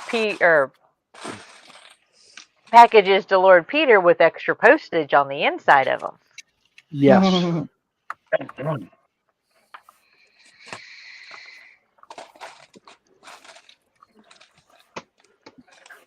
And then packages get sent out and about. Yep, yep.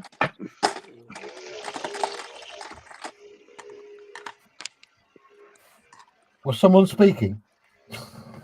I'm just commenting in general because I have some packages I'll be sending in a couple of weeks. I'll have a big box going over, and it'll start at JC, and he'll forward a bunch of stuff from there.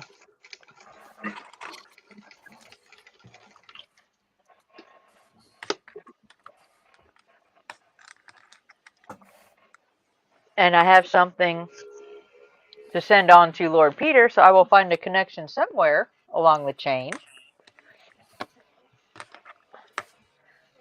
And that would be funny if we all started sending Lord Peter stuff. Hey, man.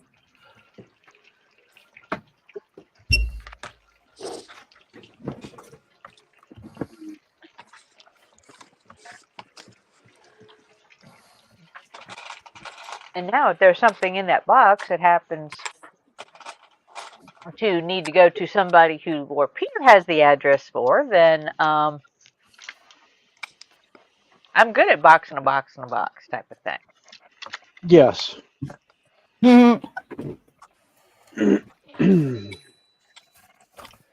Oh, good, he's done. And if there's other things on the way that need to be added to said box, that's fine with me too. Connie, look into Yes. my eyes. Look into my eyes. Not around the eyes. I exist. You will forget I exist. You will forget I exist. I won't. I won't forget because I'm just that much of a meanie. I'm just that much of a shithead. Yeah.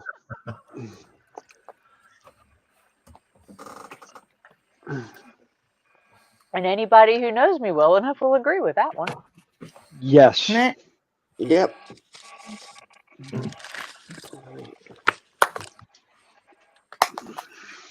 You know how the old saying goes, think outside the box? Uh-huh. I look into the box. I'm not in the box to begin with.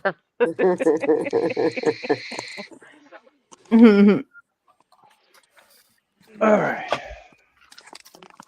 Oh.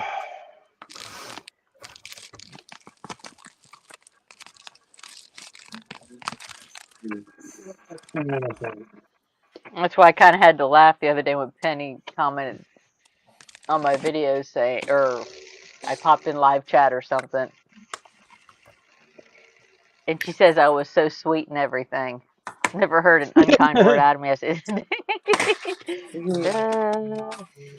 Yeah, it's like you don't you know her haven't very seen me well. riled up yet, have you? No, she hasn't. I've seen you riled up. Well, if a lady can play the long game, like we've just seen, be careful, fellas. Oh, Yes. you haven't seen when I am seriously personally pissed off at somebody. Yeah, let's just say there was certain individuals that knew both of us that were like, no, it will be handled. Yeah, they almost had to put a muzzle on me. Oh, Mike is Wow. asking Natasha, what are you making? Mm. I think he saw a brief picture of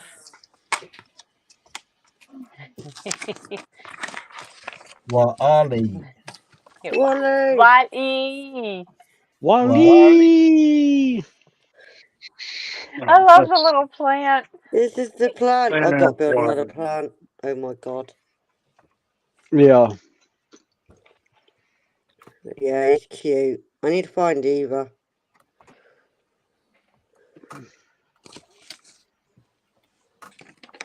He's gonna be cute when he's built.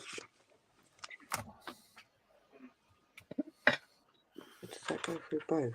It looks like Terry.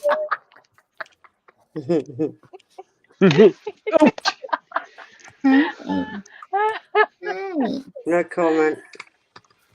No, hey, Tasha, when you do it, you need to put one of the diamond dot pencils in his hand. I'll be right back. All right.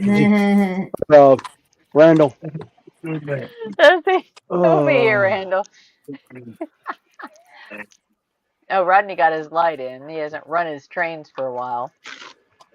I don't have trains. I don't want trains. If I want trains, I'll go run down. If I get a burning desire to work on a layout, I'll just go down to Williamson. Yeah.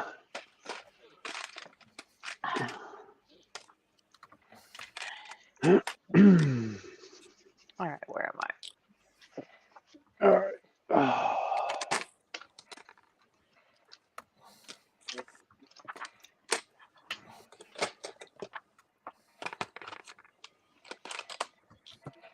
Oh, I forgot to ask if Brian got the link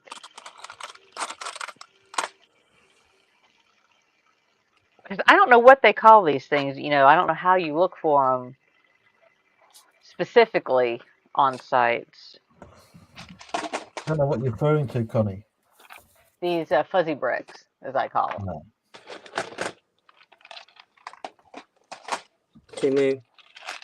I know to find them, but it's easy enough to find them once you get started. But how you find them originally, if that's what you're specifically looking for, Yeah. if you haven't. Actually, Rodney, I believe there is a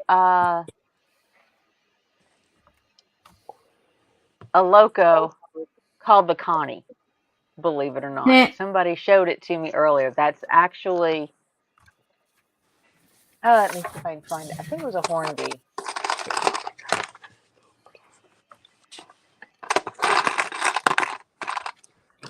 Let's see if I can find it real quick. I think it's one of the nicknames for one of the British Railway steams.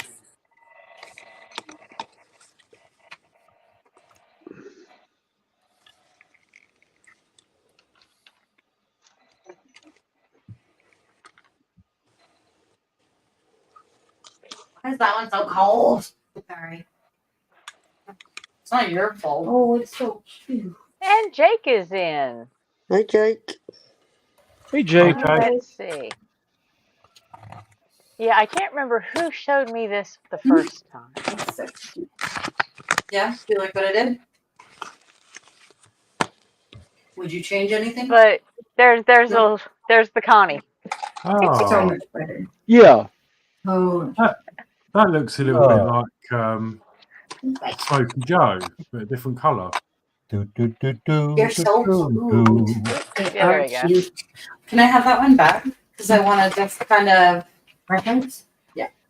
I want to kind of make the colors Similar. go together. I think Peter stepped out a while ago, Jake, but he was here earlier. Yeah, it's getting kind of late over there. Yeah, it's starting, about 8:30. Oh, okay. That's not that bad. Oh, we still got 14 watching online and 38 total. Cool. Sorry, I'm making noise. Oh, That's you're all fine. right.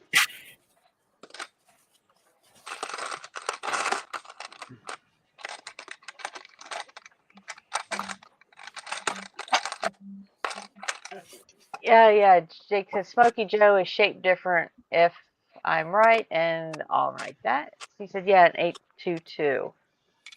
Oh, okay. It looks. I haven't had one. I used to have a little Smoky Joe. I loved it.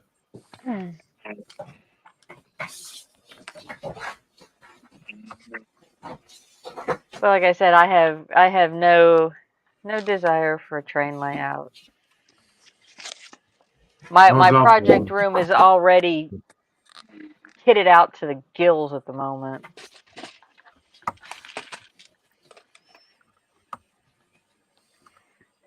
Oh, I see. Yeah, it's slightly different. You see where I got it from, though? Like, I share this screen. This is, as soon as you showed the Connie, this is what I thought of. Oh, okay. Similar, but yeah, a bit different. Yeah. Yeah. And 040, yeah. Or yeah. Yeah. I used to have one of them. 020. Yeah. Yeah. See, I love the European style steam locomotives, but they're so hard to find over here. And I've said it for a while. I would love to put my hands on a Flying Scotsman. Oh yeah, lovely. But finding one in N scale that's DCC is really, really hard. And I want to say Hornsby put one out not too long ago, but I haven't been able to find it stateside. because that's more or less my my nod to my European railroad friends would be putting that on the layout, kind of like I've done with a bunch of the stuff that will be going on the layout in the next couple months, because I got everything where I can get to it again. I just got a little bit more stuff to take out, and then I'll be able to start working on the layout again. I would But like I've to got, but yeah, just nice. yeah. Well, that's why I run N scale. I run N scale because I can, you can almost do a 2 foot by 4 foot layout, and just have a simple figure 8 loop track going on something that small. Or you can do a double loop with connectors, with switch points and that, and actually have a modular piece that you can do switching on and everything with like industries on it and all. Really good channel to look at. Some builds that he did like that was DIY and Digital, which is not that far from where I am here in North Carolina. And his channel has some great stuff on it. I mean, he does all kinds of N scale micro layouts. And it's real fun. Some really fun builds to watch him do.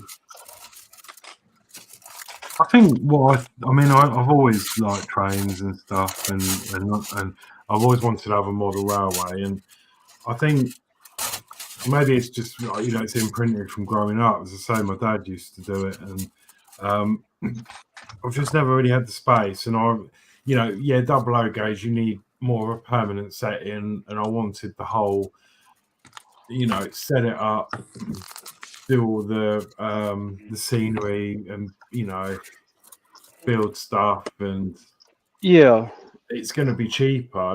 Not cheaper, but it's an expensive hobby. But you know what I mean? There's always something to do on it. So right, scratch building, and I just feel like it's just permanent, but it's just a space. And if I had an end gauge, I could probably knock something up on this desk. I mean, it's quite big. Just have but you couldn't permanently put anything on it. It would just be, oh yeah, look, the train's going round. Right, let's put it away.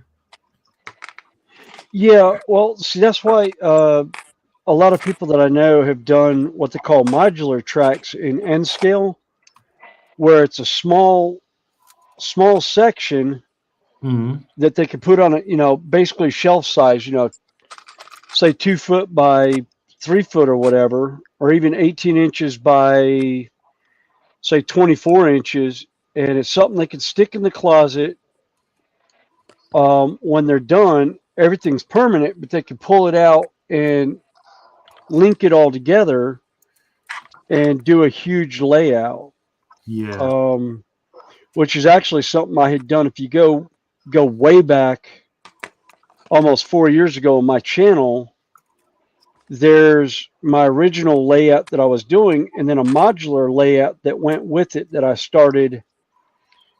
But unfortunately, when I was doing it in the house, some of the stuff that I was using, some of the glues in that set off the kids' asthma. So I ended up getting rid of all that stuff and repurposing some of it. But I had fun doing modular layouts. And then when I got the shed, I was like, oh, okay, I don't have to do a modular layout anymore because I don't have to take it down. But I had Kato Unitrack.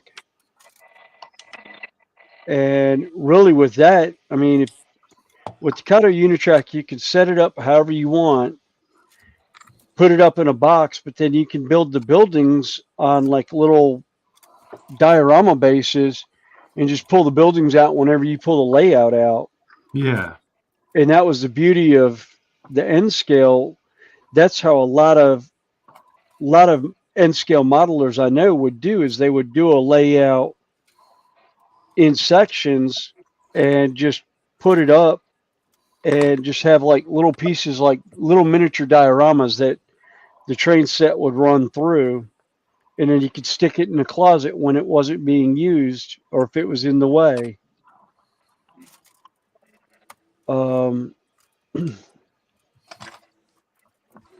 And from my tabletop days, that's really how I got the idea to do some of the layout I did. Was I was doing it as tabletop boards, and I'm actually getting back into that. I've got a bunch of boards laid aside right now that I plan on. That's what the walls are being built for. Is I plan on doing a single level tabletop board that I can just pick up and throw in a closet when it's not being used, or on a shelving unit underneath my layout. And then when I want to go game someplace, I could just pick it up, throw it in the Jeep, and go. Mm.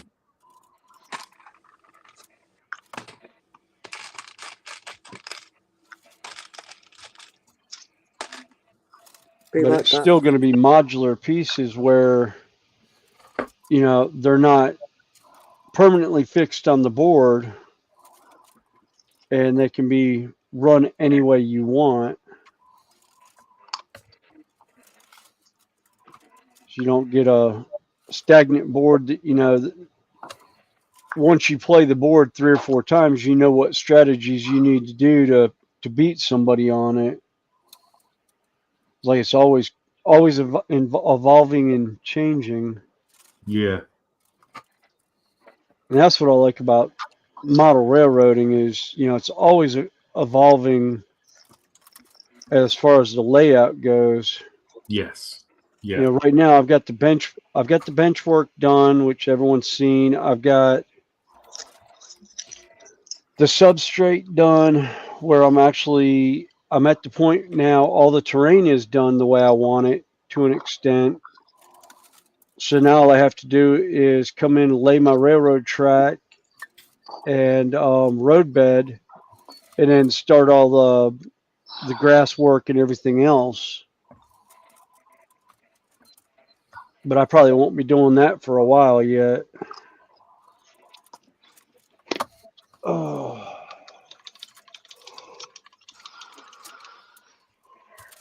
Well, I'm going to switch my headset over, so I may have to drop out. I don't know. I'm going to try it a different way. So if I disappear, I will be right back. Okay. All right. Thanks for the warning.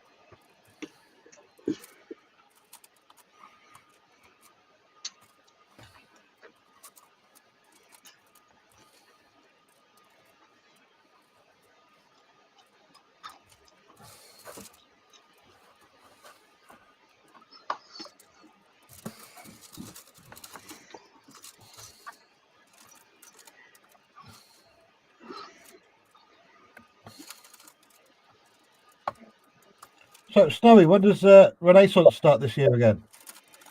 Renaissance Festival starts up in October. Oh, we've got a while to go. Yeah. Actually, Jake, I was the one asking about the N-scale Scotsman. I've looked around here and there for them. I just having to find it in DCC.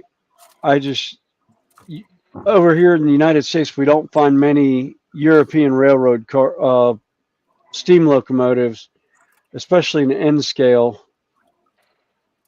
So it's kind of one of those thinking about looking around, but I haven't had the time because I don't have the layout set up right now. Right. Yeah, for some reason, my headset, my favorite one, it'll run about 10 hours, which will work on my stream, but I started at 6 a.m. or 7 a.m. this morning. So,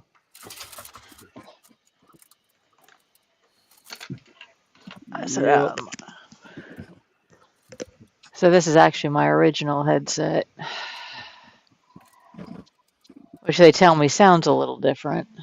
It sounds better actually.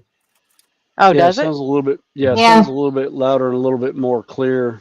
Oh, okay. I might just have to go back to it. The other one's just my one I use my cell phone. I just may have to go back to this one then. You sound very sultry on that one, Connie.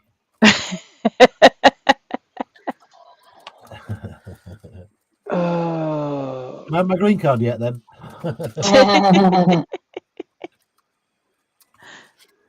And now I hear Sprue in the background going, moist. No, I just had to change my headset, and it won't change it midstream. I have to leave the studio and turn around and come back.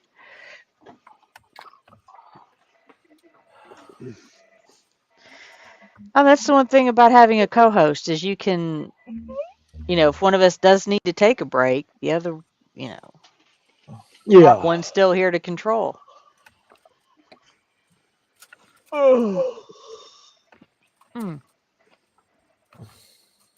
Actually, Jake, it was New Fenris. Was asking about the. Yeah, I already brought that up while you were changing the headsets over. Hey, Kenneth. Hi, Kenneth. Welcome in. I don't know whose channel he is on, but you are welcome in. He's in one of the links. Yeah. He's on mine. That's fine. Okay. I said we appreciate any company that's polite. Now, I'm not saying you have. I don't say you have to be. Well, I should say you need to be friendly. We don't mind roasting. We don't mind jokes. You don't have to be on your best behavior. You just have to, Yeah, he's good support. So Kenneth. Pull up a chair and sit a while. Yeah, we don't care.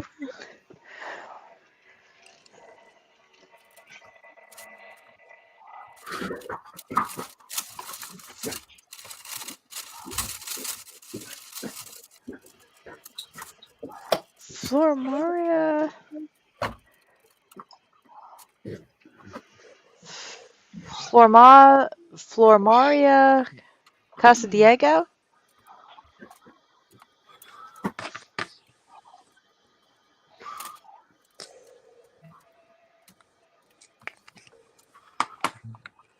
You've lost me there, Connie.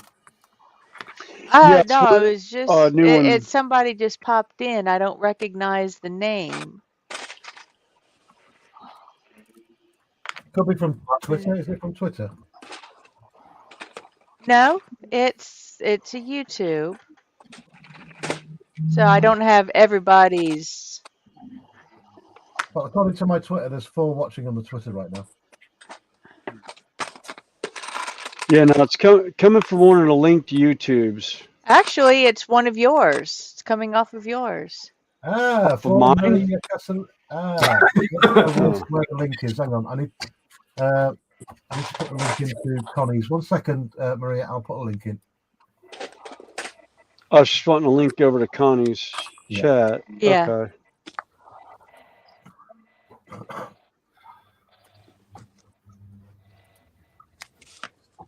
That's one of the worst things. If you join the chat after I put the link in, you don't see it.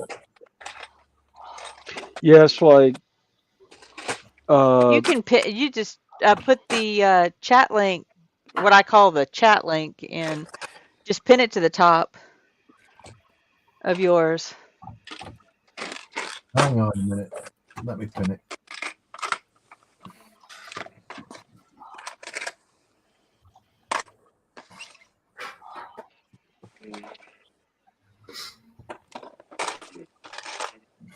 Where's the? Oh, I know why the light looks weird over here.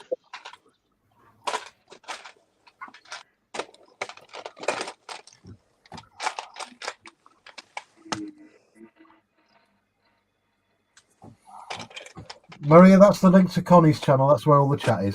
So everybody else watching on my channel, just head over there.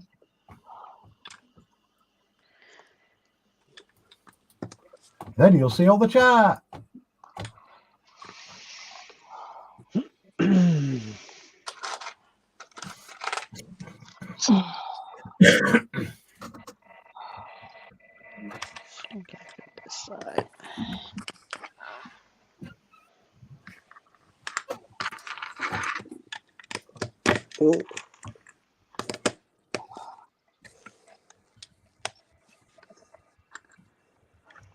Oh, cool. 5 o'clock UK time. Well, 5 o'clock US time. 9 o'clock UK. The Terrain Tutor is live for the Sunday Nighter Live. Oh. Very, very, very, very good terrain guy. There's mostly tabletop gaming stuff in that, but a lot of the techniques he uses, you could use for Layouts, dioramas. Yeah, 1/48 scale terrain for dioramas and that, or just take the techniques down to whatever scale you want. Message in private, Connie. Okay.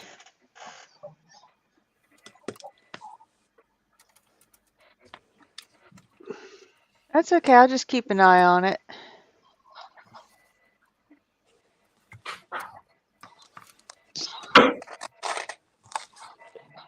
Because that's just the chat link at the moment. So I've already checked out the channel. It looks legit, but you never know. yeah.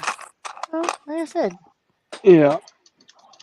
we don't have problems until they start problems. Yep.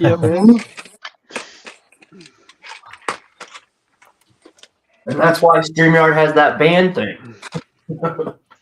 Yeah.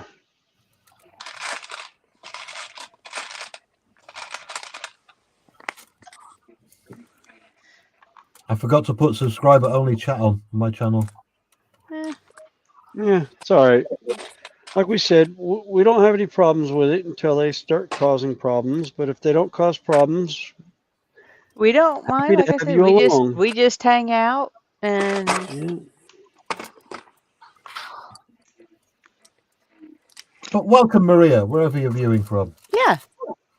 Yeah. But we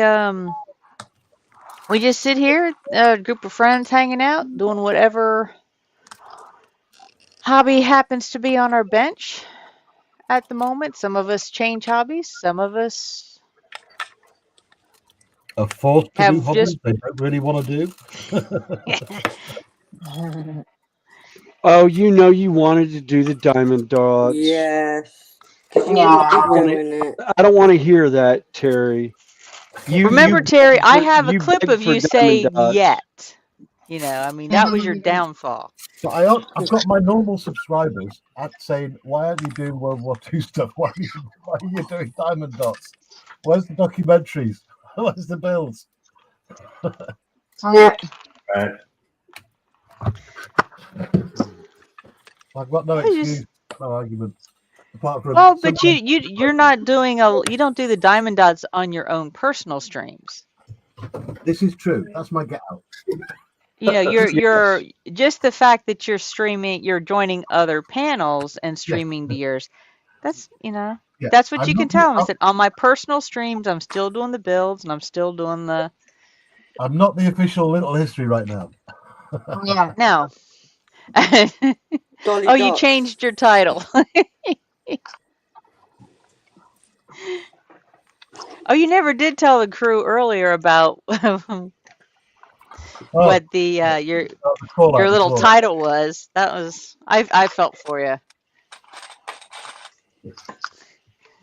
Oh, that's good. It's on T.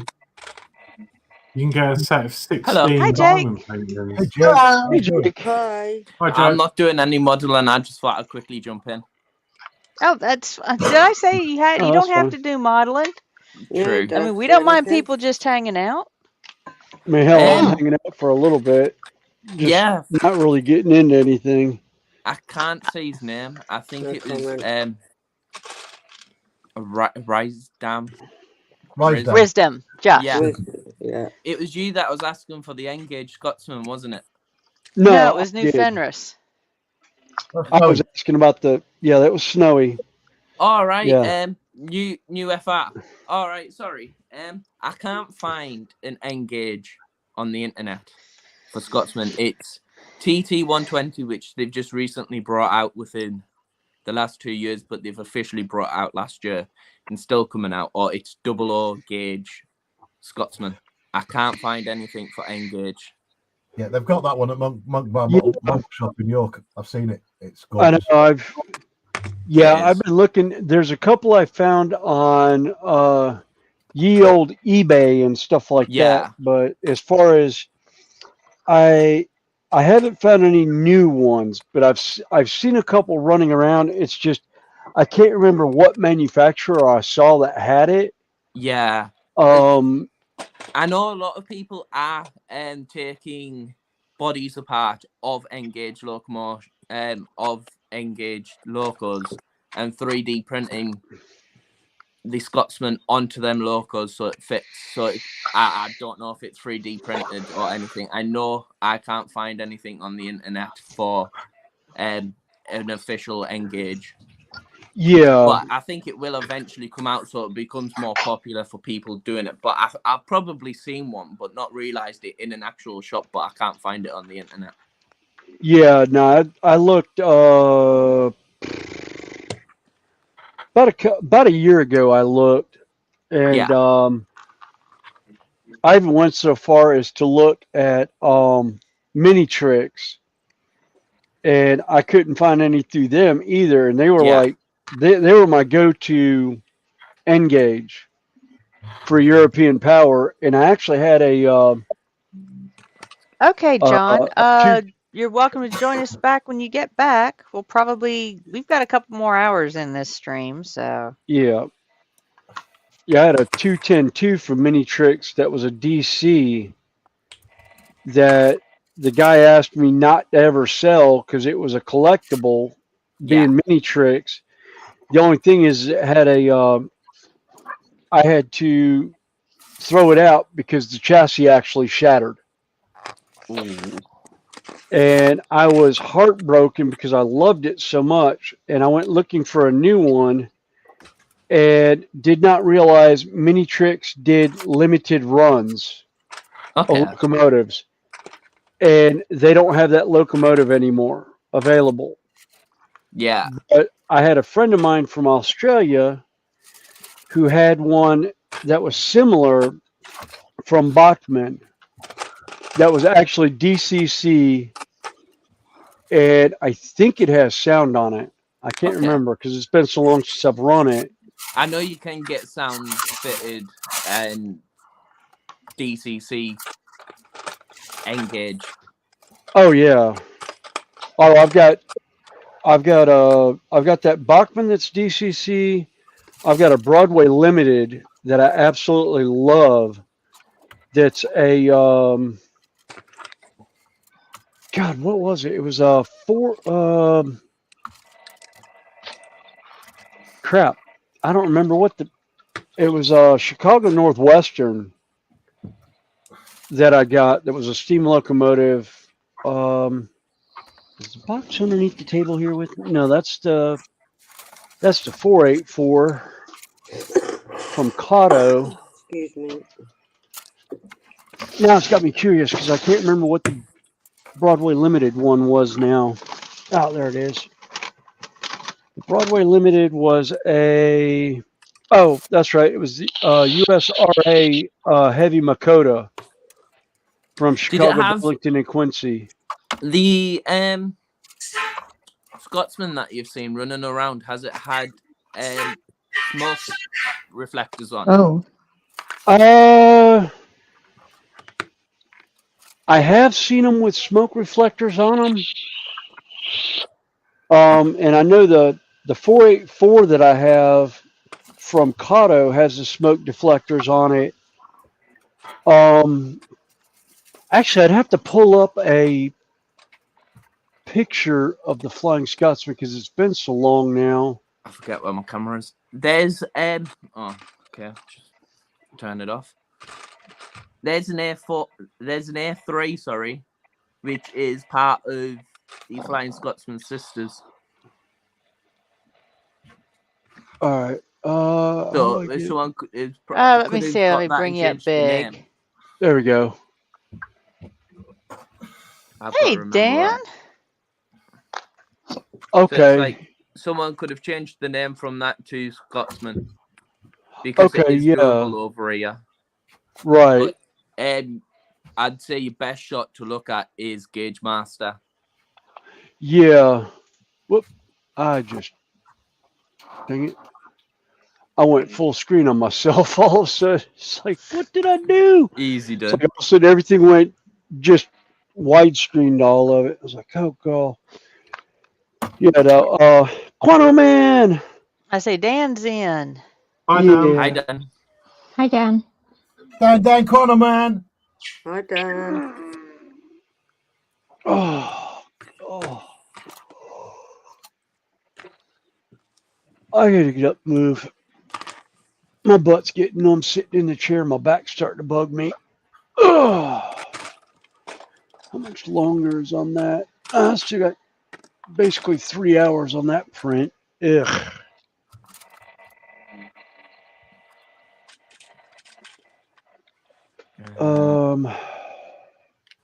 Wrong page. Turn on. Oh well. Oh.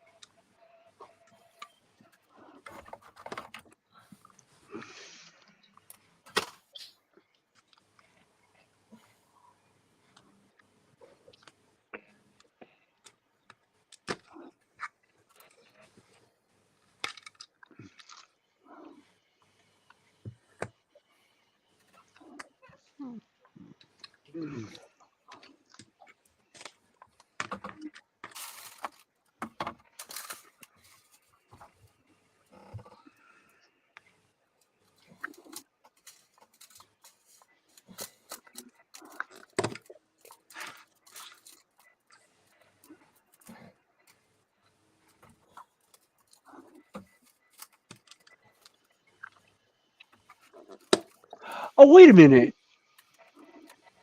I know which one to use for a Flying Scotsman. Jesus. It's a What? 464 wheel pattern. 462. Or 462? Okay, Yeah. I couldn't see the back. All right, so it's 462. Easy done. Okay. So it's you've Or got your class foot at the front, A3. then your 6, then your 2 underneath the cabin. Yeah.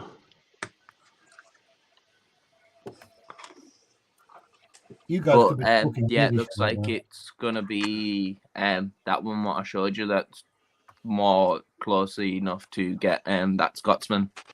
Yeah. And it looks like I don't know what it'll be for dollars, but for English pounds, it's about 200 and odd pound. Oh, that's not bad. We're just about. I think it's 2 to 1. No, it's like 1 to 0.8, I think, or something like that. Okay. No, So at one at point about it was 2 to. 20%. At about 20%, Yeah. give or take, and that'll give you a rough idea. Yeah, because I was seeing it's about $300 US is about 200 pound. All right. But yeah, I've been looking even going on flying, as a Flying Scotsman, but even going as the class A3.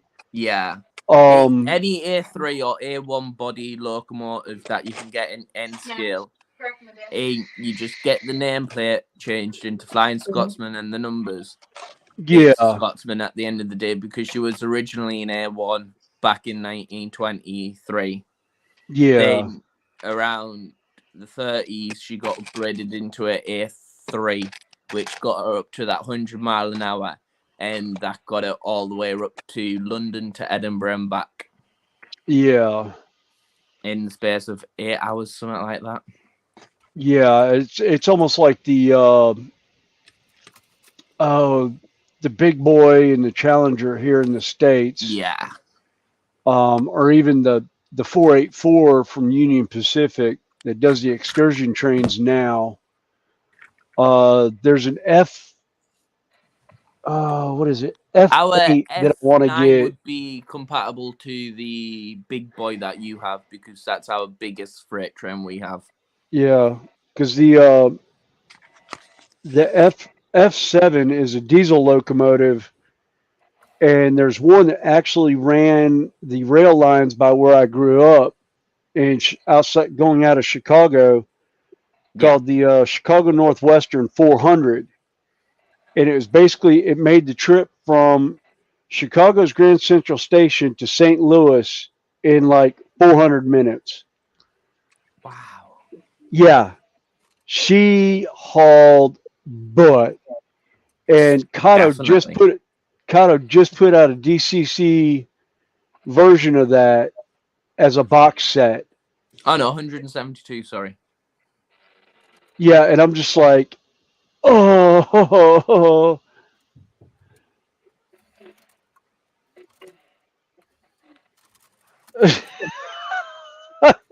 I was just reading Quanomad's comment. It's like Megatron better watch out because Prime's now armed.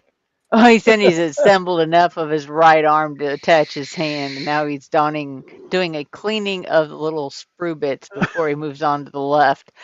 Dan, we've got room. You want to come up and join us? Come on, Dan. For you, you're I looking forgot. at £220 pretty much. Yeah. If I could find it in N scale, that'd be funnier than crap. But Thomas and Friends, the green locomotive that they had. If Connie makes me a mod for like 2 minutes, I can send you the link. You gotta put it in private chat. 2 seconds. I'll have to swap. From phone. Yeah. Yep. 2 seconds, and I'll be back.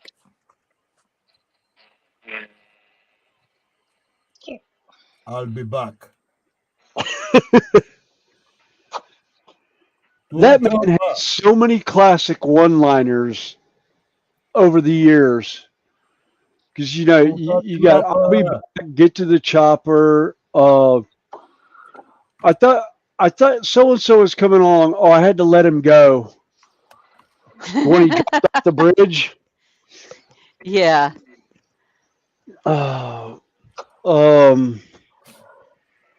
Yeah.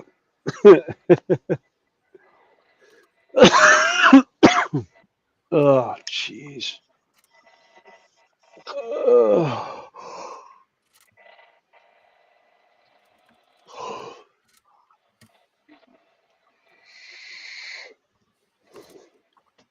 I'll be back. All right. Thanks for the warning. Okay. You're back. Oh, okay. Sorry about that. I had to leave in a hurry for just a few minutes. Oh, that's okay.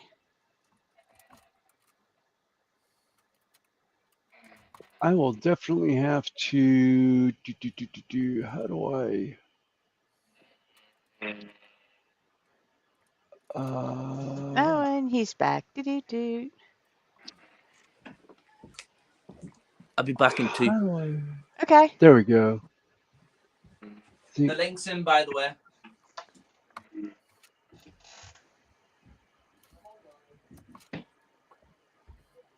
All right. I just saved it to other bookmarks. All bookmarks. Yep. Okay. Cool.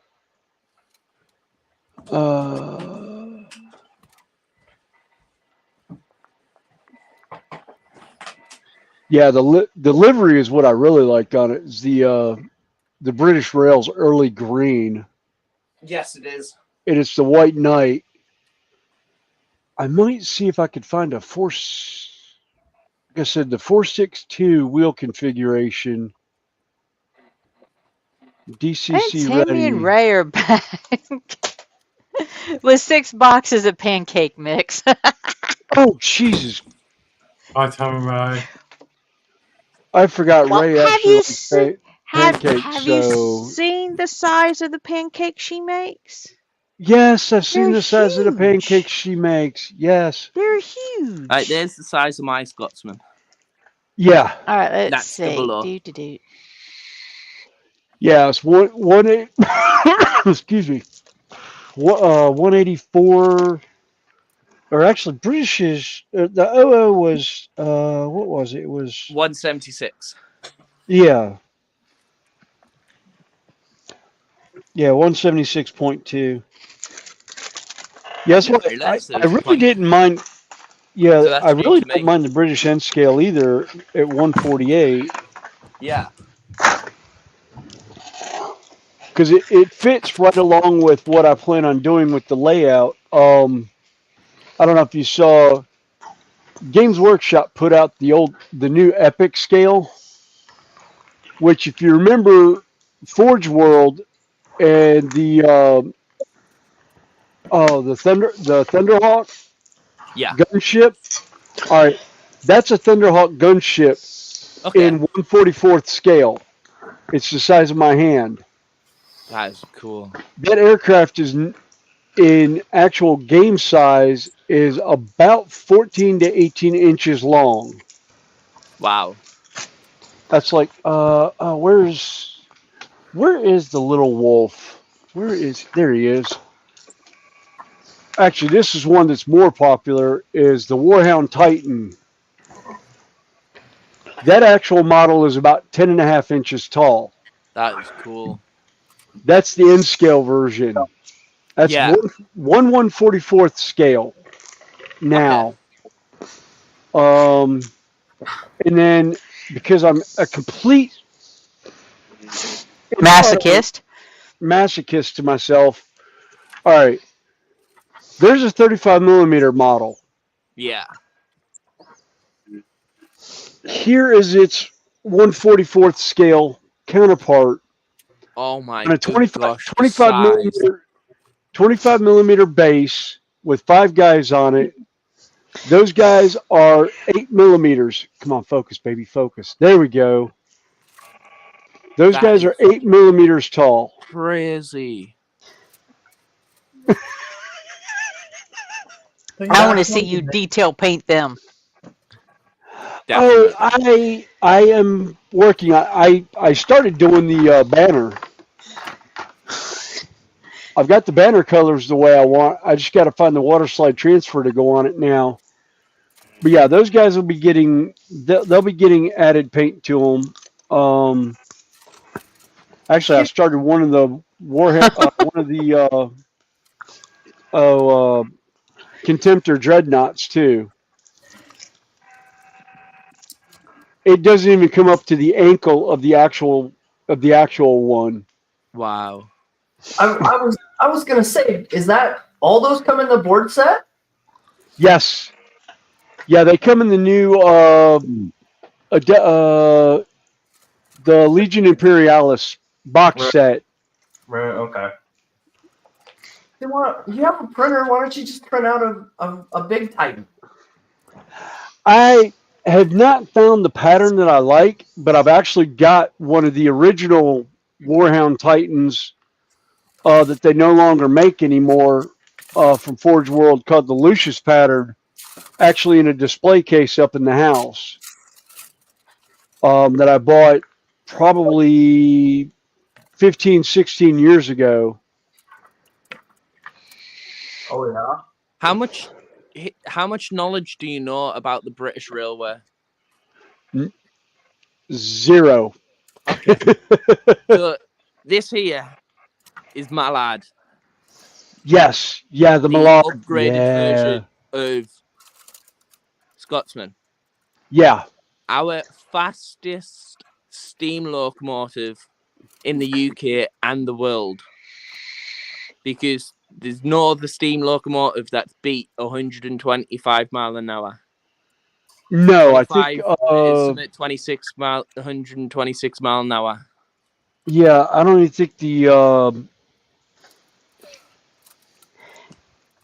4. I don't think the 484 hit that either. Oh, Tammy's got another idea for another section of her train layout. Oh God, Rue's gonna love it. Breakfast World. That sounds awesome. Oh, Well, she's she in the just process of finishing up Candyland. Yeah, she's doing based on Willy Candyland Wonka. Yeah, and that's in was it O scale or was it HO? She works I think she works HO and she works N scale. Yeah, it's HO she works. And she's put N scale around where I think it's the castle, isn't it? Yeah. Yeah, she. I know she's got small gauge somewhere near that castle. Yeah. Well, see, that was the other thing that I found about this one was these guys are actually 1/44th scale, which is perfect for my N scale layout. So the buildings she I does have O for scale them, also. yeah, yeah, she does HO or OO, N scale and O gauge. Yeah, that's one of the buildings for it, for the 40K stuff, that are actually the right size to use with N scale. So there's a whole bunch of those that'll be put up with in that layout. That is sick. Yeah. Cool. The camera's doing some strange stuff. And my camera's being stupid, to say the least. That baseboard behind me. That's my layout. I just need to get track and everything for it. Then the scenery will be getting put onto it. Oh yeah. Let's see. Where's that?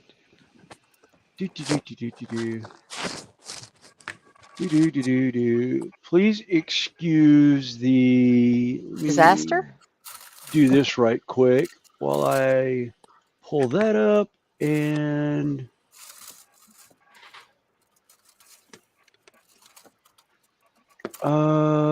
yeah. Oh, that's not gonna work. Never mind.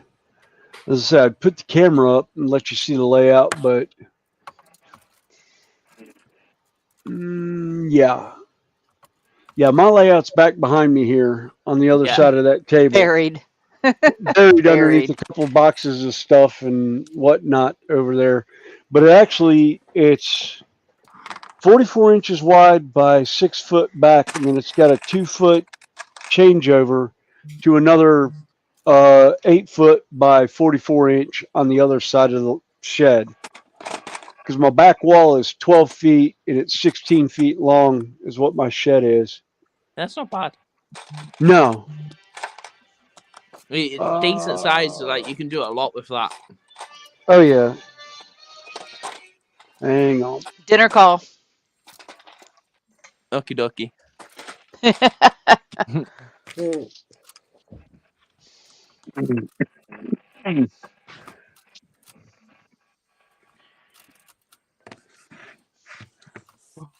You know what?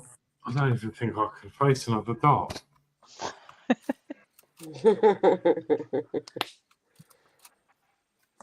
Oh, now I've dropped him as well. And Tammy's said she does N scale and HO around the Godzilla and Pirate layout. Willy Wonka, Candyland, or O scale.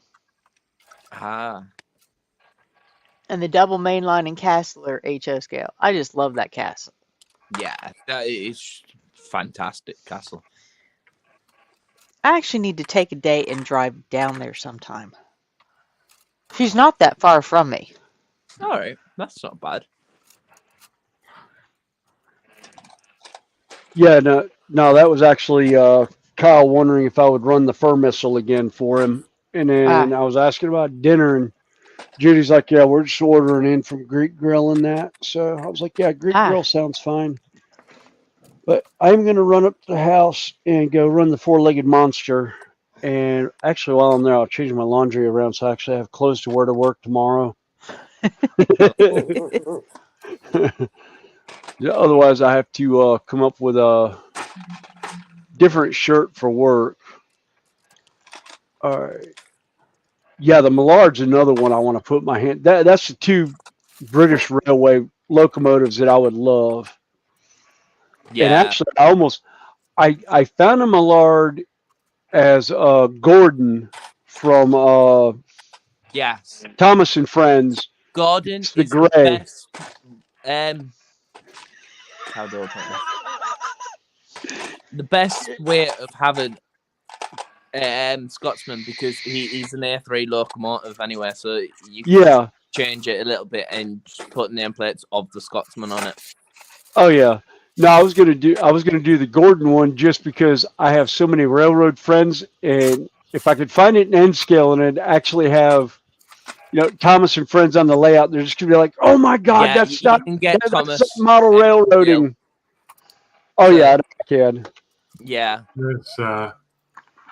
There's one when we went to the York Railway Museum. I got a share up.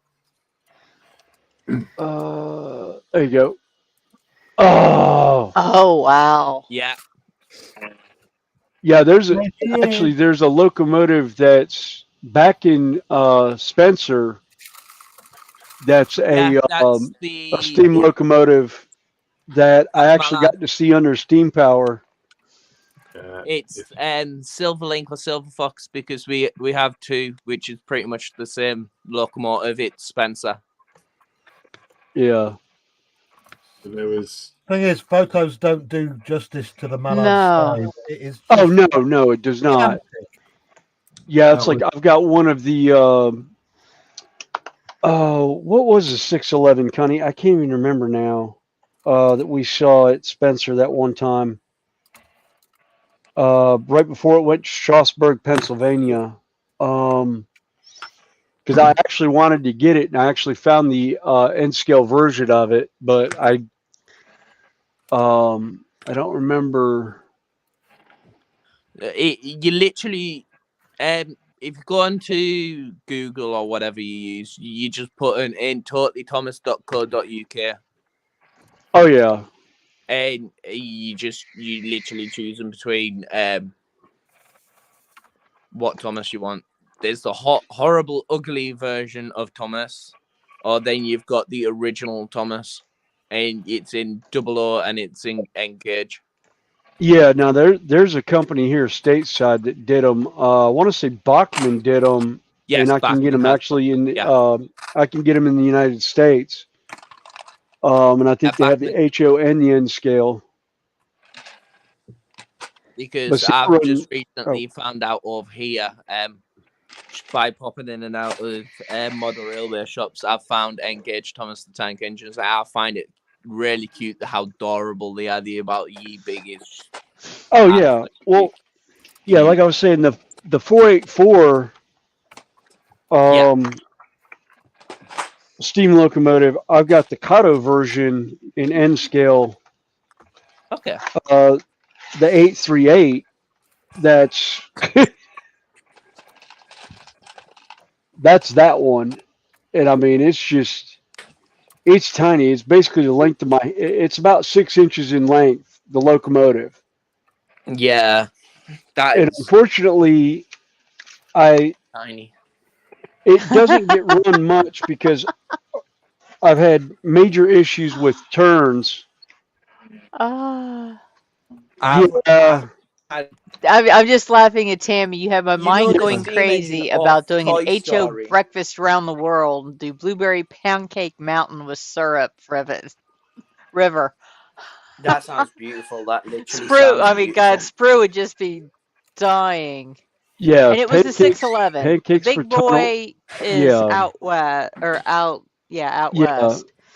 It actually tours Denver. She's saying Ray's favorite locomotives were the 611 and the Big Boy.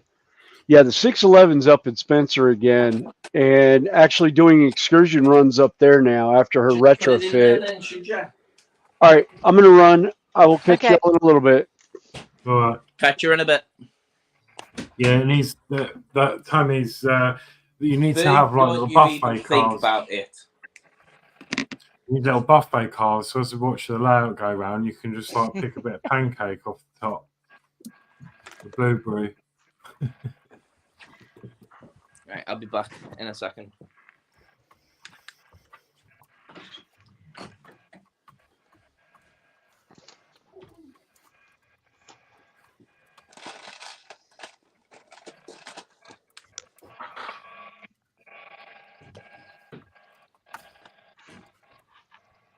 So you still with us, Randall? Yep, and I'm still here. Okay, just checking. No It's still fairly early yet, so. one's asleep Oh yeah, yet, Tommy. we still got daylight outside.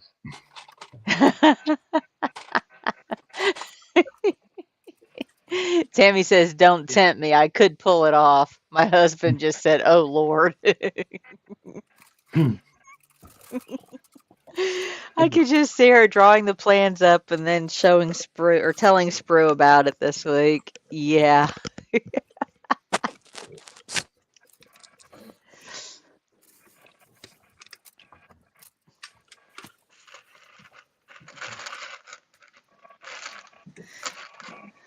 Right, question about diamond dots. Yes. Under the dots supposed to be the same color as the dots? No. Right, okay, good. I mean, they're close, but not exact. Well, I've got green under these, and the dots I'm putting on are brown.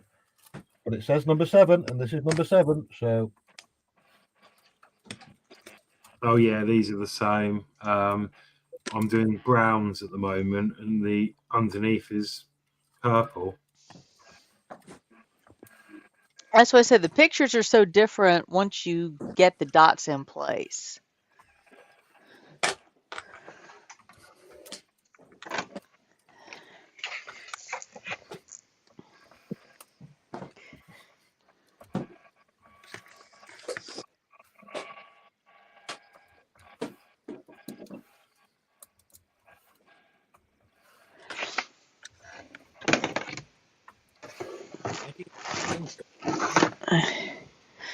Oh, come here, you little goat.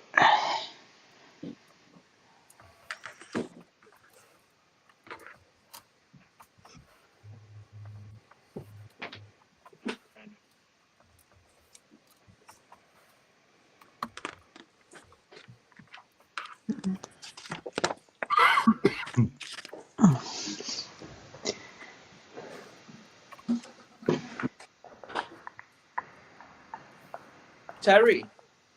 Hello. You know how you've been to York Railway Station? Well, not About a railway million station. times. Museum, sorry. It's only about 100 feet away from me, so yeah, I've been to it a lot.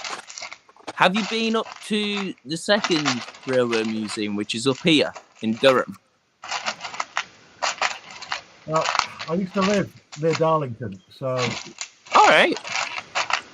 All the way to Darlington Station, they used to have Stephenson's rocket at Darlington Station. Is it still there? Yes, it's still there. Oh wow, awesome! We've still got Stevenson rocket, and we've got the original locomotion still there. Yeah.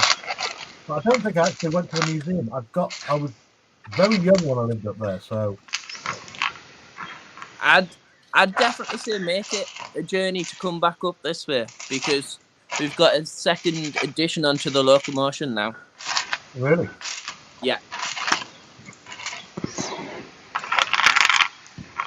My trade knowledge isn't that great, to be honest, but what I do enjoy is looking at the things that the great big giant industrial machines that mankind has made. And I don't think anything encapsulates that more than going to the National Railway Museum, because it's all there. You're just blown away as soon as you walk in. Of course. I mean, the Flying Scotsman, Mallard, I think the last time I went, they had the Japanese bullet train there, and that was just amazing. I don't think that's there anymore. I think it was The on loan Japanese from country. Japan actually at the time. But that was the last time I went, so you can see how many years ago it was. Yeah. I know It's they just had on it my in doorstep. I Sheldon. can go anytime for free, which is the weird thing. But you know, it's. In fact, I'm going to go again next weekend. I think. Yeah. But yeah, definitely come back up this end. I'd say probably middle of summer because they've just recently opening it, the second building that they've just built on. Well, the thing is, I've got friends up there. I mean, Dave DS from DS Models. Yeah. He's up Norway, so maybe we could get Yeah. together, a bunch of us, and go. Definitely. I'll be up for that. That's I where would that be as well. last Because picture. they've added a building on to get another I think it's 45 or 48. It's somewhere in the 40s. Another 40 locomotives up there, and they're moving stuff from the location of the I can't even say the word now. Locomotion into the other building so they can get more stock into the locomotion now. So instead of having stuff always sat outside, they planning on moving most of that stuff inside so they can get jobs done quicker and everything. Which one wasn't the original? Was it Stevenson's rocket that was rebuilt, or was it Locomotion? They were kind of built around the exact same time, but for us, for Durham and Darlington's side, that was the first ever freight line, which was built. No, what I mean is one of them was rebuilt from scratch. Oh, right. That Was it the rocket or Stevenson's. Locomotion? That was Stevenson's rocket. Yeah, I thought so. Because yeah, the locomotion is still sat in there, falling apart slowly. Right. Okay. Very sad. It is. And we got Dan in the house just as he stepped away. Hi, Dan. Hello. But yeah, they're bringing locomotion out in 00 scale now. They've finally brought out Hornby. Took them however many years to finally oh yeah, let's bring it out in. I'd love to have a layout. I just don't have the space. Don't have the space. Yeah. Every single shelf in my shed is stacked full of models. Oh wow. I don't even know if I can point the camera over there.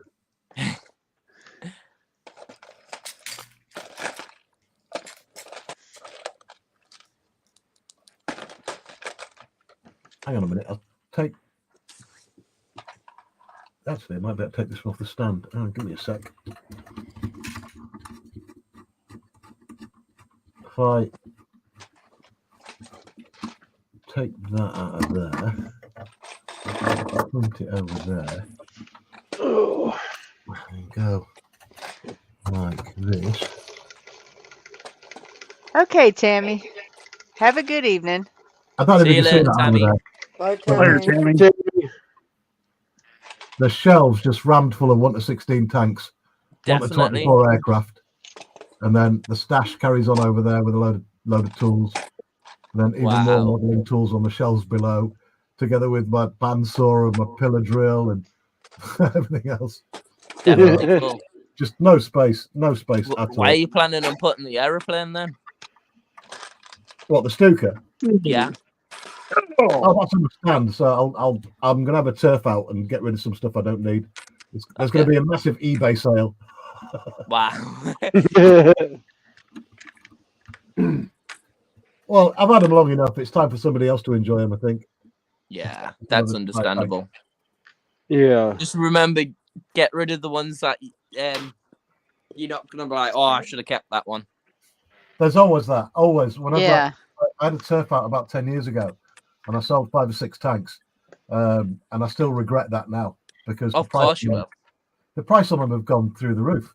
I mean, you're talking £1,000 for these Tomato tanks now. Wow. Yeah.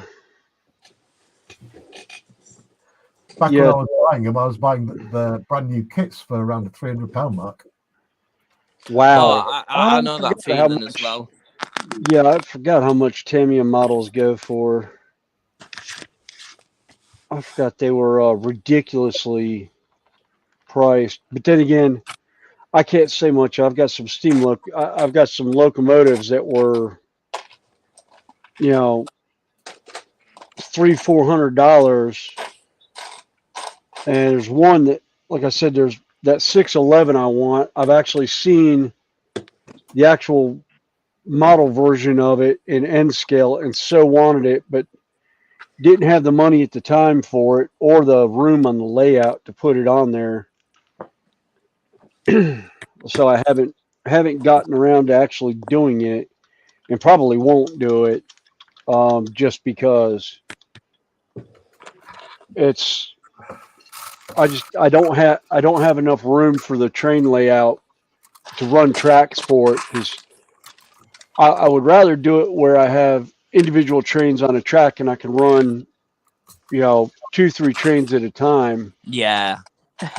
Somebody's got a And stash he's holding on to. not having a speed match. Talking about prices, this brand new, £320. I don't know. That would probably be about £400 over by you, but £300 for that brand new. Hey, you just getting 2 ends and 2 coaches. Yeah, and it's You not will get- even You will decently. get a die-cast chassis and die-cast wheels on it, though, so there's money there. Yeah. Yeah. Well, Jake, the other thing, look at what was in the upper left-hand corner. You're True. paying for that name sitting there. Yeah, you are. That's like this. I can find this locomotive under any other brand, but I'm paying for that name right there. I'm paying for the Kato. I'm paying for the Kato brand on it. To be honest, I know you probably won't have heard of a Cura scale over the other side of the pond. You think AccuScale? these Yes. are expensive for how detailed they are? You're looking at the highs of £260, and Yeah. that's £300 just from Hornby. It's Yeah. ridiculous. Yeah. AccuScale Railroad. That's like Pico. Pico, wonderful nickel track. I use their flex track. I have 2 full boxes of N scale with the wooden ties. Yeah. They run about. I'd have to look it up again. I can't even remember what it goes for now. For a box of like 25 is like outrageous sometimes. Let's see, Midwest. Oh, it sounds like the chickens are fighting the cats again. I'm gonna have to go chase them off the porch. It's just weird because it's like newer locomotives that are just plastic and that Yeah. haven't had the moldings changed since the day they made. It's ridiculous. Like £300 for that. They're bringing out a brand new locomotive that just recently got put onto the tracks over here back in 2018. You're looking at £500 brand new, and it's like, who's going to pay £500 for that brand new? You'd be surprised. Oh, God, Somebody a lot will. of people would. I need that in my life, though. I like that. For the start off price, it's like £500. It's like Oh, no, Roy maybe it's like Garcia is $250, yeah. in. Pardon, Kat? Oh, Roy. Hey, Roy. I thought you said something. Oh no, I just said Roy Garcia is in. Have I got a delay? Don't know, because I seem to have. No. Well, No, you don't have a I delay. want to say Roy's been in before. Get out Just my shoes. an observer. You're not small enough to fit in there. Was saying, I like that pride train's amazing. Being that way myself, like that's perfect. I want to do one of them. Yeah. Well, and two, it really comes down to how detailed you want your models. Yeah. The more detailed Yeah. stuff is going to cost far more than the True. lesser detailed. See, like I'll show you here. These 2 engines right here, these 2 F3s, the A and the B set. Oh, let's put you on big. Okay, yeah. But these two F3s right here, this AB set right here, I give, if I remember right, a little under $100 for the pair at a hobby shop. Yeah. Now these were obviously secondhand engines, but you can see the level of details not anywhere near what this engine's sitting down here, and I'll run it up here where you guys can see it a little better. So, now, obviously, this one here is sound equipped, but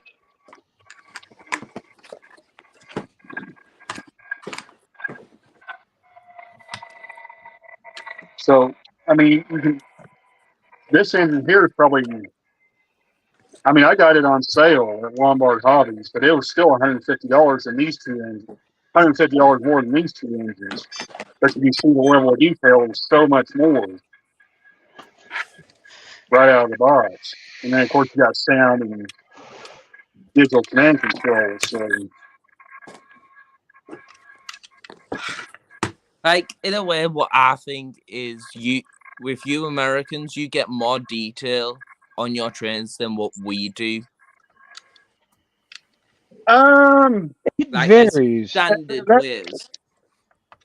That's kind of a hard question to ask. I'm not sure if I would be the right person to answer that question, but yeah, that engine right there, that's actually what they call their legendary livery series that Athearn has. These are basically fantasy paint schemes put on select locomotives. So like you have your fallen flag. This SD70 being a Rio Grande engine. Rio Grande didn't exist when the prototype engine came out. Yeah. But the way Athearn did these were kind of okay, what if Rio Grande had survived another 10 years, 20 years?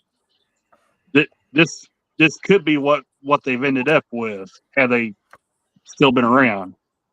Yeah. So, and that's a series I like a lot that Athearn does, because I have a Burlington Northern Vivo as well, and also a pair of FP45s are in BNSF Heritage 2 colors. But I've always been kind of a fan of the what if on these with these types of engines. So, but yeah, you can just see you can just see the level of detail really ratchets up when you get to like the top echelon of locomotives, like your Athearn Genesis, your Walters Proto, your Scale Trains Rivet Counter, even definitely even their top of line museum quality that Scale Trains has, which is even a step beyond the Rivet Counter. Yeah. So yeah, it's a lot of money, but you also get what you pay for, the way I see it. I think just like any hobby, though, when you've invested, I mean, you rail guys, you take it to the next level, because you literally invest tens of thousands of dollars in your layout. So if you're talking about laying out $350 or $500 on a new loco, then realistically, compared to the cost of your actual layout, it's not a lot of money. Yeah. Right. Yeah. Especially I mean, they give you. I was just going to say, look at we was talking about RC cars, or look at that hobby. Absolute money. Yeah, it is. I mean, it would be nothing for someone to drop $1,000 on an RC car, the right model. Yeah, I did. Actually, my James oldest is back did too. for Hello, Christmas. James. Hey, James. Hi, James. My daughter did on an 8 scale techno. She saw one she absolutely loved. The motor alone in speed controller was $600. Wow. Yep. Yeah. She got it's the same model as mine, but she got the upgraded motor and speed controller in hers. And I was like, I told my dad, she brought it up to my dad, and he's like, well, it's your birthday present, Christmas present. Go ahead and get it for her. I was like, okay. Well, on the way back, I was telling Dad about the car and all, and I was like, they gave me a box of parts. I was like, I haven't opened it yet. I was on the interstate, so I could go on cruise control. I'm on cruise control and I open up the box, and I'm talking to my dad, and I was like, oh my God. And he's like, what? And I was like, there's 4 sets of tires in here. These tires are $50 for a pair of tires. Wow. I go, there's $200 in tires. I go, and I started looking through. I was like, wait a minute. These are the original shocks. What shocks does he have on it? I pull the body off, realizing he put the anodized aluminum shocks in it. And I'm looking at it going, he's got almost $300 worth of upgrades on the thing that he never put in the actual price. Like, that's one thing with the cars that I like about that, because it's like you can sit there and upgrade them to like full on max. Oh yeah. Yeah, Well, and a it's like lot you're of it, gonna I get think, the money worth no matter what. You could have it sitting on the shelf and you can play with it whenever you want, or you can just sit there and run it into the ground and just go out and get a brand new motor in it. Well, and also, I think it depends on what is your goal, shall we say, with the Definitely. trains. Are you just wanting to do trains and operations? Are you wanting a showpiece? It would To end up where being you are actually going down, a true replication layout. a lot of What we call people prototype layout. replications. Yeah. Some of them will just sit there and have them on a shelf and show them, and some people just design a plan that could be from in the mind. Yeah. Which is what they call a fantasy layout. Yeah. Actually, mine, most of my layout is going to be fantasy. The only thing prototype about it is the locomotives I have are actual locomotives that ran in the U.S., but the layout itself, hence the name New Fenris Railroad, because of my 40K gaming, I named it after the planet that the main army that I played from Games Workshop, it's their home planet of Fenris. Oh, right. Okay. And the original layout, like I said, if you go back to some of my original videos, was a layout in the house.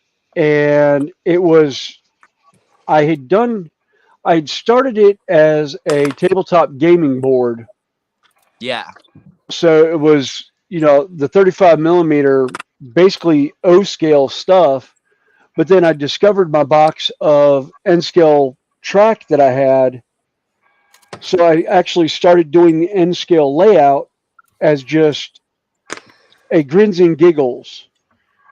And there was a layout set up from Woodland Scenics that I liked, but I wasn't going to pay the like $600 for basically the box kit to make this 4x8 layout. So I laid it out on my own and bought what I wanted for it, because most of the stuff I already had. Yeah. There was only a few pieces of it that I was actually missing, and I've kind of done 4 versions of it, and I'm on my 5th layout now of that over the last 6 years. About a year and a half ago, I actually had the layout complete, where I started doing all the terrain features, the grass, laying my buildings out and everything like that. And I was doing some work on the ceiling with Dragon Lever here in the shed, and I stepped on the corner edge of the layout, which most of my layouts were bulletproof. Yeah. The one board I had was a 1-inch by 3-inch, but it was 8 foot long. It was actually 2 4-foot pieces with a dovetail joint. Okay. And I stepped on the dovetail joint, and the joint was sitting this way. So when I stepped on it, it broke like that. Yeah. And it shattered in the middle of a 4x8 layout. So it completely shattered the entire center of the layout. So I had to pull everything up and start all over. And that's at the stage I'm at now. Actually, most of the pink foam back there is actually set up for the layout.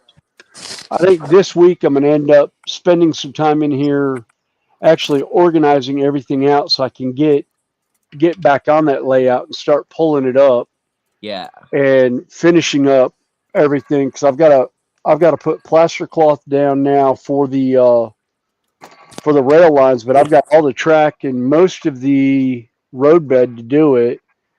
But I may put I've got a bunch of Kato stuff that I'm probably going to put down for the time being, to Yeah, Jeff. actually run You know, the stuff on. anybody, you know, whatever your hobby is, you know, there are people out there willing to drop hundreds or thousands of dollars Oh God, we won't even. on their Yeah, hobby. Jeff, we won't even get started on photography lenses. Yeah. Well, it's Yeah, or that's a like, whole one on that. you know, like Well, I've got a lens. I've got a lens that I bought after my father passed away. It's almost $3,000 just for Wow. the lens. But I can take a picture. It's a 400, 600 millimeter. Ouch. So I bought it for when I was doing a lot of photography at the NASCAR races and NHRA races. It was something I could sit up in the grandstand and take pictures like I was down standing on the track next to the car. Yeah. You know, being on a 1.5 mile track, I've got one photo that I was literally halfway across the track from the car during the wreck, but it looks like I was standing about 40 feet from the wreck. Wow. So I think yeah, that's only one thing about that's rubbish about phones compared to cameras. It's like you can get so much better clear pictures from DLS, DRL, whatever you call yes, them cameras compared to SLR, phones. SLR. yeah, Well, or The graphics are just so much better on it. yeah. or like James says, you know, some people have their layout designed and built for them, or True. like Yeah. my original hobby, you know, long term is sewing. You know, Renaissance Festival. Yeah. You can, you know, I know people who can spend $10,000 to $15,000 on an outfit. Of Mm-hmm. course. Now that's an outfit they will wear multiple times. I mean, particularly if they're working, they will wear it's their working garb. You know, they're on cast, they're court. You know, Yeah. so and they're built to last. And most of those are historically accurate and, you know, detailed down to the nth degree plus custom fit. Yeah. You know, or, you know, part of my enjoyment of the you know, Renaissance hobby is I enjoy making it. So I can make a lot of my stuff. Yes, it's not to that level, Shut up. but Yeah, but then yeah. you get stuff like the shirt you made for me, which is absolutely great. It was Oh based yeah.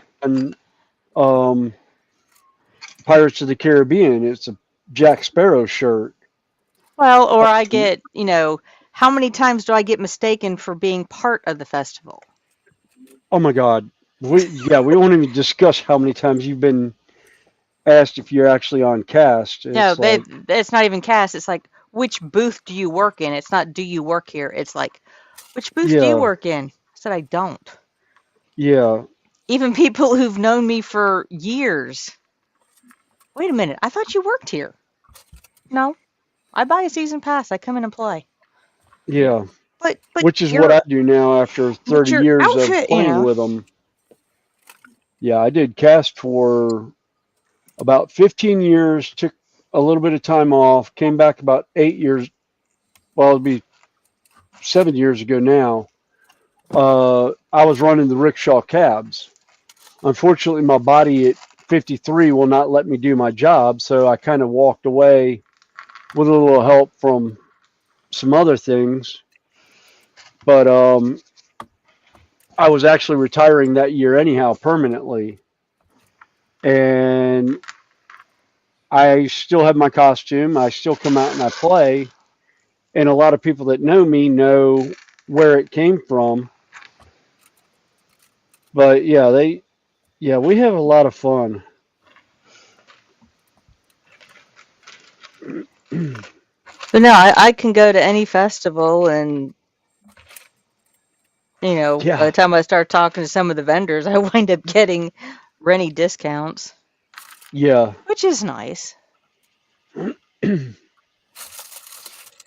Yes, I've done all the sevens. Yes. Yeah, like Wayne says, 10 to 15K on a costume. I would spend it on getting a newer car for my missus. But like I said, for some people who spend that kind of money, this is their job.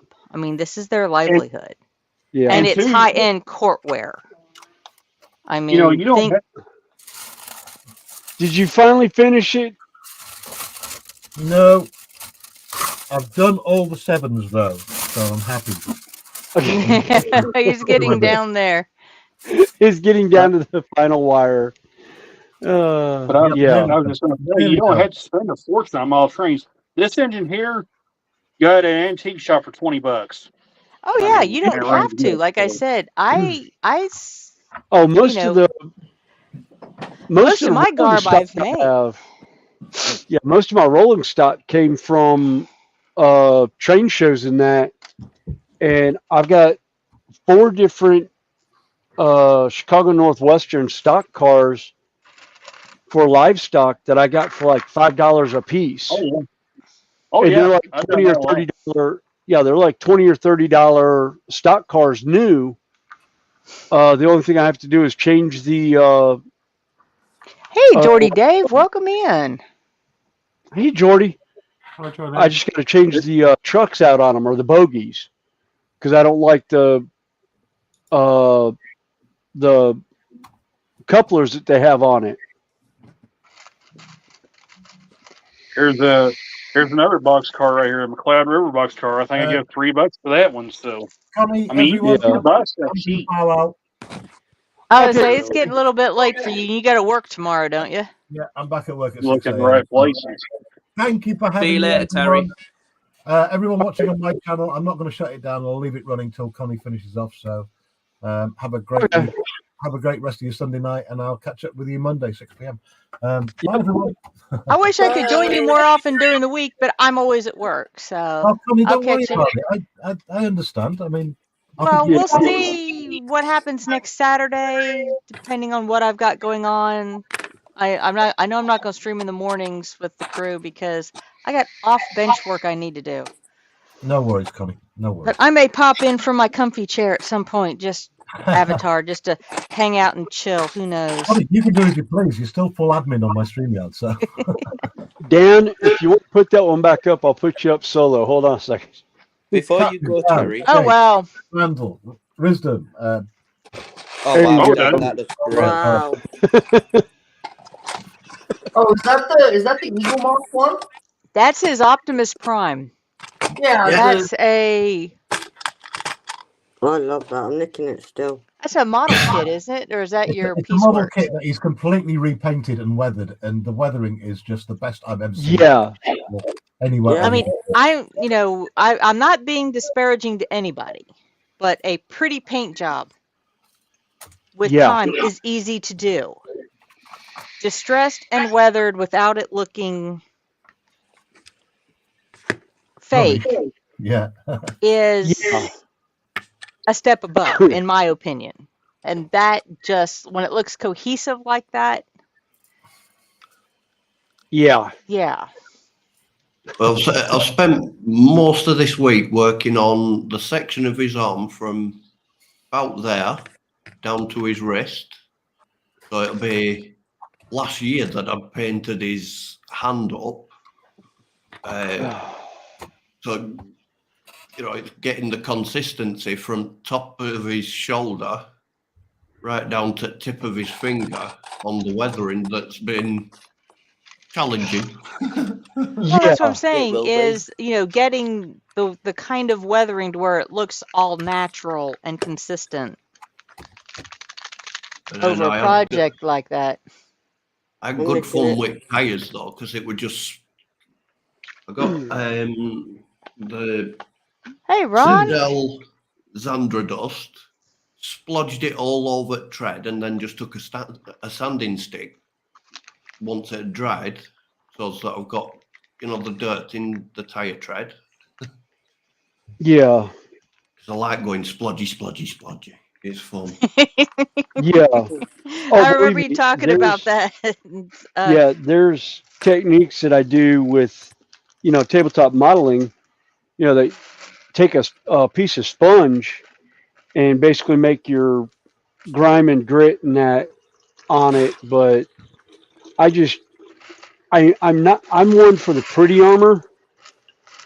I can do weathering some, like you're seeing with what I'm doing right there on the wall. But for the most part, when it comes to me doing my miniatures, which I'll pull one of them. I think I've got one where I can get to it. Oh, he's gone.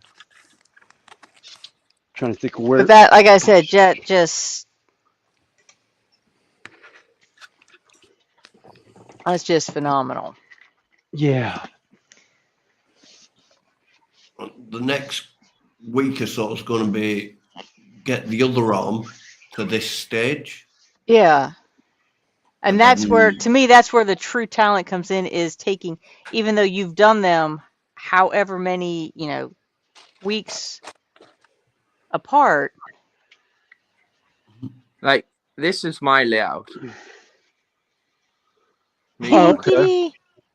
Nice. And like this bit of track from here to that corner there, and this bit is based on real life, but the outer bit is just made up, so it's a continuous loop that I can get trains running around. Yeah, it's what they call a rail fanning layout. It's you've got a continuous loop where you can watch the train run around in a circle, but then you have your switching yard and everything else. And I forgot the name for it. Operations? Well, no, not even the operations. It's the classification tracks. Yeah. In the rail yard there. So this bit here, from here down to that end there, is based on the locomotion, which is up here where I'm based at. And the outer bits up where that top bit is, that bit's real, that top bit. It's just the corner Oh, bits. Chan's And been gone for a while. I just noticed. And keep pressing the wrong button. I was going to have it as a different way, but I got advised to by my friend because of wanting like continuous trains, so I can have trains running around instead of just being shunting backwards and forwards kind of thing. Yeah. And I can have a fiddle yard at the back where I can just continuously change trains and that all the time. Like Wayne says, that's not a one-track mind. No. Actually, I did basically, like you have that classification yard. I did that for parking all my locomotives on. Yeah, that's the bottom bit down. So it's like the middle bit. I'll have like Ron, if you want to join us, mallard the link is a couple pinned of at the the top others of my based chat. As it's a building, and it's like I can put people in there and all that stuff, so it makes it look like the actual real thing which I'm trying to base it on. And from the bottom bit where I stood at, it's like it's a double track for the trains still be able to do like continuous loops. It's just got yards on it, so I can fit about 5 trains on it, and I can just run it around whenever I want. Yeah. So it's like I could get about 2 or 3 runs out of one train, then pull it into the siding, then get another train out and get it to run around a couple of times and all that stuff. Yeah. Actually, the way my layout's set up, I've got where I could run 2 trains continuously because I'll have 2 separate tracks. Yeah. And I'm debating on whether or not I have to look at it now because I've changed it up so much. I don't know if I can get a 3rd track in there or not. But I think it's just a double track right now. But I've got one spot I can run continuous on it.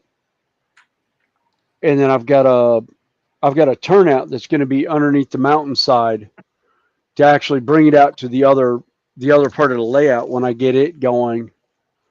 Yeah. And I did that just for modularity for later, but I still need to sit down with it and figure out what I've got going right now because it's a mess. I can't remember how I have the layout set up right now. Have you? I don't know if it's a thing over there. It's a thing over here. It might be called something different. But do you have like a railway designing program? Yeah, actually, I can use. Oh, what was it? It was. Oh, there was a couple of different ones, and I can't think of the one that I Yes, there used is. at one time. We have one called AnyRail over NFL. here. That's it. AnyRail. Yeah. Hold on. I'll be right back. Yeah.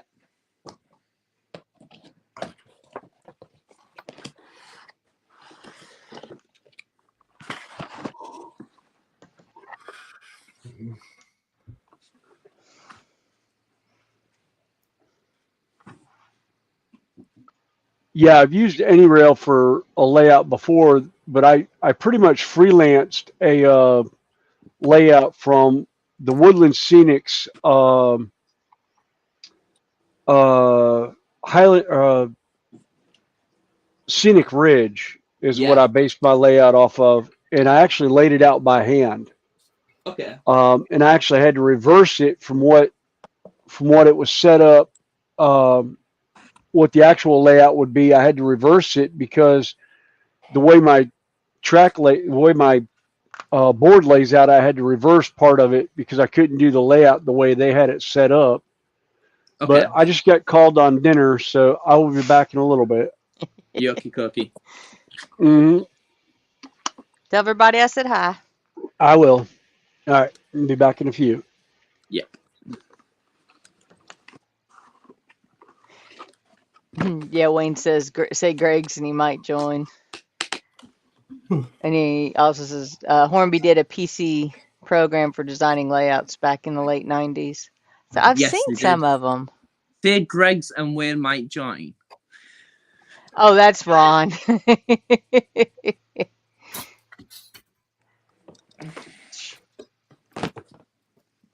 You Wayne, you have to join now. I said Greg's.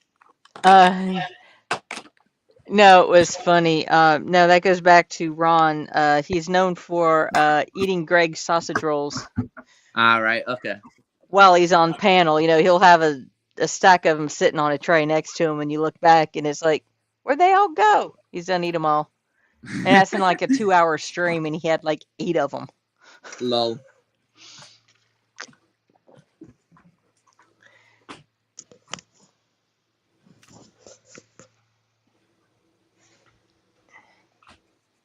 But yeah, with me saying that, it's like this costs £300. There's like no detail Yeah. on it at all.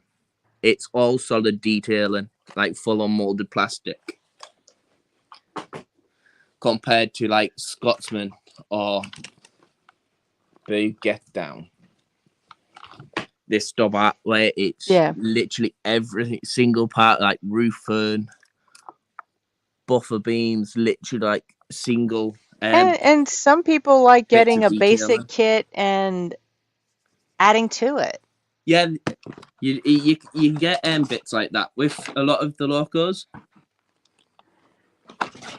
With a lot of it, it's where they just can't be bothered, especially Hornby, can't be bothered to sit there and update the diagrams that they have, because this Pride train is a X a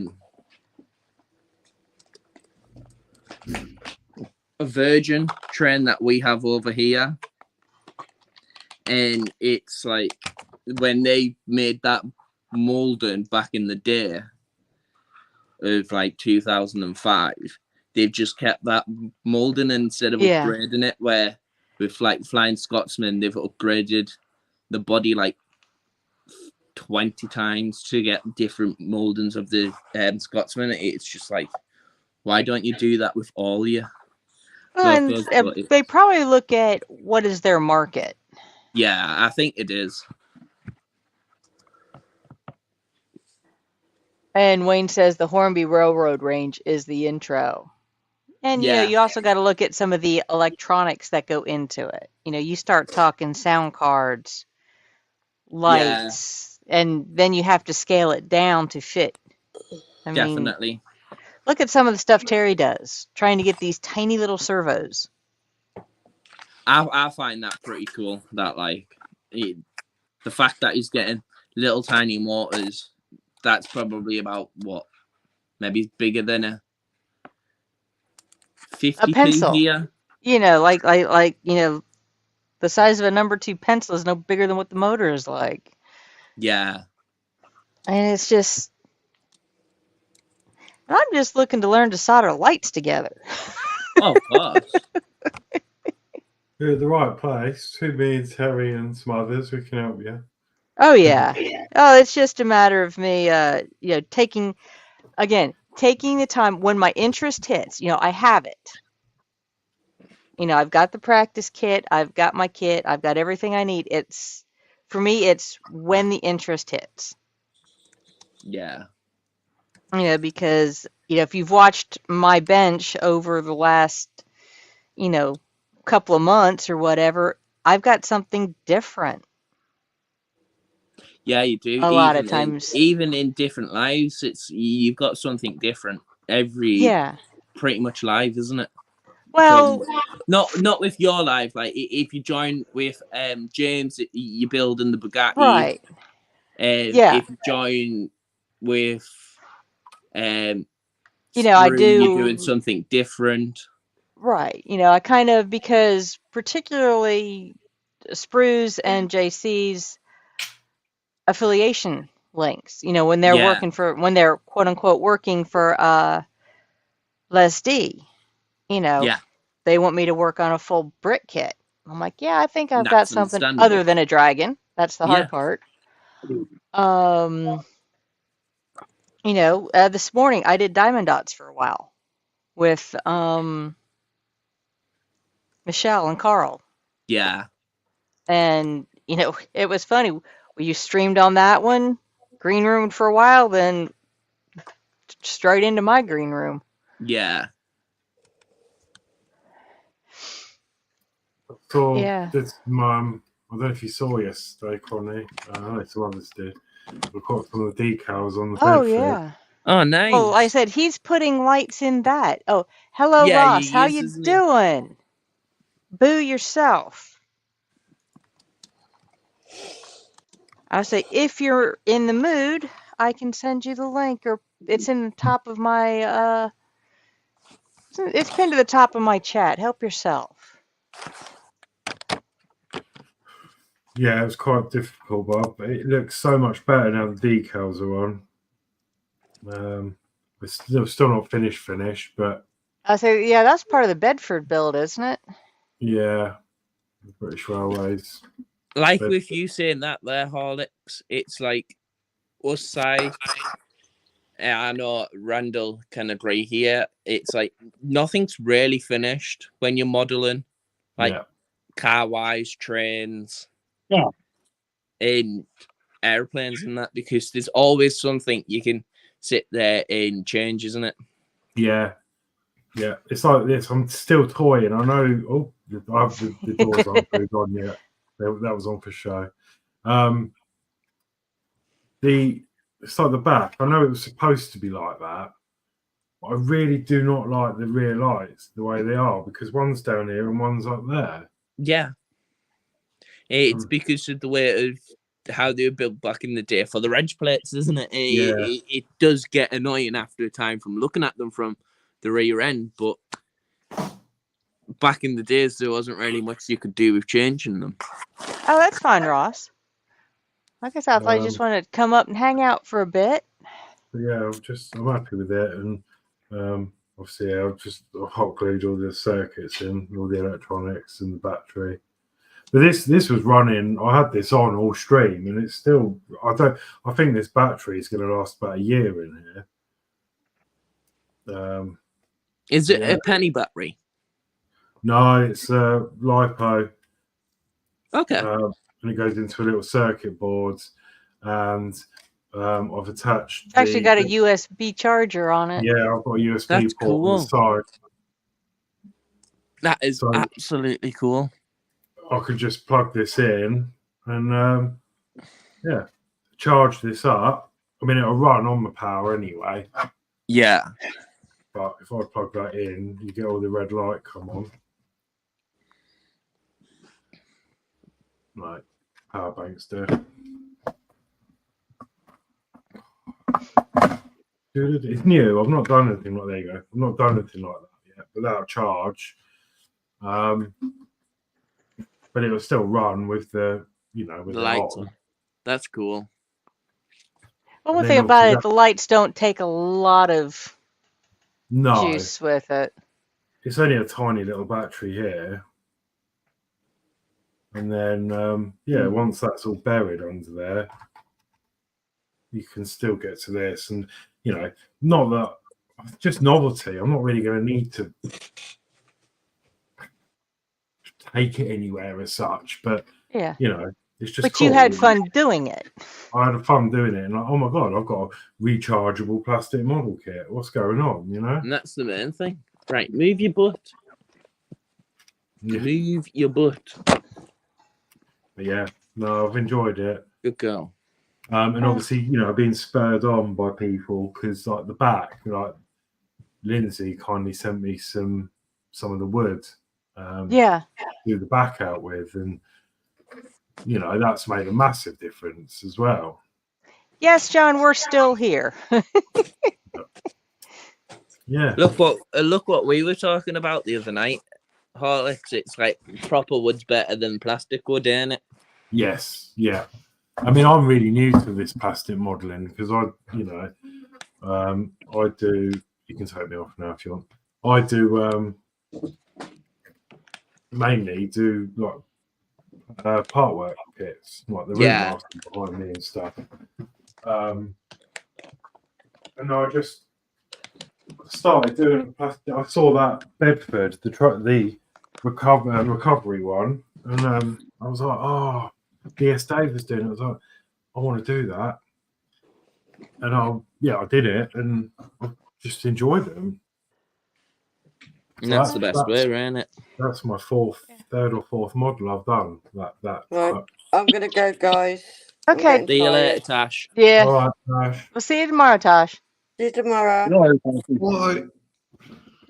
But I just, I like, as most people that know me well know, I just tinker with anything electronic. And, that's, as I said to you on other streams, that's where, I designed this Bluetooth mod for the bus. Because I love the bus. The part work bus is amazing. But to turn that bus is brilliant.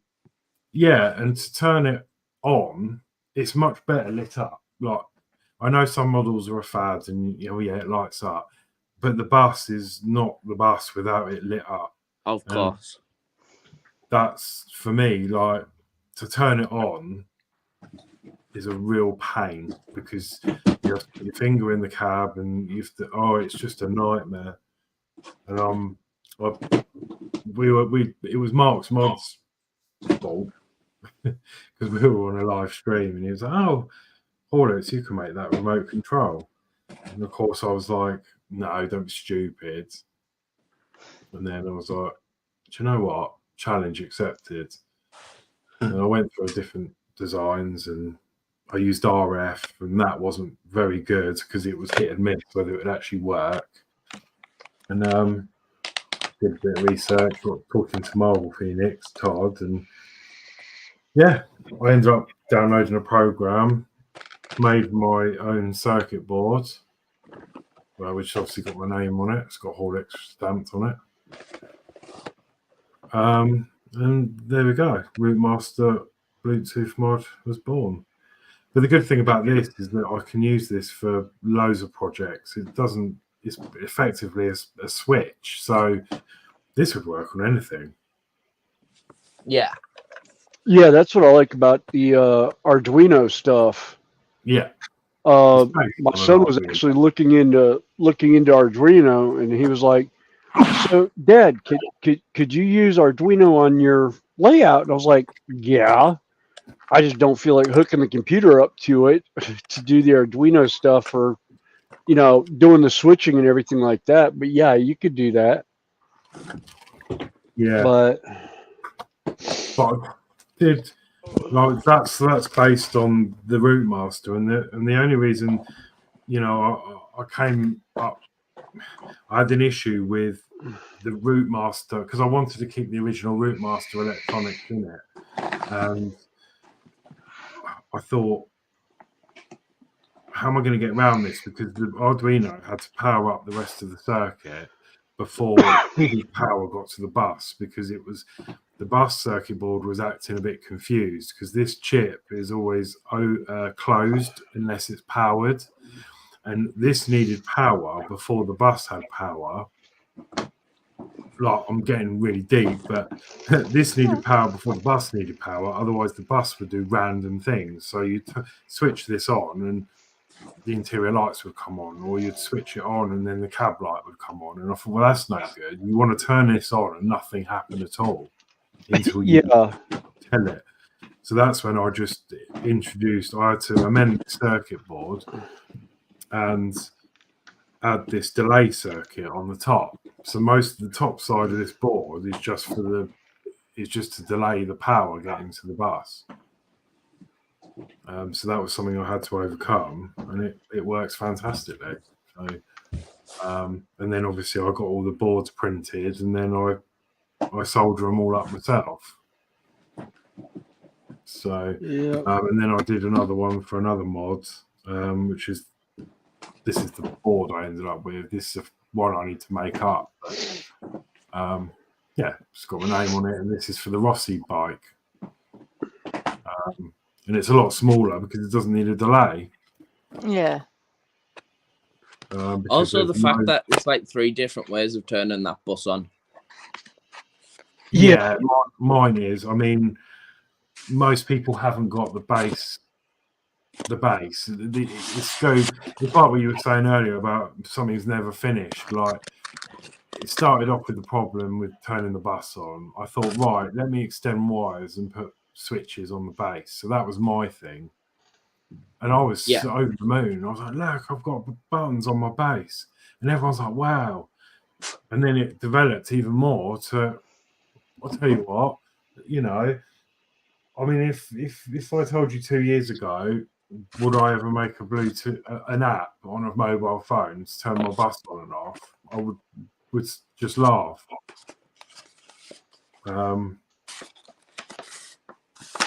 There it is. Connect to it. But yeah, now I've got an app that works. And then for this circuit board here, this is for the Rossi bike. So same app, just change the skin. It's not going to work because nothing's connected. So, but yeah, and then that's where that started, and I'm super proud of that. Like, it's amazing for someone just to sit in a room bored and create something like this. It's mental. Yeah. Well, this is actually where my bench hobby started. Painting these things. Oh, wow.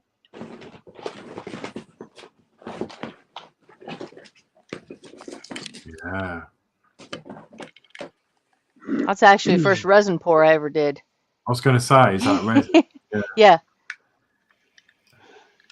Yes.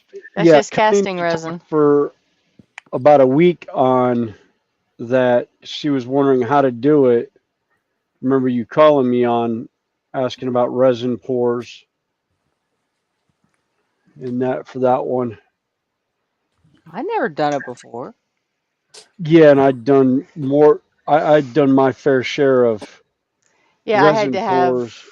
I had to bring one of my little ones from work. Somebody knocked him over and he broke a wing, so he went to the dragon vet.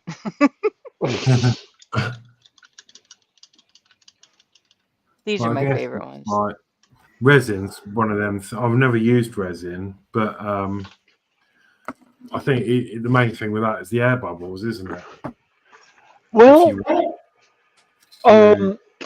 yeah, the air bubbles, you can get air bubbles sometimes. Usually you get them on the surface.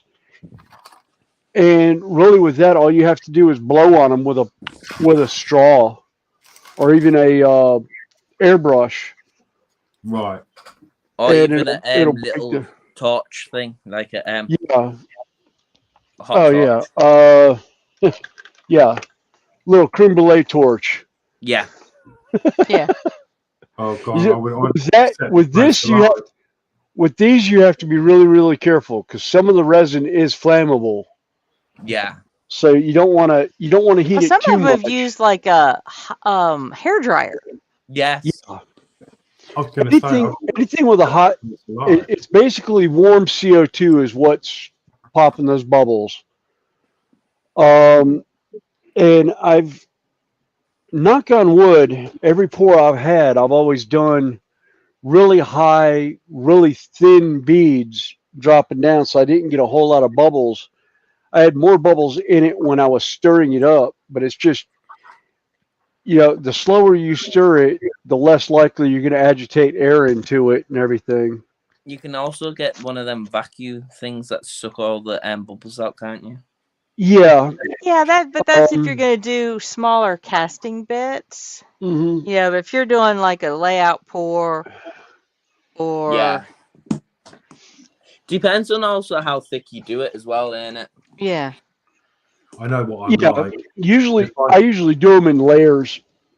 I do no more than like 3/4 of an inch or trying to think of how many probably 8 or 9 millimeter pour is about as much as I'll do, and I'll let that sit and cure for like 24 hours before I do the next pour on top of it.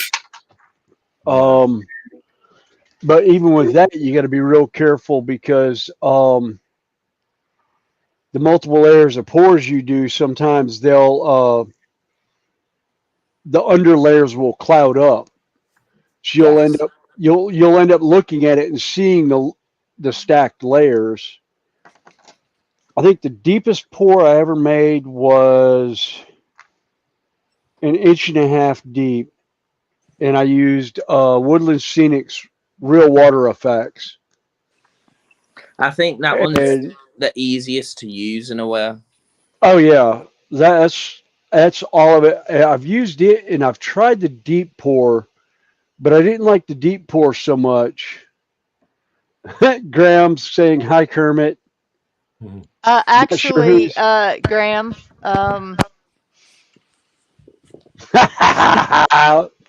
we have grapes.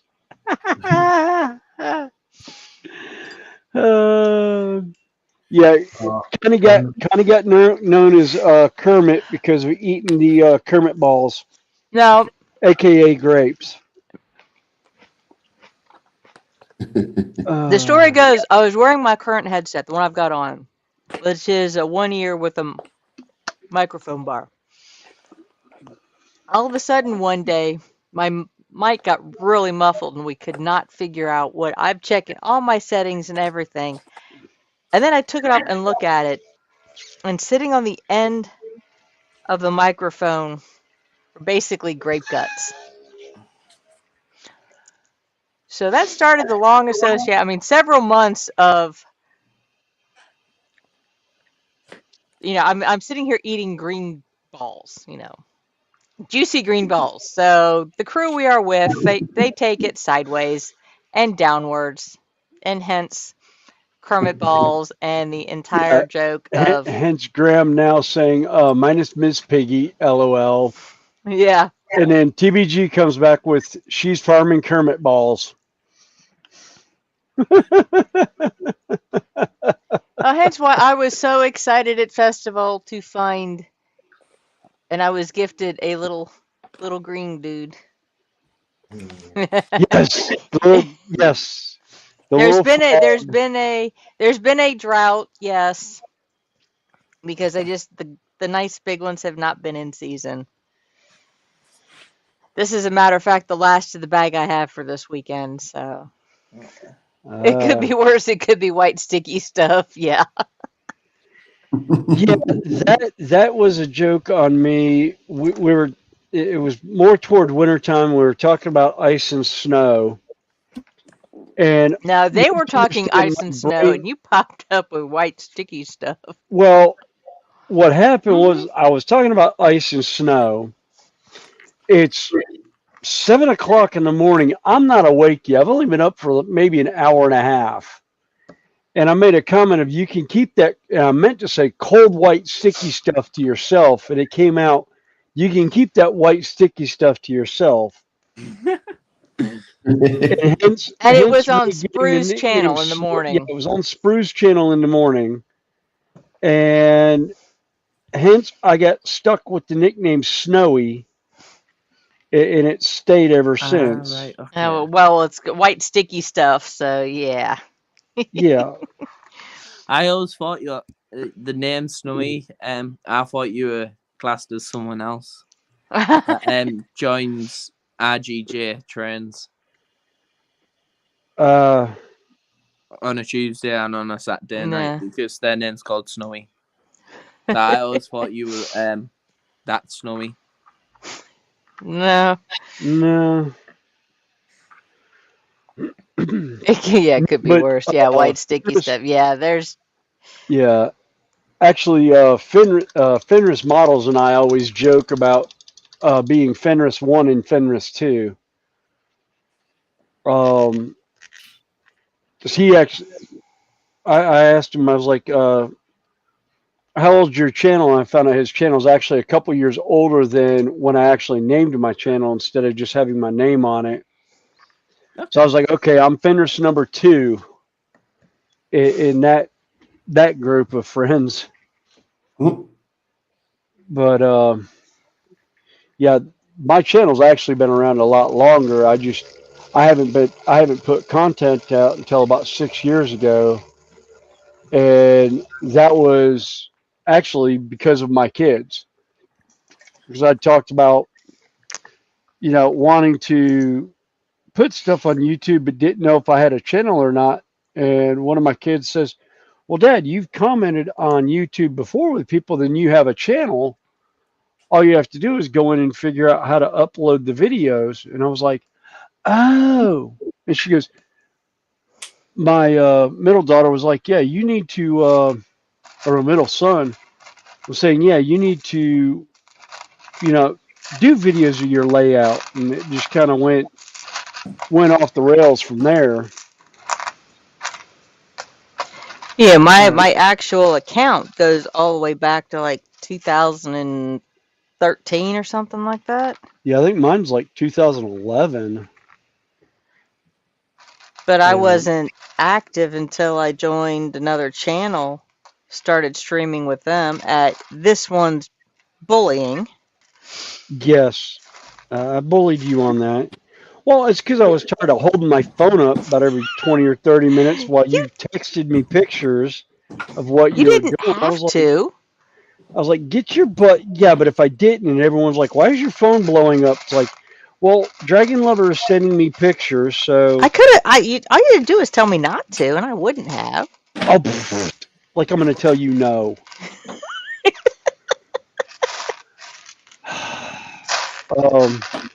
So I was like, get your butt a camera here. Here's a good camera to use, and get your butt in here. And you did. Well, yeah, I first tried it with the cell phone. It didn't work. And then I, did a little bit of research and ordered a camera. It shows up, but there was an extra box with it. I said, what in the world? Did I order 2 cameras? And I thought, wait a minute, and just as I thought of her, my daughter called me. And I was like, hello. She says, hi, Mom. I said, did you send me a camera? She says, Happy Mother's Day. So right off the bat, I had 2 webcams. Tell you what, you should love to feed a red panda. They are so cute. Yeah, I thought so too. That's why I built this little thing. And he stays on my bench. The only thing cuter than a red panda is a baby red panda. Yes. Oh dear. Yeah, he's fine with us calling him Snowy. I don't think he'd answer to Fenris right off the bat anymore. No, I probably wouldn't. You get It's not used to bad nicknames, for don't you? My name came from an ex I had. Yeah, I know. And Keeps me I had on. to change it because it was spelled I just as in tell the a ring. little bit. And obviously, when people were trying to search me, it was coming up with anything but. It was just like, but my ex boyfriend before my last, he said I was boring and that I used to just want to sit at home with my feet up, slippers on, watching the telly in front of the fire. And then they started calling me Horlicks. And that's sort of where that name come from, and it's stuck ever since. So, right. Yeah. And I'm not boring. No.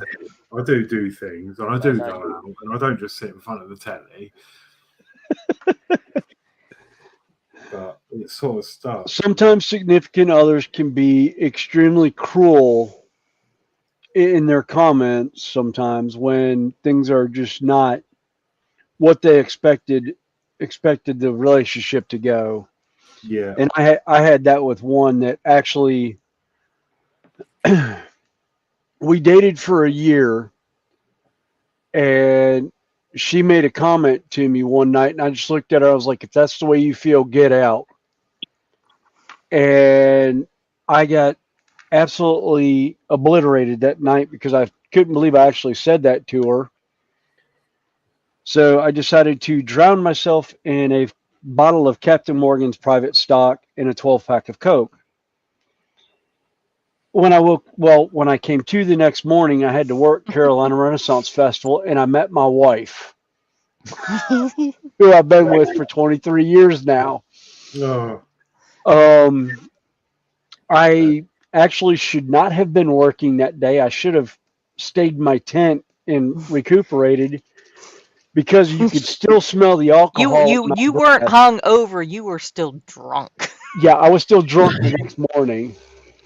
But I am an extreme flirt, and Connie will attest to that, and so will my wife. And I flirted with her, and no, it's not me.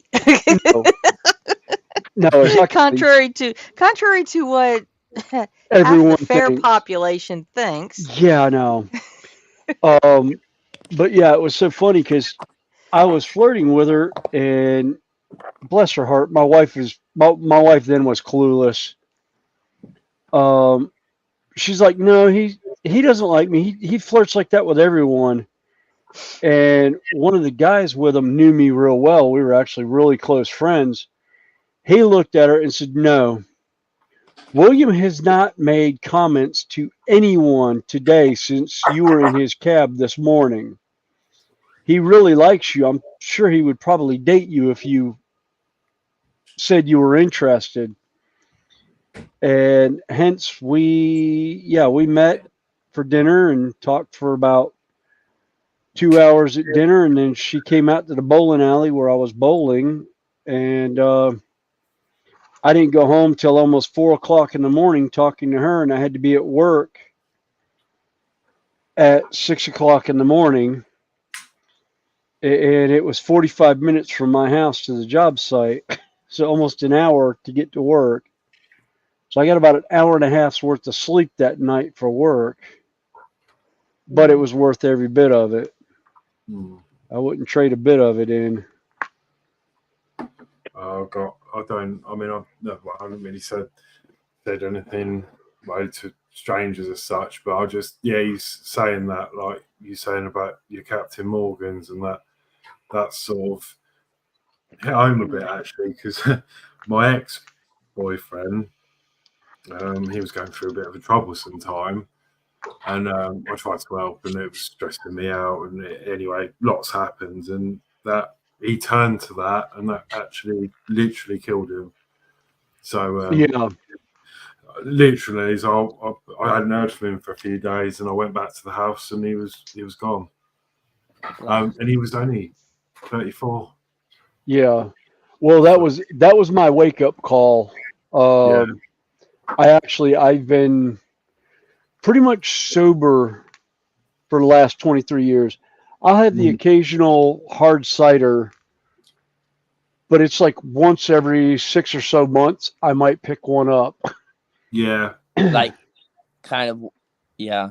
So like only on the occasion kind of things. Yeah.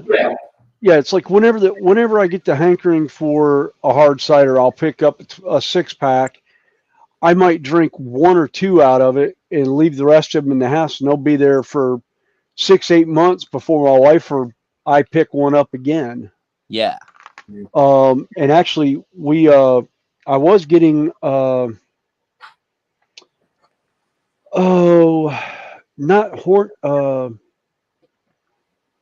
Hornsby hard cider, but it's hard to find now. It's a brand that one of my cousins found in Ireland. Okay.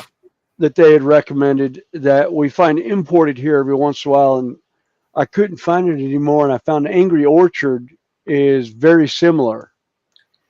And I usually get the crisp apple. Yeah. And it's just, stuff's great. How in the fuck? Nice to have a drink now and again, of course. So I don't think that much, but... I just looked up and realized one of my lights came on, and it shouldn't be on. No rumors in Maryland. Let me and William run Maryland Renaissance Festival together, and they would start because a lot of people up there know me. And well, if you come down to our Renaissance Festival, friends, because we used to, I call us running partners. Yeah. You know, his wife worked behind stage. He worked the cabs until about last 2 year. years. 2 years ago. Yeah. And I've just been what I call a runner. You know, I make friends with the vendors who sometimes they're solo, they're by themselves. So they can employ somebody to come in and give them a break so they can go get some food. But, you know, that's a half an hour to an hour out of an 8 to 10 hour day. Normally, at some time other than that particular hour, you do have, you know, take certain necessity breaks. And I'm one that I got a reputation. They will let me stand there in their shops, make sure nothing wanders off. Well, they run to the privy, as we call them. Yeah. Or backstage to their, you know, whatever, to get, you know, snacks or something. I just stand there and tell people they'll be right back. Or I'll run food for them. All right. You know, can you run and get me, you know, pizza from this place, or mac and cheese, or... Yeah. And I was doing that, and then William and I started running together, and a couple of the ones who'd known me for a while said, "Oh, is that your significant other?" I said, "No, that's just a good friend. I'm actually married to that one over there." Yeah. And I'm no longer married to that one over there. Yay me. Yeah. The funniest one was there was one of the shop people that knew me, knew my wife, but actually thought we were a threesome at that point. No, that one goes around too. That one goes around every once in a while too. That one gets really fun. Oh, But particularly when she started running with us half the time. It's like, no. Oh God, yeah. No, my favorite was they were like, wait a Georgia. minute, you two are always together, but you're married to that Yeah. one. We just grinned, particularly because one of the ironic things is William was gifted a leather pirate coat that he wears all the time. He was Yeah, gifted from the my jacket brother-in-law. back in 2018, Something like that. 2019. He was gifted this leather 17, jacket. 18, yeah, 17 to 19, somewhere around in there. I actually have an almost identical jacket that I had custom made for me from the same place in 2004. But I don't wear it as often because my garb, as I call it, changes. I wear different styles just about every day. So when we do wear the jackets together, I think the only thing different are the buttons. Yeah, that's the only difference in it is the buttons. The buttons and the length. Well, yeah, the overall size. Because Yeah. let's face it, I'm a Yeah, I'm curvy little midget. 5'9". Yeah, I'm 5'9". You're 5'1". Yeah. But it's just a lot of fun. Oh yeah. Yeah, I still like. Jeff, let me see. I will put a. Let me find it.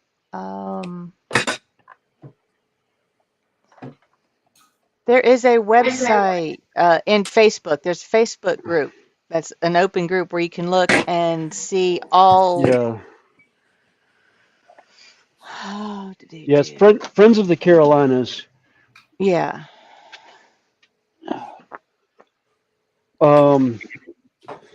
Actually, the Georgia Renaissance Festival this year was hilarious because we went down. We went down there, all of us, including Connie. It was like my whole family, and we stayed at a hotel, and then went in Saturday. And I didn't realize how many people from Carolina Renaissance Festival actually did the Georgia Fair in the spring, and it was like a homecoming. And Connie and I were running together, and everyone just it was yeah. It was funny when we hit Carolina that year because the rumors really went crazy on everything. Okay, Jeff, I will put this in chat. Right, And what this that is a not... group to a Facebook group, and it's all pictures of the festival. Oh, you know, giving different him people. runs? Well, no, I'm just giving him the Facebook group link Oh, okay. because that's pretty much just pictures of the festival. Yeah. You know, now there's a couple of posts in there of a friend of ours who we found out passed away today. Yeah. Matter of fact, that's quite a bit. As a matter of fact, there's. I probably won't be able to look at it then. No. No, but there are. If you go up to let's see, click on. Yeah, because way up and click on photos. Miguel was a very close friend of mine for the last 30 years, and especially the last 23, because he was one of the stage acts that my wife worked as a stagehand on their stage, and he was one of 3 that actually knew of the ring and me proposing to my wife. The other was my close friend who was the queen at the time, lady by the name of Lolly Foy, and myself were the only 3 that actually knew about it. That actually knew I had the ring in my pocket to propose to my wife that weekend. And it was it's been really hard to hear that, because he had a stroke here back in February. And they caught it. Things seemed like they were doing okay. And he was just endurance problems. He didn't have the energy the stamina to do anything. And he was hoping to be able to take some time, sit with family, and yeah.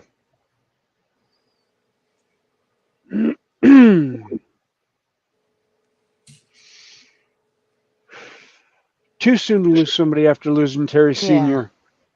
Yeah. But no, if you want to go, yeah, just like I said, that's just one of them. There's, like I said, the first part of it will be a lot of memories of Miguel was his character name. I mean, he worked that festival for almost 30 years. Yeah, he worked it for 30 years. He was one of the original stage acts along with the Tortuga Twins. Let's see. Who?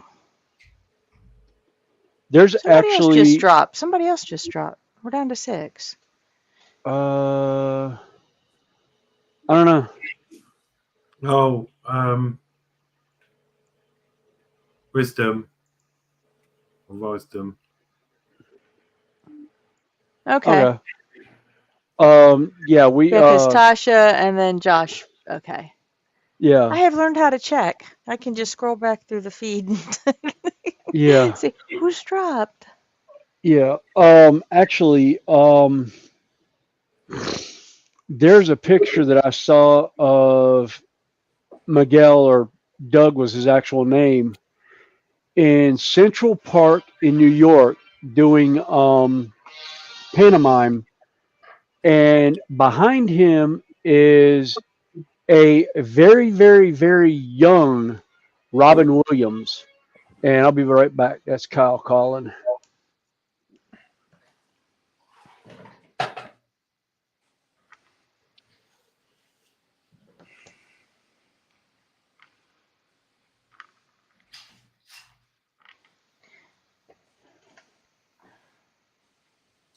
But no, like I said, you can peruse through there, or you can just there is a YouTube channel, or YouTuber Todd Ventures. Let me see.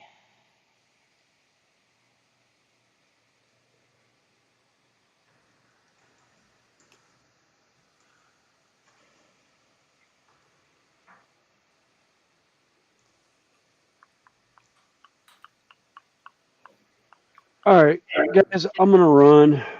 One, I'm getting tired, but Okay.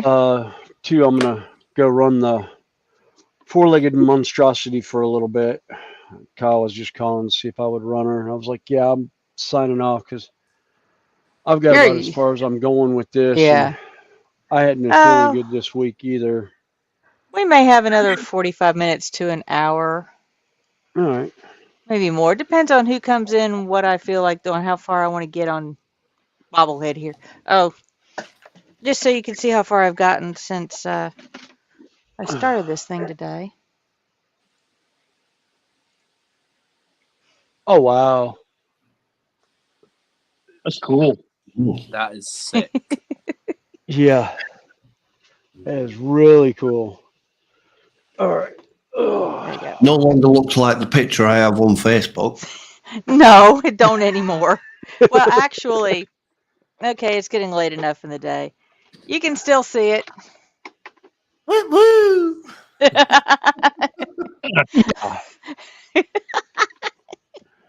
Oh God! I just looked at the white. We're getting a ball out of this one tonight. No. Oh Jesus! All right. Okay. Jeff, this is a link for a YouTuber that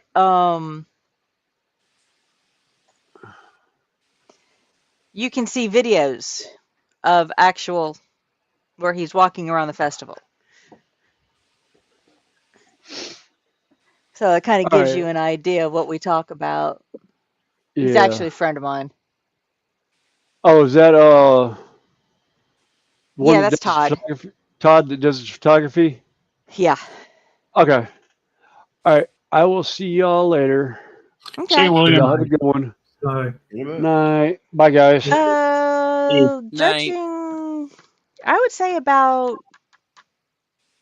between 8 and 9,000 bricks so far. I think this one has like 11,000 total. So like I said, the fuzzy, as I call them, the fuzzy bricks, I'm not sure of the actual official name for these things. And I still don't know which ones either I want. I keep looking. Actually, if I put some in, okay, no, I did that in Facebook. Let me go back up.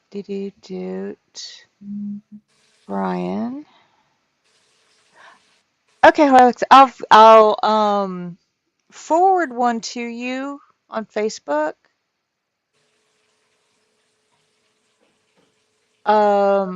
Of just one, and you know how it is on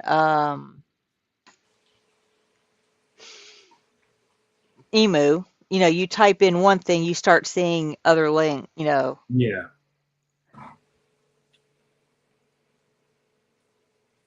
So, and there's one that actually has like 35,000 bricks, and it's like 68 centimeters tall.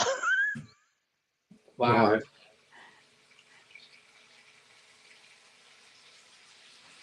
Let me see. All right, I'm gonna shoot off. Okay. And I will see you whenever. Yeah, see you next time.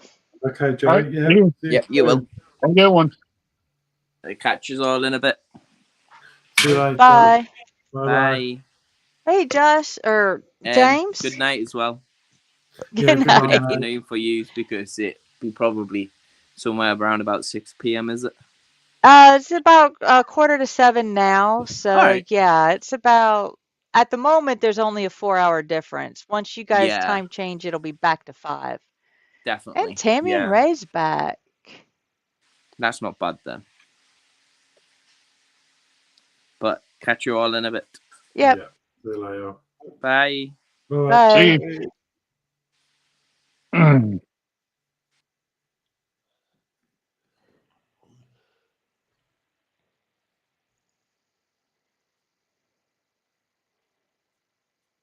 think first time in ever, I've actually got a semi-tidy desk. Oh wow. I was kind of surprised that there was still a desk under there. I thought the crap had consumed it. I'm like that. My desk is absolutely filthy with bits everywhere. Just trying to get it sorted. Okay, Nina, I think I've seen you before. Oh no, I don't need Messenger. I need to go to YouTube. Find Tosh. Yeah, there we go.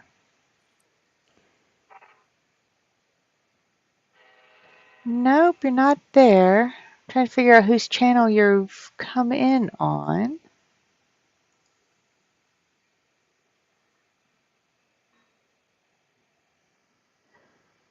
Not mine. Hey, Penny, welcome in. Hi, Penny. Link.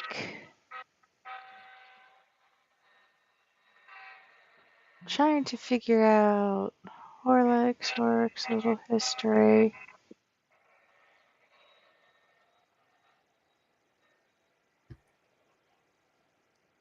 Oh, I bet it's probably Clint. Oh well.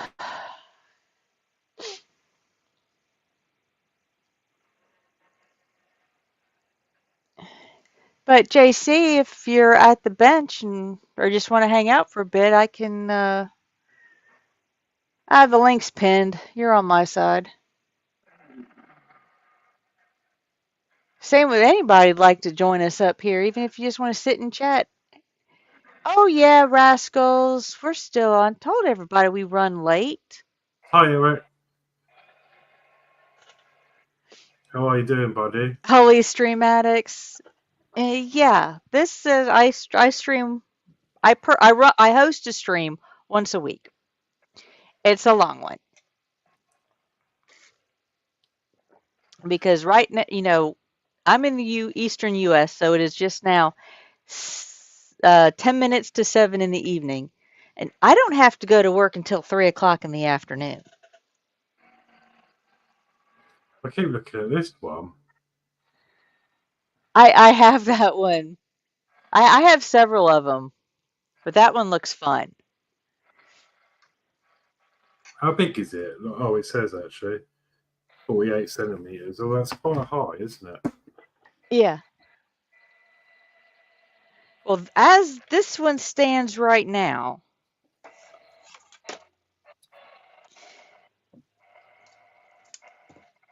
he is just over 20 centimeters tall, and he still has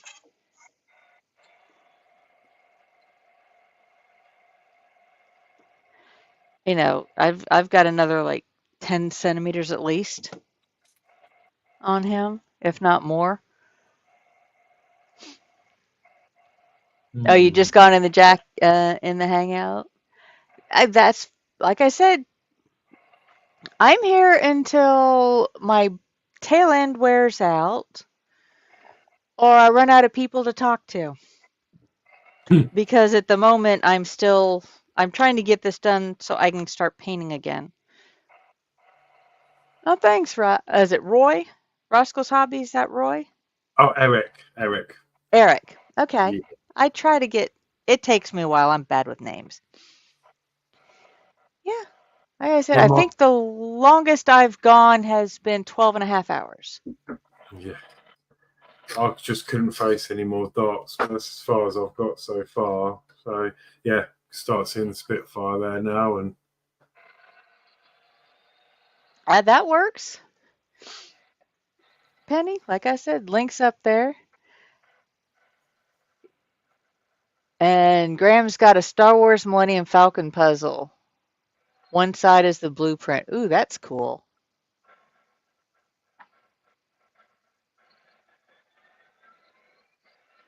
I've done a 3D puzzle of the Millennium Falcon. And a model kit and a Lego kit. I've got the Bandai Perfect Grade kit. I got a couple of the Bandai kits. Then I've got, let's see, a wooden kit. I've done the Metal Earth kit. And I've got a cardstock kit. I quite like the look of this one as well, but it's like, just find somewhere to put it. A book with a train coming out Yeah. of it. Oh, that's like Lego, I think. that's Or more like the traditional building Lego brick. They've got some cool stuff on that site. But unfortunately, a lot of the larger stuff, they won't ship to me here. I guess because of the weight. Or other restrictions. Oh, Eric's working on a 135 scale Vietnam diorama. It's a 4x2. 2 Hueys, lots of figures, lights, sounds. Started it 1st of January. Well, if you've got a camera set up and feel like joining us.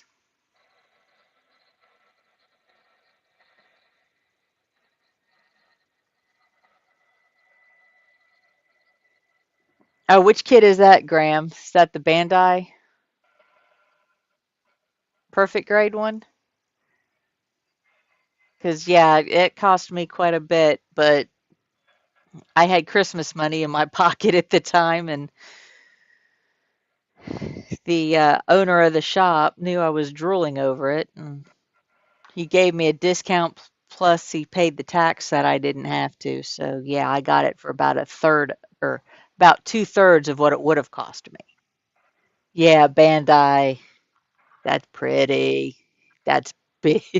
He's like, oh yeah. Where do you put some of this stuff when you're? It's like this dude's gonna sit on the floor. Then it's like, I've got a couple more I want to do. Where am I gonna put them? I don't know. But I want to get back to painting. Oh, how long have I been modeling? Not that long actually. I think I did my first plastic model kit probably about 10 years ago. I did the Fine Molds Millennium Falcon. Okay, Quana, that's who else we lost. Blue screen, did a blue screen ooh, I don't like those blue screens either.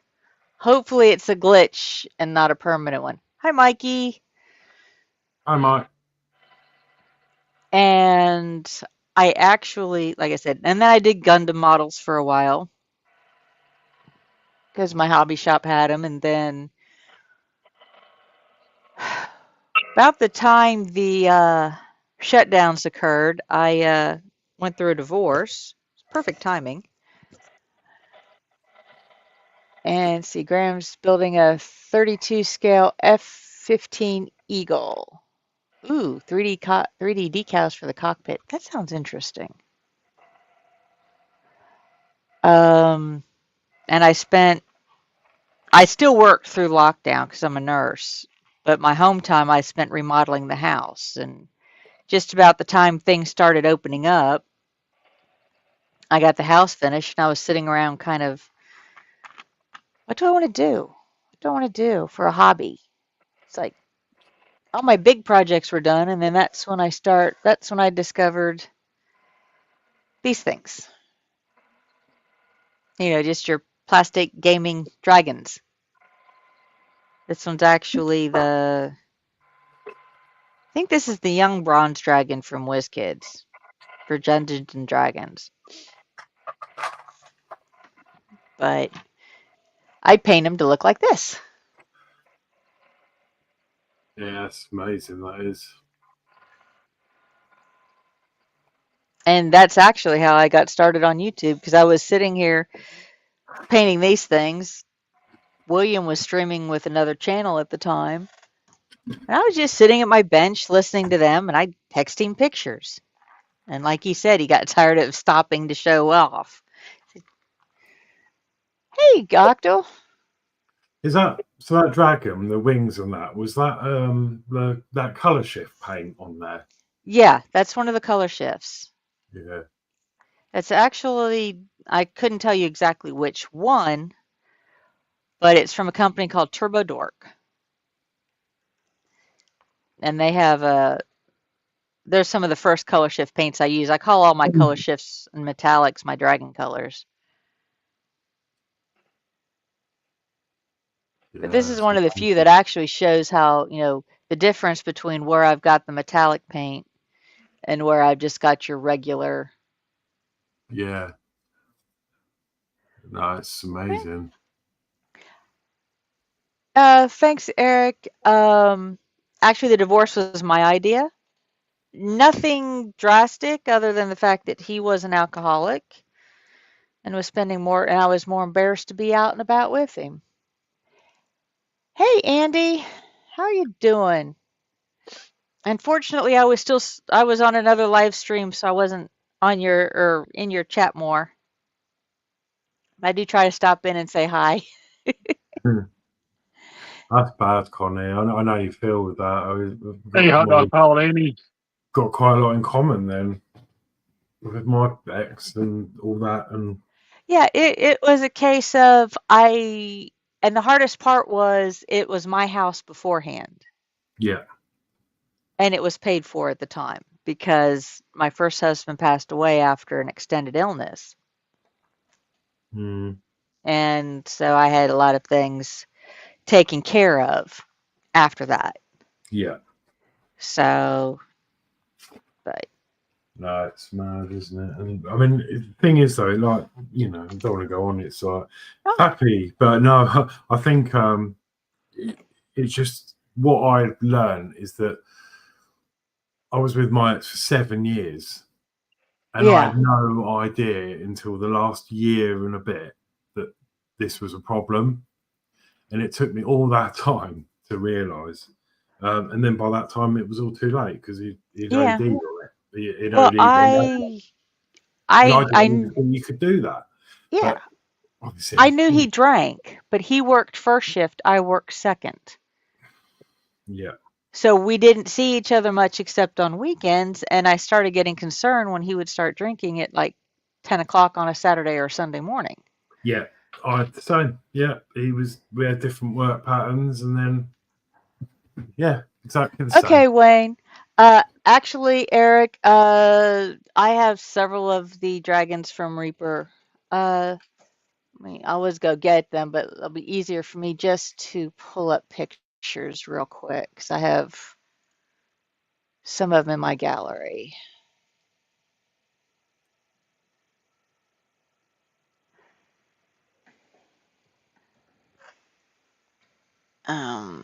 Let's see.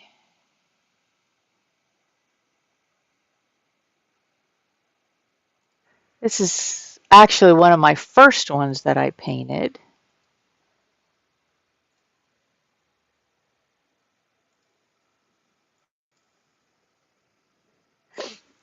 That's one of my first dragons. Oh wow. Oops.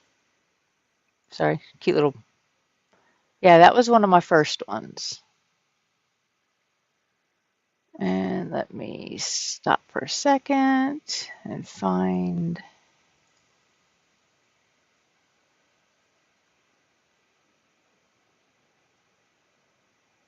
Okay.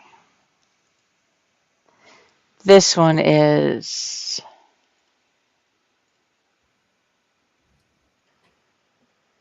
This is a Reaper miniature dragon. This is one of them that.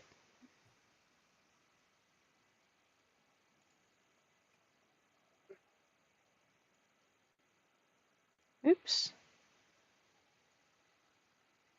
And unfortunately, the pictures don't show the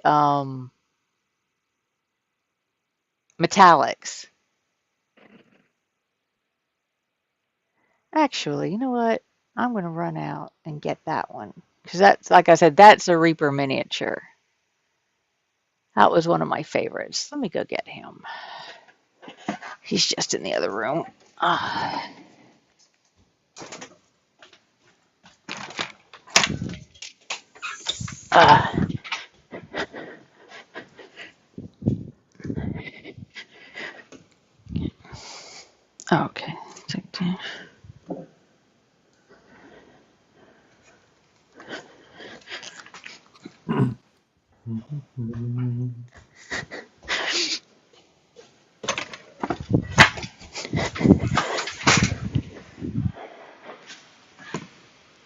Let me switch.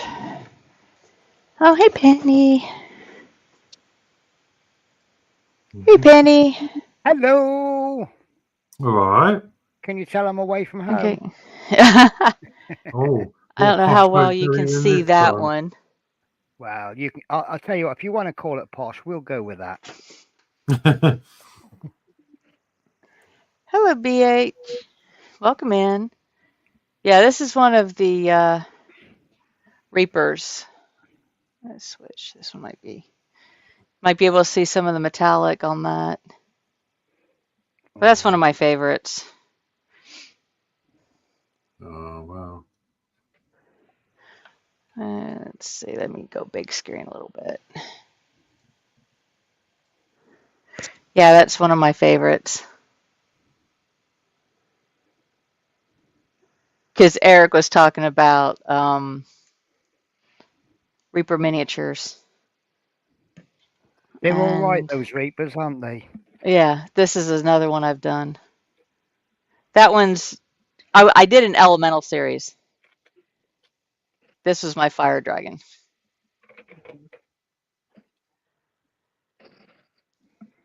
And I think that one was a Reaper as well.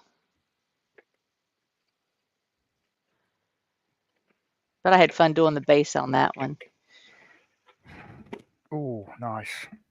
And I was showing, this was my water dragon, Oh,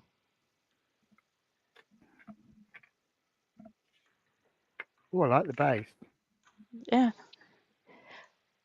That was my first resin pour I ever did. Is that resin on cork?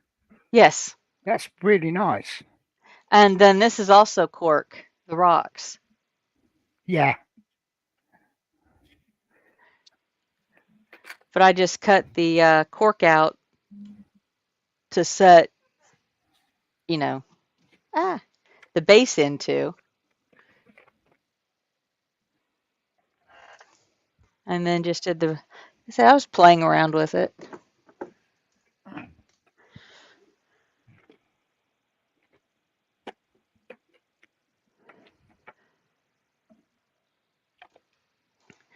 So that's where my channel started. I'm getting ready to get back into painting dragons again. Yeah. I need Yeah, to do no, figures. I've done some Warhammer. I did a lot of the Sylvaneth Army trees, the Oh, Wildwood. nice. Nice. I would like to rebuild my Corn army up.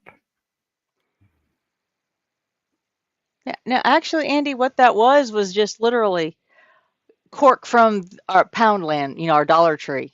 They had cork sheets for like, $1. And it's just inexpensive, what they call casting resin.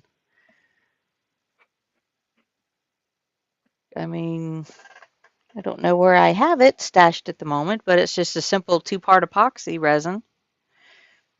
And then a little bit of clear Mod Podge to do the ripples in the water. You can kind of see them right in through there. I'm saying I've never done anything with resin, but I know what I'm like. I'll use a blowtorch and probably set light to the resin, Well, or I I use didn't. a straw and have a mouthful of resin. When I did that, I was careful when I stirred it not to incorporate a lot of air. I didn't have any bubbles in that one when I poured it. No. Isn't But it it's about also, it's a rather thin pour. Is it not just a case of you do it, you're sitting, not holding it on any one place, you're just going over it?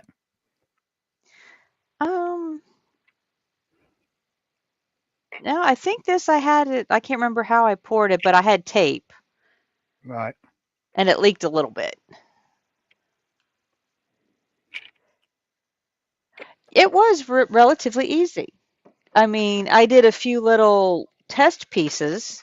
I don't know what I did with them. Where I had taken just little like 2x2 squares and taped it up. Yeah. Well, let's see, where did my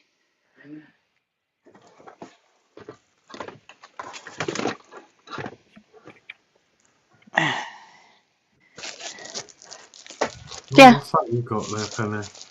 So I just thought I will just pick up my little Metal Earth kit of the Notre Dame. It's nothing too messy, don't need a lot of prep for it. It's just something I can pick up. Yeah. Because the thing is, I kind of, I just need to sort of de-stress.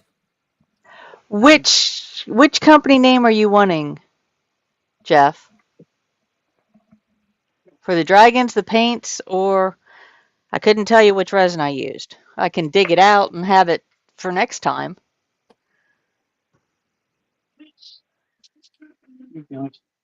Very cheap, yeah. Like I said, the rocks here are just, I grew up where there's a lot of shale. So it always comes in layers. Oh, Reaper? Middle Earth, Notre Dame. Oh, for the dragons, yeah, Reaper miniatures. Eric put it up, Monument Hobbies. Or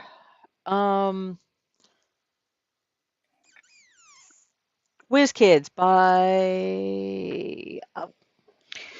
let me see if I can get to it without breaking my neck. So I'm going to stand on my chair, which has wheels and spins. Oh, God. Oh, you don't want to do that.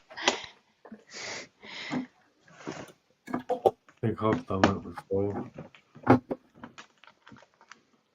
Well. Oh. And this is the other company. Nolzer's Marvelous Miniatures. They're done by Whiz Kids.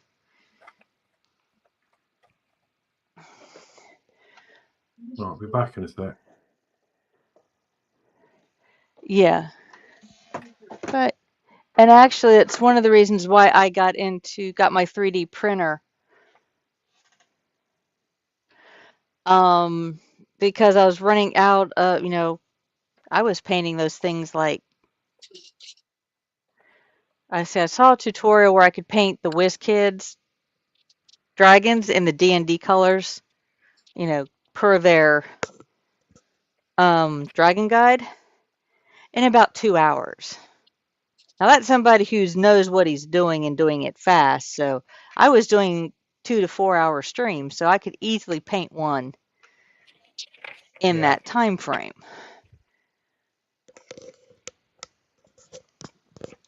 So, and then these are some others that I like to do. These are some that I've printed out. My little baby dragons. Bless. Those- Aren't they cute? They're cute Yeah. until they grow up. Yeah. But at this stage, they're so cute.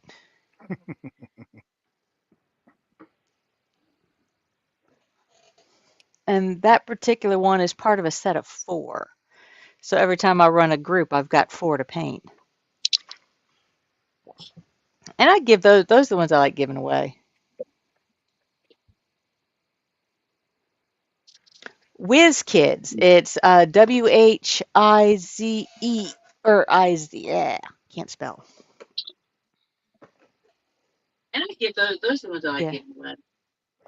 Yeah, WIZKIDS is the brand. WizKids. It's WHIZE or IZ. Okay, somebody's got their YouTube on. Yeah, sorry. That was me. I got it turned down. WIZ. Whoops. Hang on just a second. Because I hear the delay.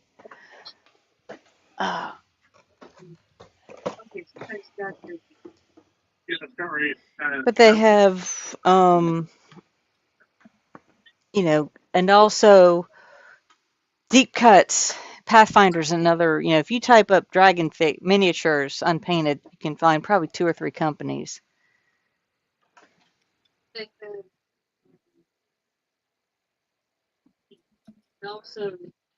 So, but like I said, it's something to do.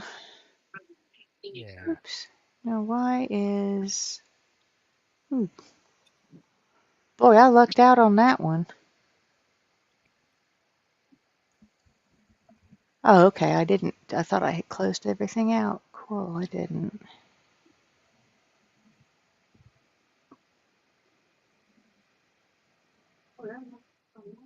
Oh, he'll be back with that. Yeah. But that one was part of a series of baby dragons called wormlings. He'll be back with that. And let's see, I can still hear an echo, Randall. Okay, hang on.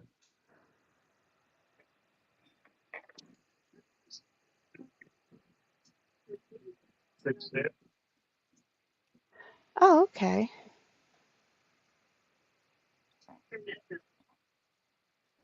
Brenda Lord Peters. Say BH. He likes reptiles. Cool. I love your blue-legged tarantula. Snakes are pretty too.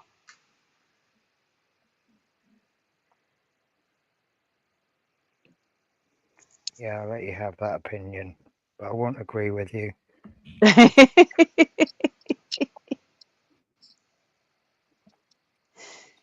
Oh, like I have said in the past, I don't mind spiders as long as they don't share the shower with me.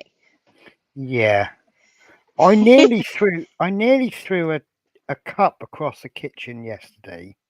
It'd been in the cupboard for a long time. I picked it out of the cupboard, and in the bottom was a dead dried spider. Oof. And the cup almost went across. As an instinct action, not like I Yeah. want to. Randall's not connected at the moment, so okay.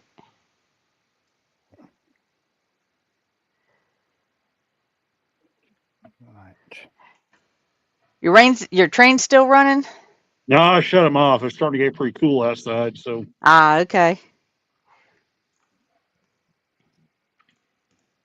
So did you wind up having to work this weekend?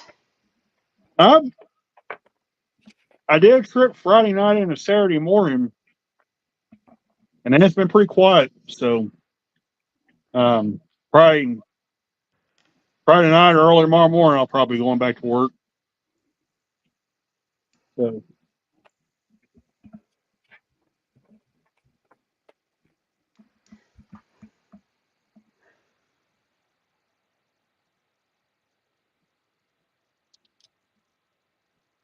Oh, yeah. BH says Carabina versicolors. Lovely spider. Was an arachnophobe a couple years ago. Still poop your. Yeah, that's. I have quite I should say I have a selective collection of dragon figures. And I was wanting to add to my collection, but money not being tight, but just not a lot of extra, and I needed a hobby, keep my hands busy. I said, when I painted my house, I found out I liked picking colors and stuff like that. So I used to cross stitch and was doing diamond dots even back then. It's like those are all somebody else's colors. Yeah, I know what you're saying there. And then I started watching William, and he was, doing his train, but he also painted miniatures. And we started, like I said, we've been friends forever, but we really started talking a couple years ago. And I said, well, my hobby store actually had some of the WizKid miniatures. I said, oh, these are cool. And I had, game color paint, so I started doing, with the Vallejos. And then I found the Turbo Dork paints. Oh, yeah. Oh, boy.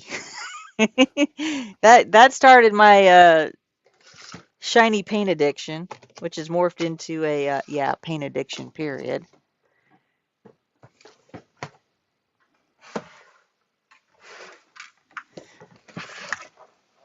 Yeah, I show my paint collection off at times, and this is part of it. Okay, Athel, have a good one. We'll see you later in the week. Oh, that looks a nice collection. Yeah, these are my Turbo Dorks and Vallejo Color Shift and some of the Army Painter Metallics. And How do Game you Color get on with those Metallics. army painted metallics? For what I do, I haven't had a problem with them. Right. I'm using them as basically overcolors. So I like the fact that they're semi-translucent on the first coat. Yeah.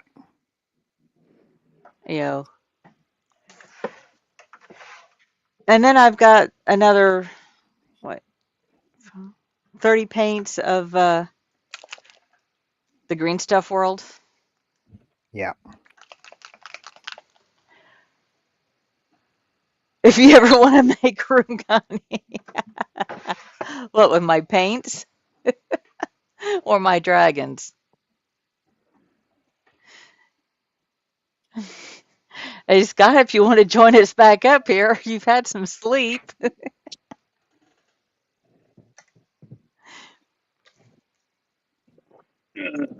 That's what I laugh about. Some of our friends, particularly like Scott and Sam in Australia, they'll go to bed, come back, and we're still out here. Yeah. Yeah. I've seen that a couple of times. I'm like, oh, I can't leave them. And then I've come back and I'm like, really? They're still streaming? Yeah, like I said, I don't have anything else to do. I really don't. If I'm not on this, I will be sitting in my room or my bedroom watching TV with diamond dots in my lap, more than likely. Or I'm on my tablet playing solitaire. I'm at the stage where I am extremely tired. I really want to go to bed. I've had a terrible day, but I start work at 4 p.m. tomorrow. So I really don't want to be going to sleep now.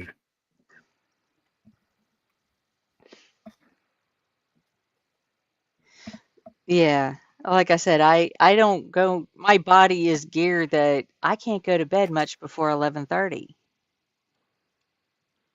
because that's what time I normally go to bed during the week. Yeah.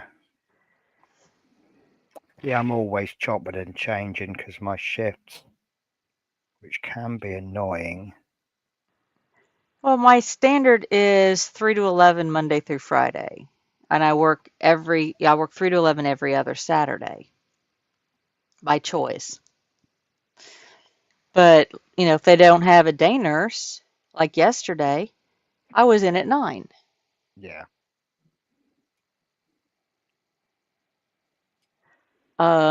Friday I went into work at 11 because she was leaving early. And on occasion, if either the little one is sick or his primary caregiver is sick, I work an overnight shift. Yeah. And then I do crazy stuff like come home from an overnight shift, jump on panel for 2 hours, and then take a nap before I go back to work. Yep. We've all been there, haven't we?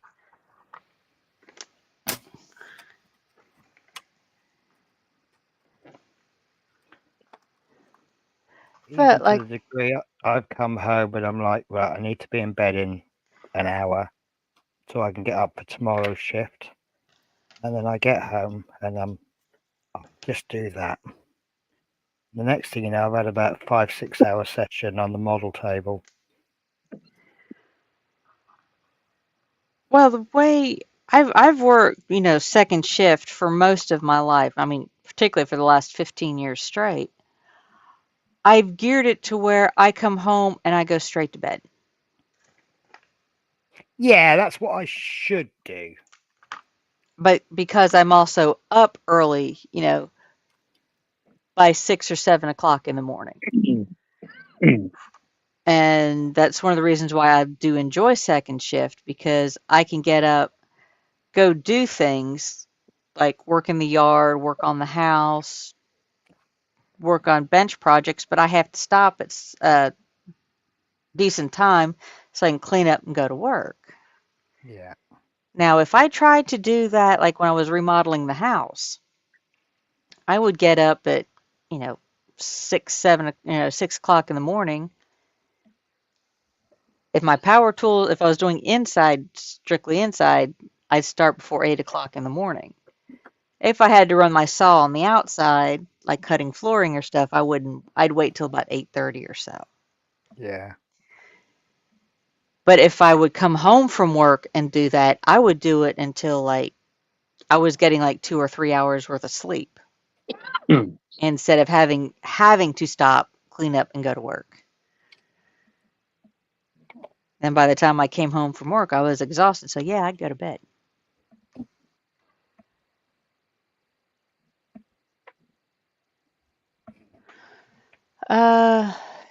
John Knopfel says mine is 8 p.m. bed. Well, for some people it's different. I can do good on, between 5 and 6 hours sleep works well for me. Much more than that, I get lazy. Yeah, I'm the same actually. If I go to bed really early, I end up oversleeping. Usually when I get done with the trip, I just come home, go to bed, get my sleep in case they call me out on another trip. So, and the weather where it is now, you never know when they're calling. So, like yesterday, they called me twice in one day. So,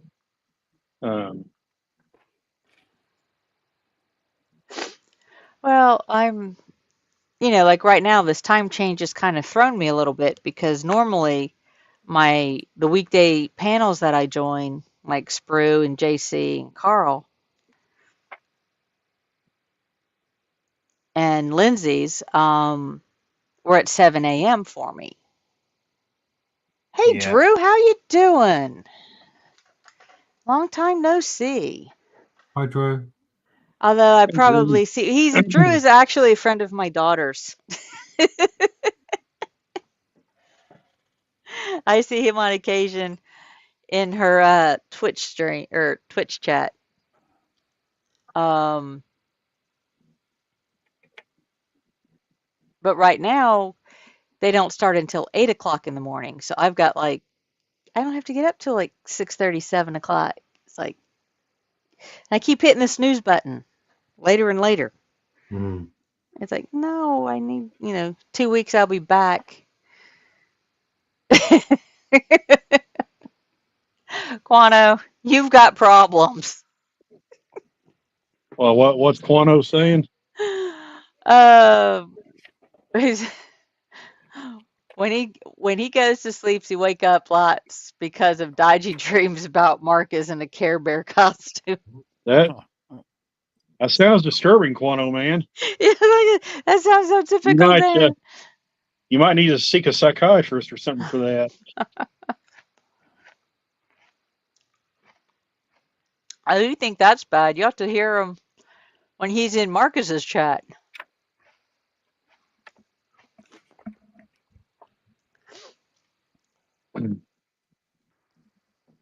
Oh no.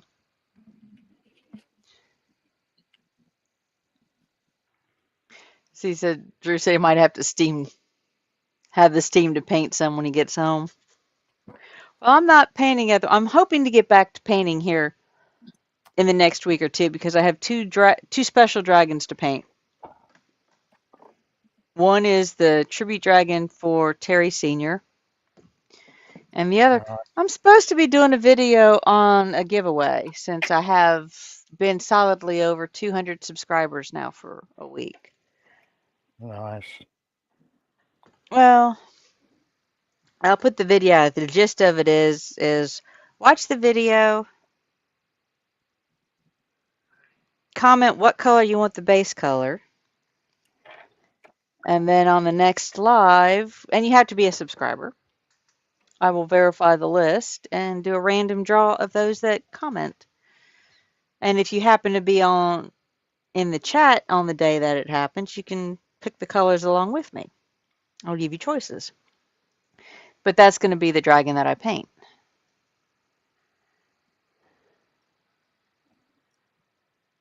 So that'll be fun. Need to flare the arms out.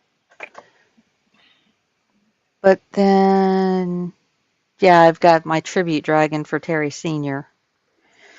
tucked over there. I can't start that one until the 1st. Well, I'm starting my tribute build in 3 weeks. I decided to go right outside my comfort zone. I'm doing a 67 Chevy Camaro, is it? Oh, yeah. Might even be a 69. I don't know. But apparently it's a car he actually owned. And he Yes, turned it into I drag think a race. 69, I believe it was a 69 Camaro. Well, basically, it's the Fast and Furious one from Revel, maybe, but I'm not doing it as a Fast and Furious. I'm just going to tastefully put some of the decals on, and it's going to be, it might be awful. Terry might turn in his grave when he sees it, but I don't think so. I think No. he would be more like, well, you've given it a go.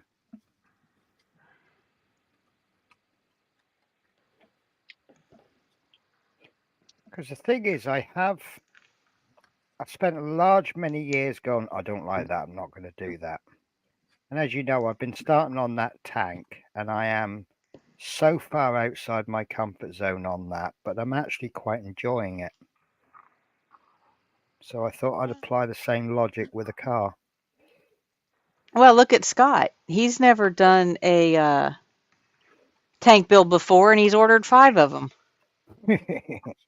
Well, my next tank builds, I've done a bit of research. I found a YouTube channel that says good kits to build as a beginner. So they're the next tank builds I'm doing. And all I can really honestly tell you is one's American and one is German. No, one might even be British. Well, I have, for me, it's always been the subject matter as opposed to the hobby medium. Yeah. As far as, and I don't look at you know, I don't look at the difficulty of the kit itself. It's like, do I like what the subject, most of the time it's dragon. Yeah.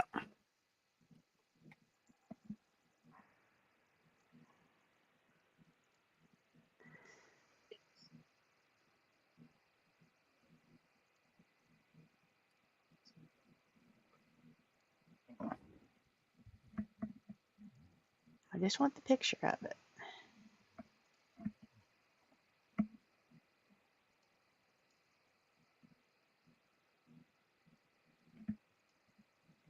There we go.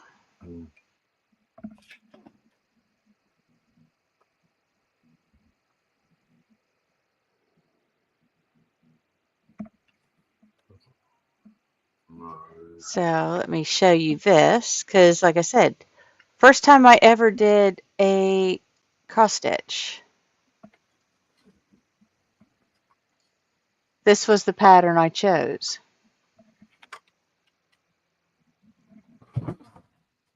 Looks Now, cool. for those of you that don't know, this particular designer, her name is Teresa Wentzler. She's known for partial stitches and her blends. You can kind of see all the shadings and everything. I can't get a bigger picture of it. Let me see if I can find another picture. A little bit better one.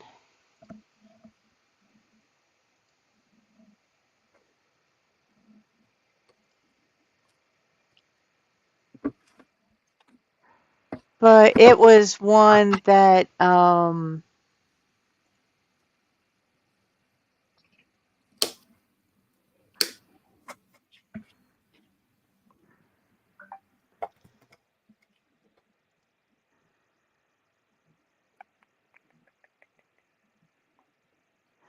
oops.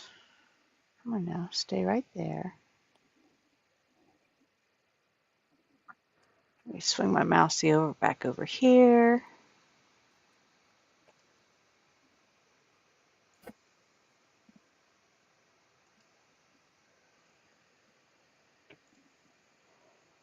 You can kind of see the blends a little bit better and the beadwork. Because all of the little flower-like things that you see, those are all beads. Right. This was the first cross-stitch piece I ever started. I jump into the deep end because, in my opinion, it's all hard to begin. I have to learn it to begin with. So it makes sense. It's difficult whether you do a simple one or a hard one. Or not. But, if it's a subject that I like the dragon, or, like I said, first model kit I ever put together in my life was a Fine Molds Millennium Falcon. I don't know if you've ever seen that kit. It's 700 and some pieces. I'm not going to attempt to bring it in here because I might drop it. I don't want to do that today. No, you don't want to do that. You don't want to do that. I can't blame you.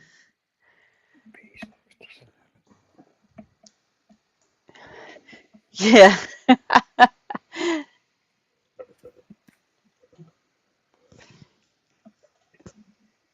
Oh, Drew's working on a 75 scale model of a cyberpunk girl. That sounds cool.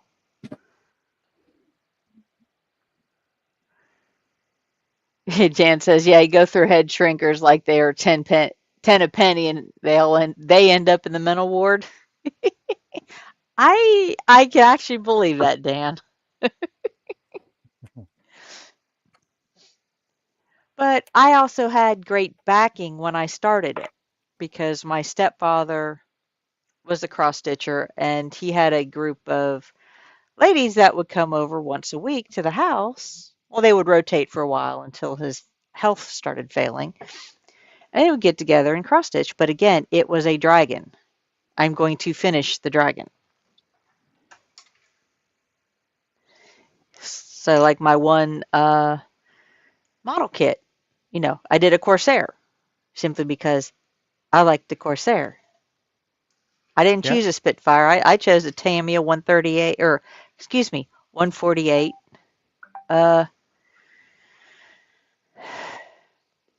Corsair, and painted Well, it's it. interesting you say that, because would you like to know what I brought with me to work on? Bear with Do you me. have I Do you have just a need to move. 148 FU Tamiya? Hang on a sec. And Bildrat, welcome in. He's on one of the linked channels. Yeah, Nightmares of Cross Stitches. No, it did take me the better part of a year to do that dragon. Oh, trust me to put it just out of reach.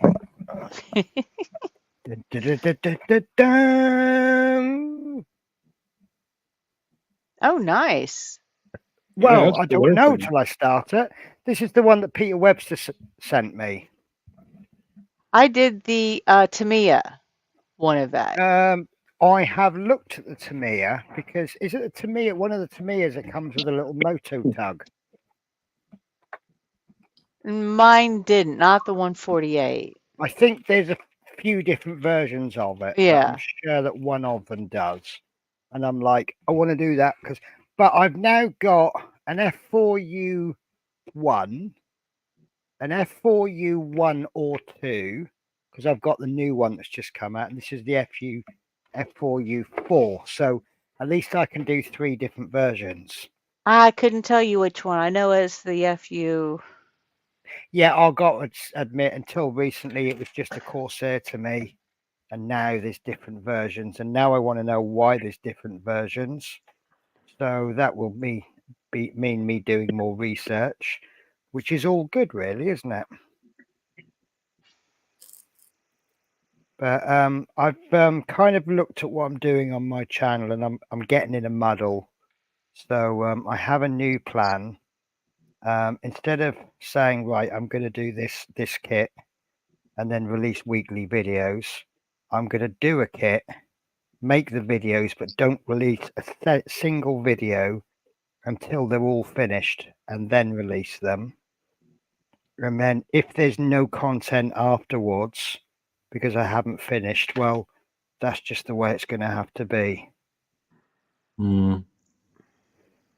Because I'm getting a little bit fed up of pushing myself for a timetable to do a video, not being able to meet the timetable, and then either spending time making apology videos for not releasing a video, which is obviously if I'm making videos on that, I'm not making videos on proper content, or I'm just leaving gaps and my channel is becoming unreliable.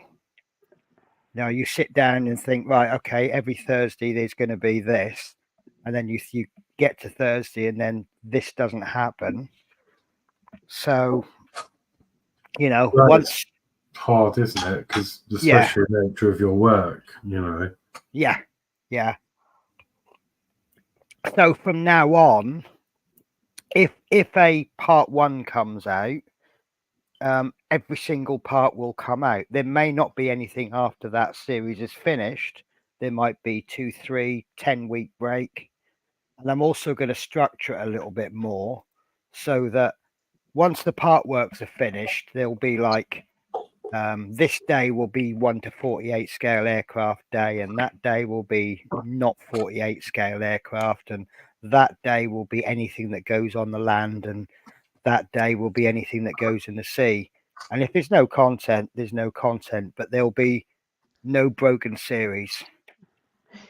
Yeah, I think I did the F4U1D. Right. The one I did. Okie dokie. I don't But know again, anything about aircraft. All I know is they got wings and they can fly. Yeah. that was me. I fell in love with the Corsair watching, of all things, the show Baba Black Sheep. Okay. I think they were flying the Corsairs. I just loved the bent wings. Yep. And Bildrat, welcome in. Well, I started off with probably the same story as many people, just with the love of the F-14 Tomcat, and just got into Navy aircraft, and the more aircraft I seem to be biased towards Navy aircraft, so I don't have an issue with that. No, I mean, that's like I said, that's where your interest lies, and that will keep you into it. I mean, Yeah. And, like I said, I do dragons. I do dragons in all different shapes, sizes, colors, and mediums. I mean, Yep. Well, it's not dragons, but it's similar reason why I got into chaos, because I do like the demons. I don't know if that reflects on me at all, but I love a good well, demon. when it came to the Warhammer, I fell in love with the dryads. Yeah. The Dryads, Sylvanets. that's 40. Oh, yes. That's Sigmar. Yeah, I like those because that's a lot of those you can get away with dry brushing, can't you?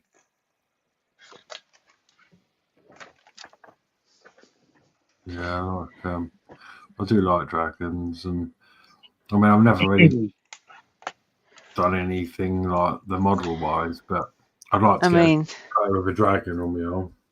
Well, I would suggest, on the basis that you're another one of these ones that goes, oh, I don't know about models, I'm not sure if I'll be very good at it. Looking at what you've done, I think you would be okay. Well, you never know. I mean, you are I can already tell you're detail oriented, so you will, if you just said the thing is, WizKids dragon, like I said, this one just happens to be clear. Yeah. They're not all that way. I think he would be a good elf painter because he's very neat and tidy. The elves demand a very neat, a neat color scheme. Good night, Andy. Thanks for hanging with us for a bit, stopping in. Well, again, like I said, this is the Sylvanet. These are the dryads. These are the little ones. Yeah.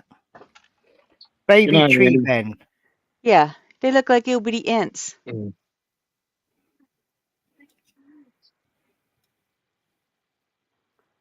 And some would say that that's,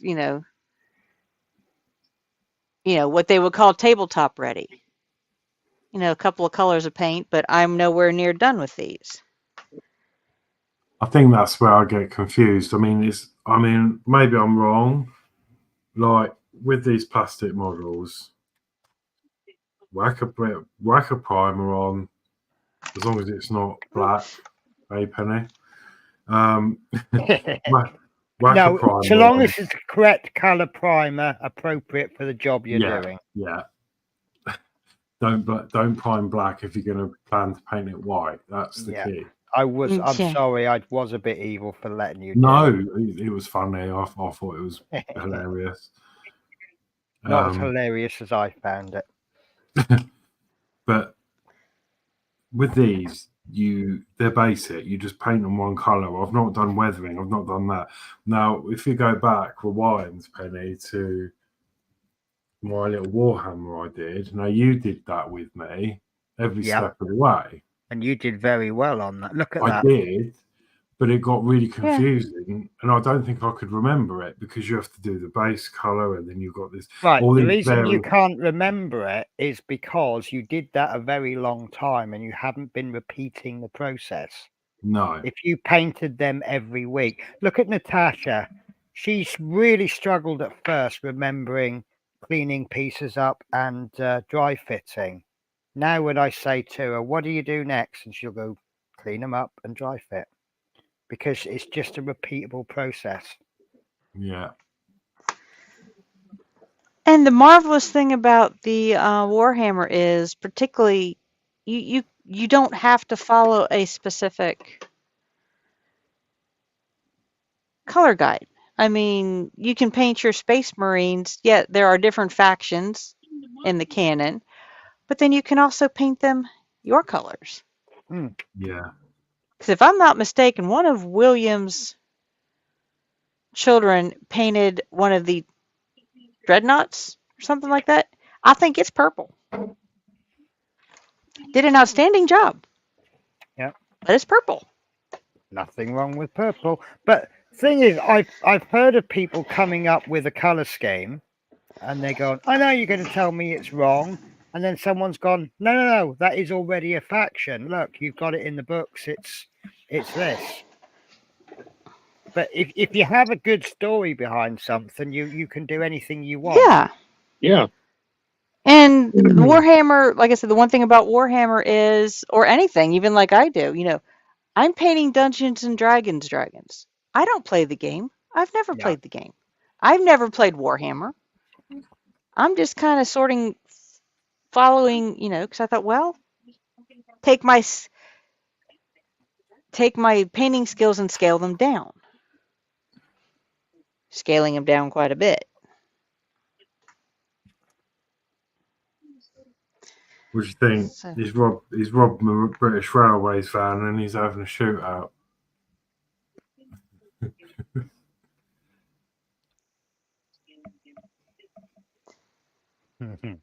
And like I said, I like that Horlicks. I'm quite jealous of that kit. See, a few months ago, I'd have looked at that kit and scoffed at it. Oh, I don't do vehicles. Yeah. Yeah. No, I've enjoyed it. I was saying, I don't know if you call it other streams or not, Penny, but I've probably just been working. But the next one to do is in our series is the refueler. Okay. I'm dreading it, Oh. but I'm going to learn something new because it's sort of gone up a stage, I think. Yeah. Because when I do the actual fuel container at the back, that's going to need, I think, it's going to have a massive seam line down the top, and it's going to need filling, sanding. Obviously, I sand anyway, but it's going to need filling, and I've not done that before. Right. So that'd be another skill that I can try and learn, and it's either going to go right or wrong. We did not to anything major, but me and Tasha did filling. What we did is we anticipated that, and then we put a little bit extra glue in the joint, so that when you push it together, you get what I've always called glue squidge. Yeah. And then once that sets dry hard, what we did is I taught her that where you've got a step, you just paint it, and then you sand it, and where the step is, the paint will remain. So you keep sanding till all the paint's removed. But that's how you remove a very small seam line. Obviously, bigger seam lines require a different technique, but it's just putties or even plug the gap with something like a piece of plasticard. But I mean, you're doing it as a group, so you'll all win or lose as a group. Yeah. And you got some talented modelers there, so I don't think losing is really an option for you. I don't think it's going to happen. No. I mean, the only time you lose is when you give up. Yeah. I mean, that's why I keep trying to tell people, I said, this is a hobby. It's not a race. If you get tired of whatever you're working on, put it aside and pick another one. And then go back to that one. Don't start a third kit. Go back to the first one. So you don't have, now I shouldn't say that. Have started projects of 6 different varieties laying around. Yeah, I've got about 7 projects on the go at the moment. I got it. I've got engines and stuff. I got to do work on. Need lubrication, cleaning done on them. It's too late to get started doing it.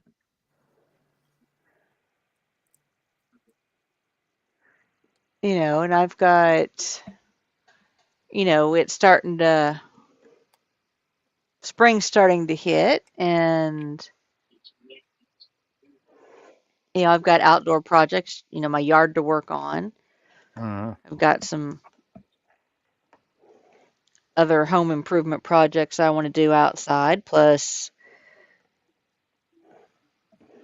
I've got some Ren Fair outfits I need to work on, both for myself and, mostly for others. Okay, this thing is having a laugh.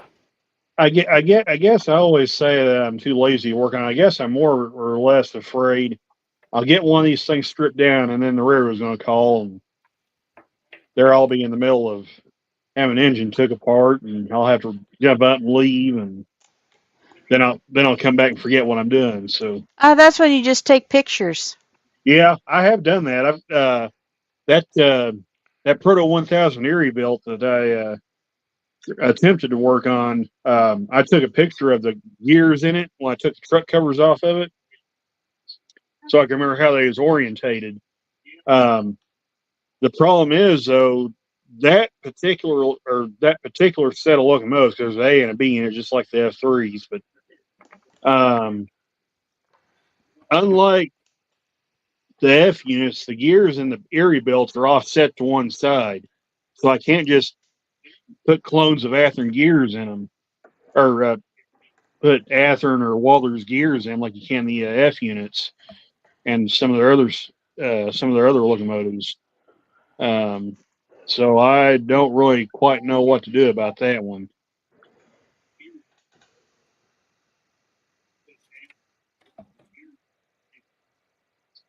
Ooh, Drew's learning the technical stuff.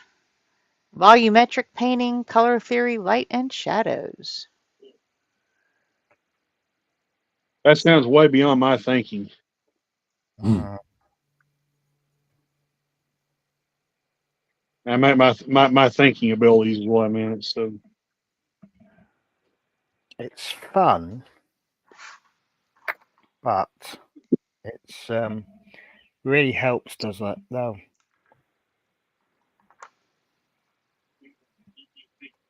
Don't know what volumetric painting is.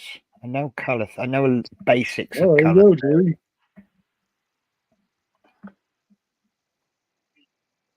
Oh, that's wrong. Yeah.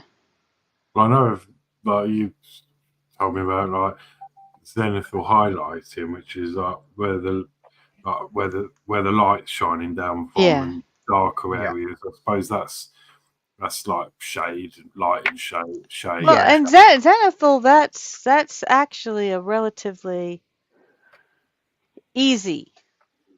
Yeah. When I say easy, I mean if you do it the way I've seen it done, where you're doing it in the priming stages, and the base coating, where you prime it whatever your primer color is, and then come in with the white.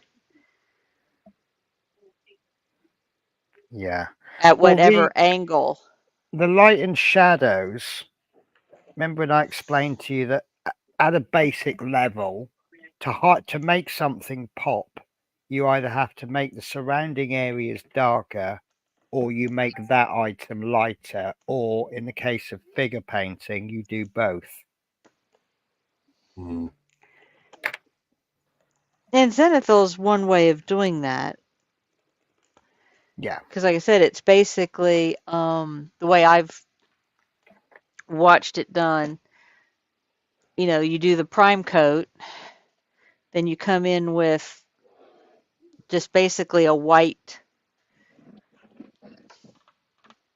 light to medium is, spray from just one direction, either straight down or maybe offset from the side a little bit. If you want to get it look like what they call object source lighting. Yeah. Because most of your model paints are more on the translucent side.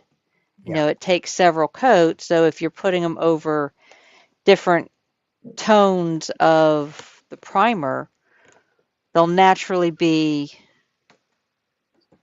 lighter where, like I said, if you zenithal from the top, that's where the sunlight's going to hit. So they're going to be lighter on the top half and darker underneath, even if Yeah. you're using the same color paint. An inexperienced way to explain that. No, it's it worked really well. I mean, you could expand on it, but you know, for people who don't understand what zenithal is, That's a probably stripped down version of, you know, yeah, of what it does and why it works. yeah. But and some people might call it a cheat, but I say, hey, it's a cheat that works. It's like writing on ruled paper is the way I see it. The really smart and classy way to write a letter is to write a letter on plain paper and get your lines absolutely straight. If you use lined paper, is it cheating? No, it just keeps my lines from going uphill. Yeah. Yeah, I can write level, but it all tends to go yeah. uphill. Or what you do is you get a piece of lined paper with heavy lines, and then you put that underneath your plain piece of paper Yeah. and follow the lines. That's how much cheating zenithal is. Yeah. Is it cheating? I don't know. I Is there actually such a word is cheating in this hobby? don't If think it gets so. a good No. result, are you actually cheating? Not unless it's outlined in whatever competition rules you're in, which none of us are at the moment, Exactly. I believe. I say you can't do it. But just about Hey, Ted. Welcome back, and Joshy's in. David Bassett. Hello, Penny, or evening, Joshy, Penny. how are you? Penny and Love Horlicks and Hun, Joshy. the hosts. Joshy's a wonderful guy. Yes. I know I sound like I've got a crush on him, but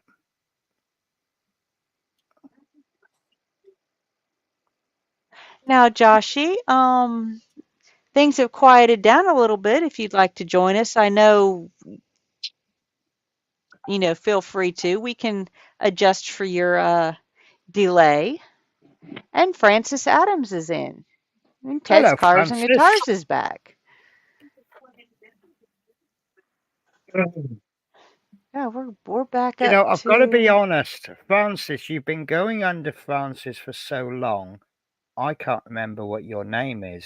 I mean, I know what your name is, but I'm sure you used to have a handle, didn't you? Francis is one of my awesome painter viewers. Puts me to shame. Well, it's not hard to put me to shame, but she's an absolutely amazing painter. I'll tell you someone who severely underjudges his painting is Sprue. Yeah.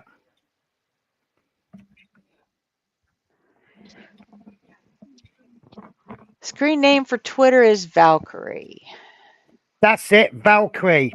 Of course. I knew it was a cool name as well. But Lindsay is phenomenal as well. It's like I got one of those ghost arcs just because they made it look so awesome. Yeah, I've done that a lot. Oh, that looks easy. I think I'll get one. Oh, it's not Okay. easy. Well, like I said, Joshy, we've kind of mellowed down a little bit. Yeah. It's been a little bit quieter stream today, which is fine. I mean, Gonna get quiet down a little bit more because it's midnight here and I've got work early, so I'm gonna have to get off now. oh, that's fine. But thank you very much for a lovely stream. Oh, thank you for hanging with us. I mean, you've been at this as long as I have today. Yeah. Did you come right at the start, Horlicks? Yeah, actually, he was with us on Michelle's stream this morning. Right. Oh, so you've been streaming all day then? All day. Yeah, we streamed with them and then jumped into, yes, I've been sitting in this chair for 13 hours. Oh, I bet you got a sore bum.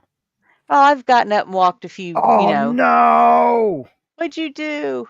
So this little bit on the inside, that Yeah. I'm really struggling to get in, I put it the wrong way round. So Oh, if you look in no. there, I've got coloured windows. there I've got silver windows, but on the inside there's coloured strips. Oh no. So all that effort, I've got to figure out how to undo it.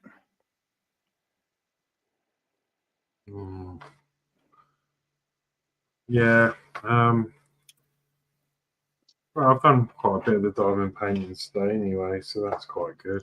It's quite Well, that's like I quite a said, lot it's for me. that's why I call this a hangout. You don't have to have something on your bench.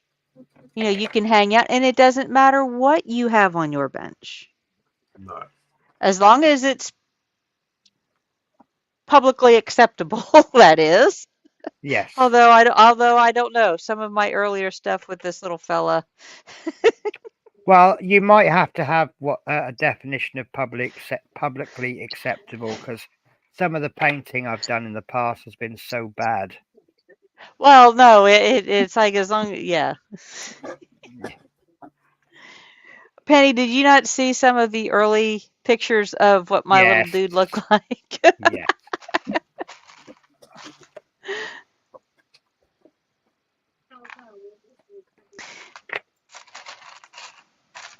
You know, Tasha's is almost as bad.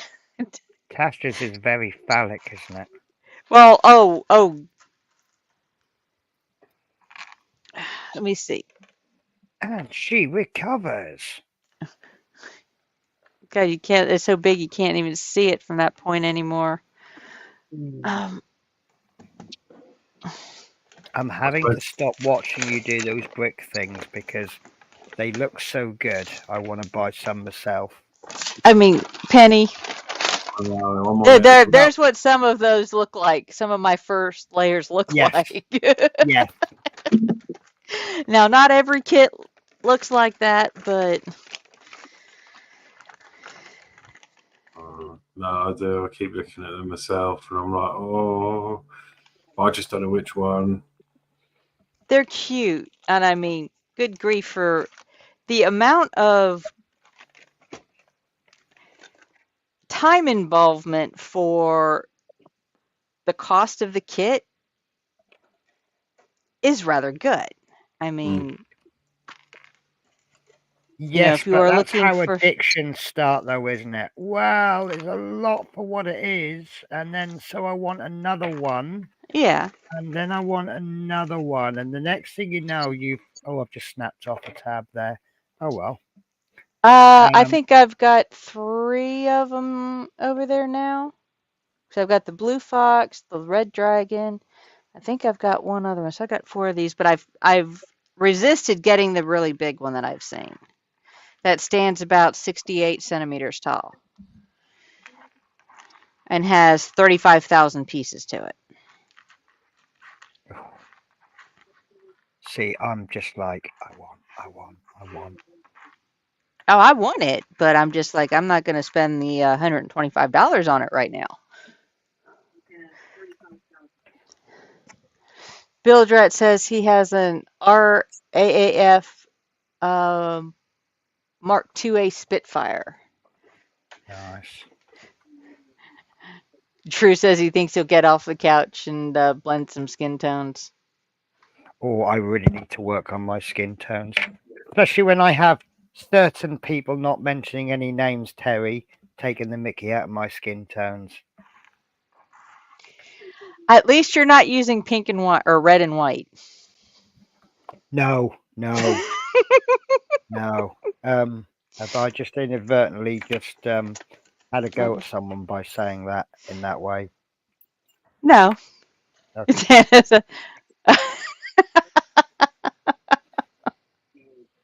that what Terry did? No. That was someone else who did that. No, that would be so ironic if Terry did it. Because No, Terry did not. Terry's better. Terry's a much better painter than that. He says that my Guy Gibson's got jaundice. Quano says he just wants a copy of the instructions so he can spam Marcus.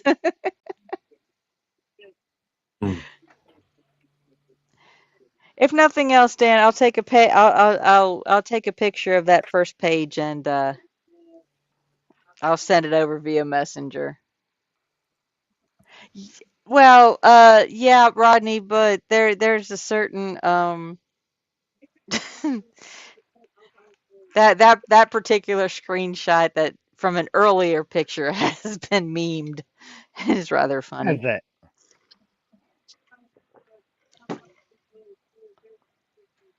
I'm not going to show it on live, but yeah, somebody memed it, and it's made the circles, as I call it.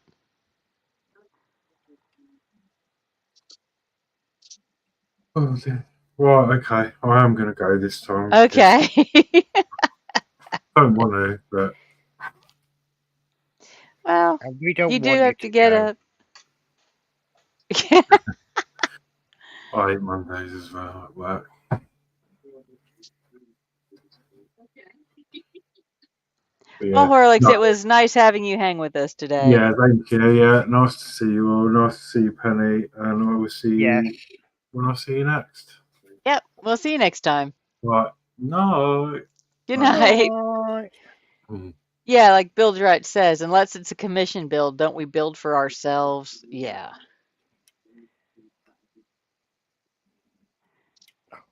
And then Joshy's Quana wants the instruction so he can replicate it, make it bigger and generator Yeah. powered. Yeah. Sounds about right. I've seen his work. He's a little bit mad skills, hasn't he?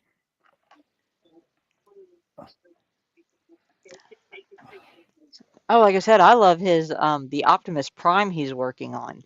Yeah. Well, when I was on the same stream as him, my cat sitter was watching, and she came round a couple of days later, a Saturday night, and she was just constantly asking questions about it. And because most of my answers was, I don't know. He's like, where do I get it from? And what can you help me do it? And I'm like, I don't know. I don't know. Ask one on economics because that would be easier. Oh no, it's not that. Where did I see that one? It's Brian. Come on, get in.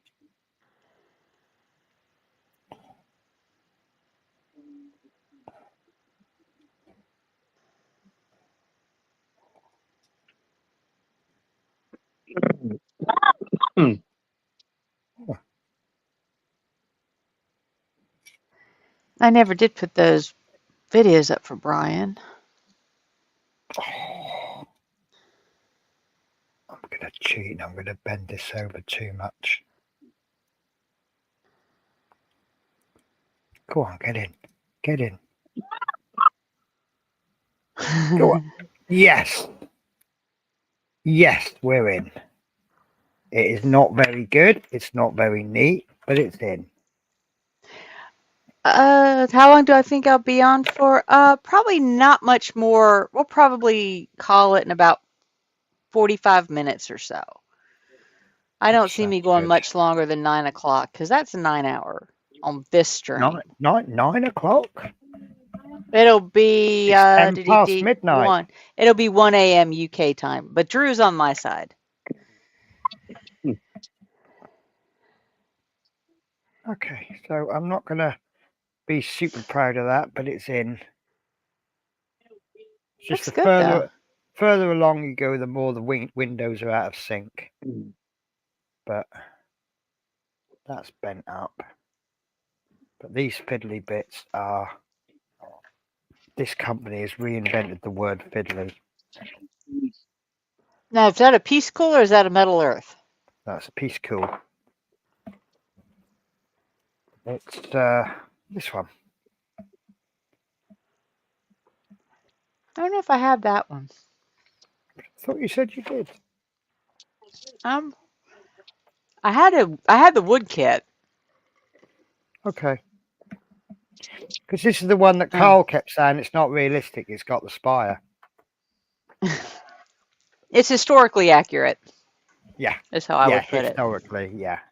That's all that matters right there, as long as it's historically accurate. Right? Well, You got to remember, Notre Dame had the fire a couple years ago, Yeah. and it lost one of its spires.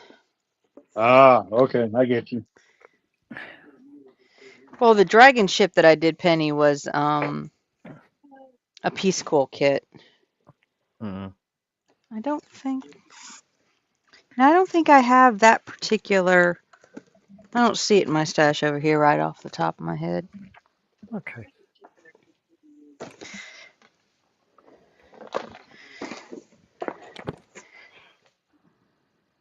Oh, I do have that one. Okay. Oh, But then, who's to say what I've got buried in that stash? who knows? Only the shadow knows. Yeah. Don't like that. It's not meant to be that wobbly, is it? This one's gone No, in but fine. hello, building with the boys. How are you doing this evening? Oh, Scott, how are you? Congratulations to your two boys. Scott's got two sons who wrestle. One of them fought for a title, which I won't give you the outcome on that one. And he's had another one who has made his debut this weekend, and I won't give you the outcome on that one. But I am someone who doesn't enjoy wrestling. It's not my thing, yet I found that quite enjoyable. I found it rather enjoyable. Well, my brother wrestled in high school. Right.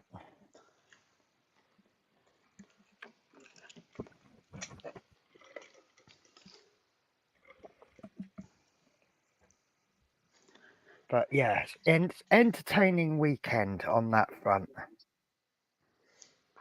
Yeah, I think it's been an entertaining weekend all over, isn't it? Oh yeah.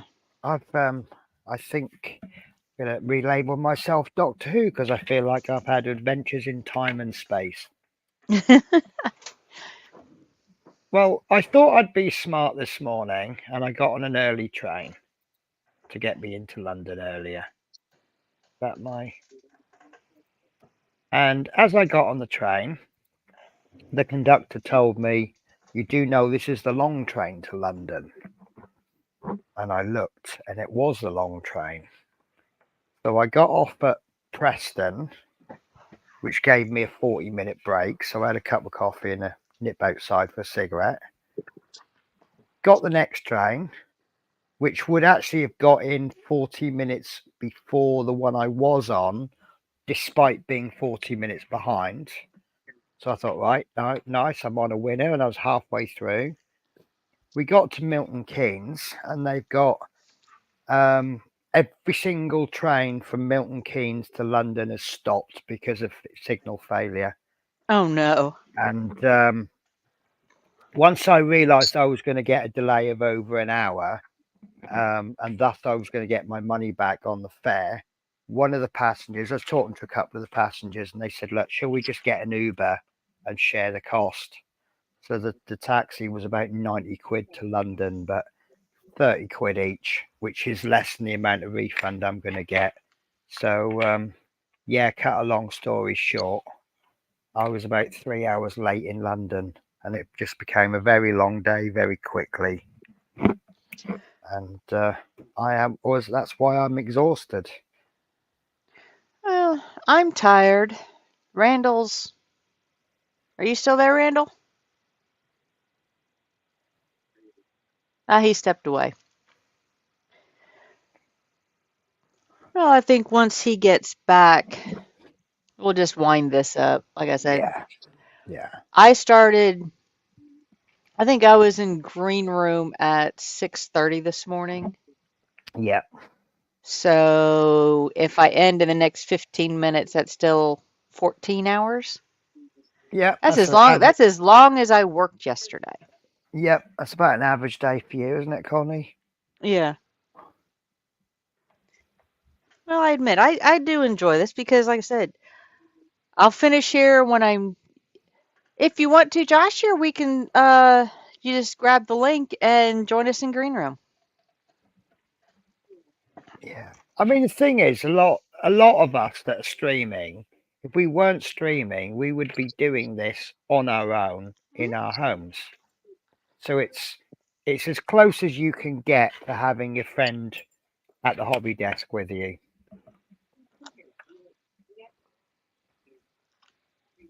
Okie dokies. Well, Give me two. in That some 2 respects, minutes, 2 it's hours. in some respect it's easier. Can you imagine trying to get 10 people in the same room Well, yeah. with their hobby stuff? I mean, they call that a club, don't they? But It depends on what their hobby is, I guess. Club meets, yeah. Mm-hmm.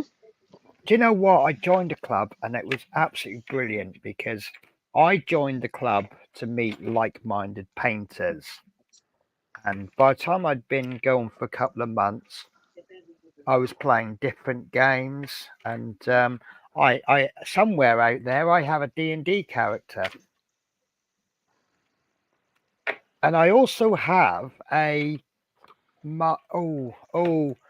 I can't remember all of the... I'm going to be careful what I say because I know people get insulted when you get DC and Marvel mixed up. Was I Ant-Man? I think I might have been. I'm not even going to say whether it's DC or Marvel because I don't know. But I think they've played some Marvel-y superhero-y game, and yeah, I think Good night, that was Ted. my character. And again, thank you for the truck. I'm just waiting for Bill for the boys to tell me off because he knows it. He knows his Batman's from his Guardians of the Galaxy. Sure thing, Alex.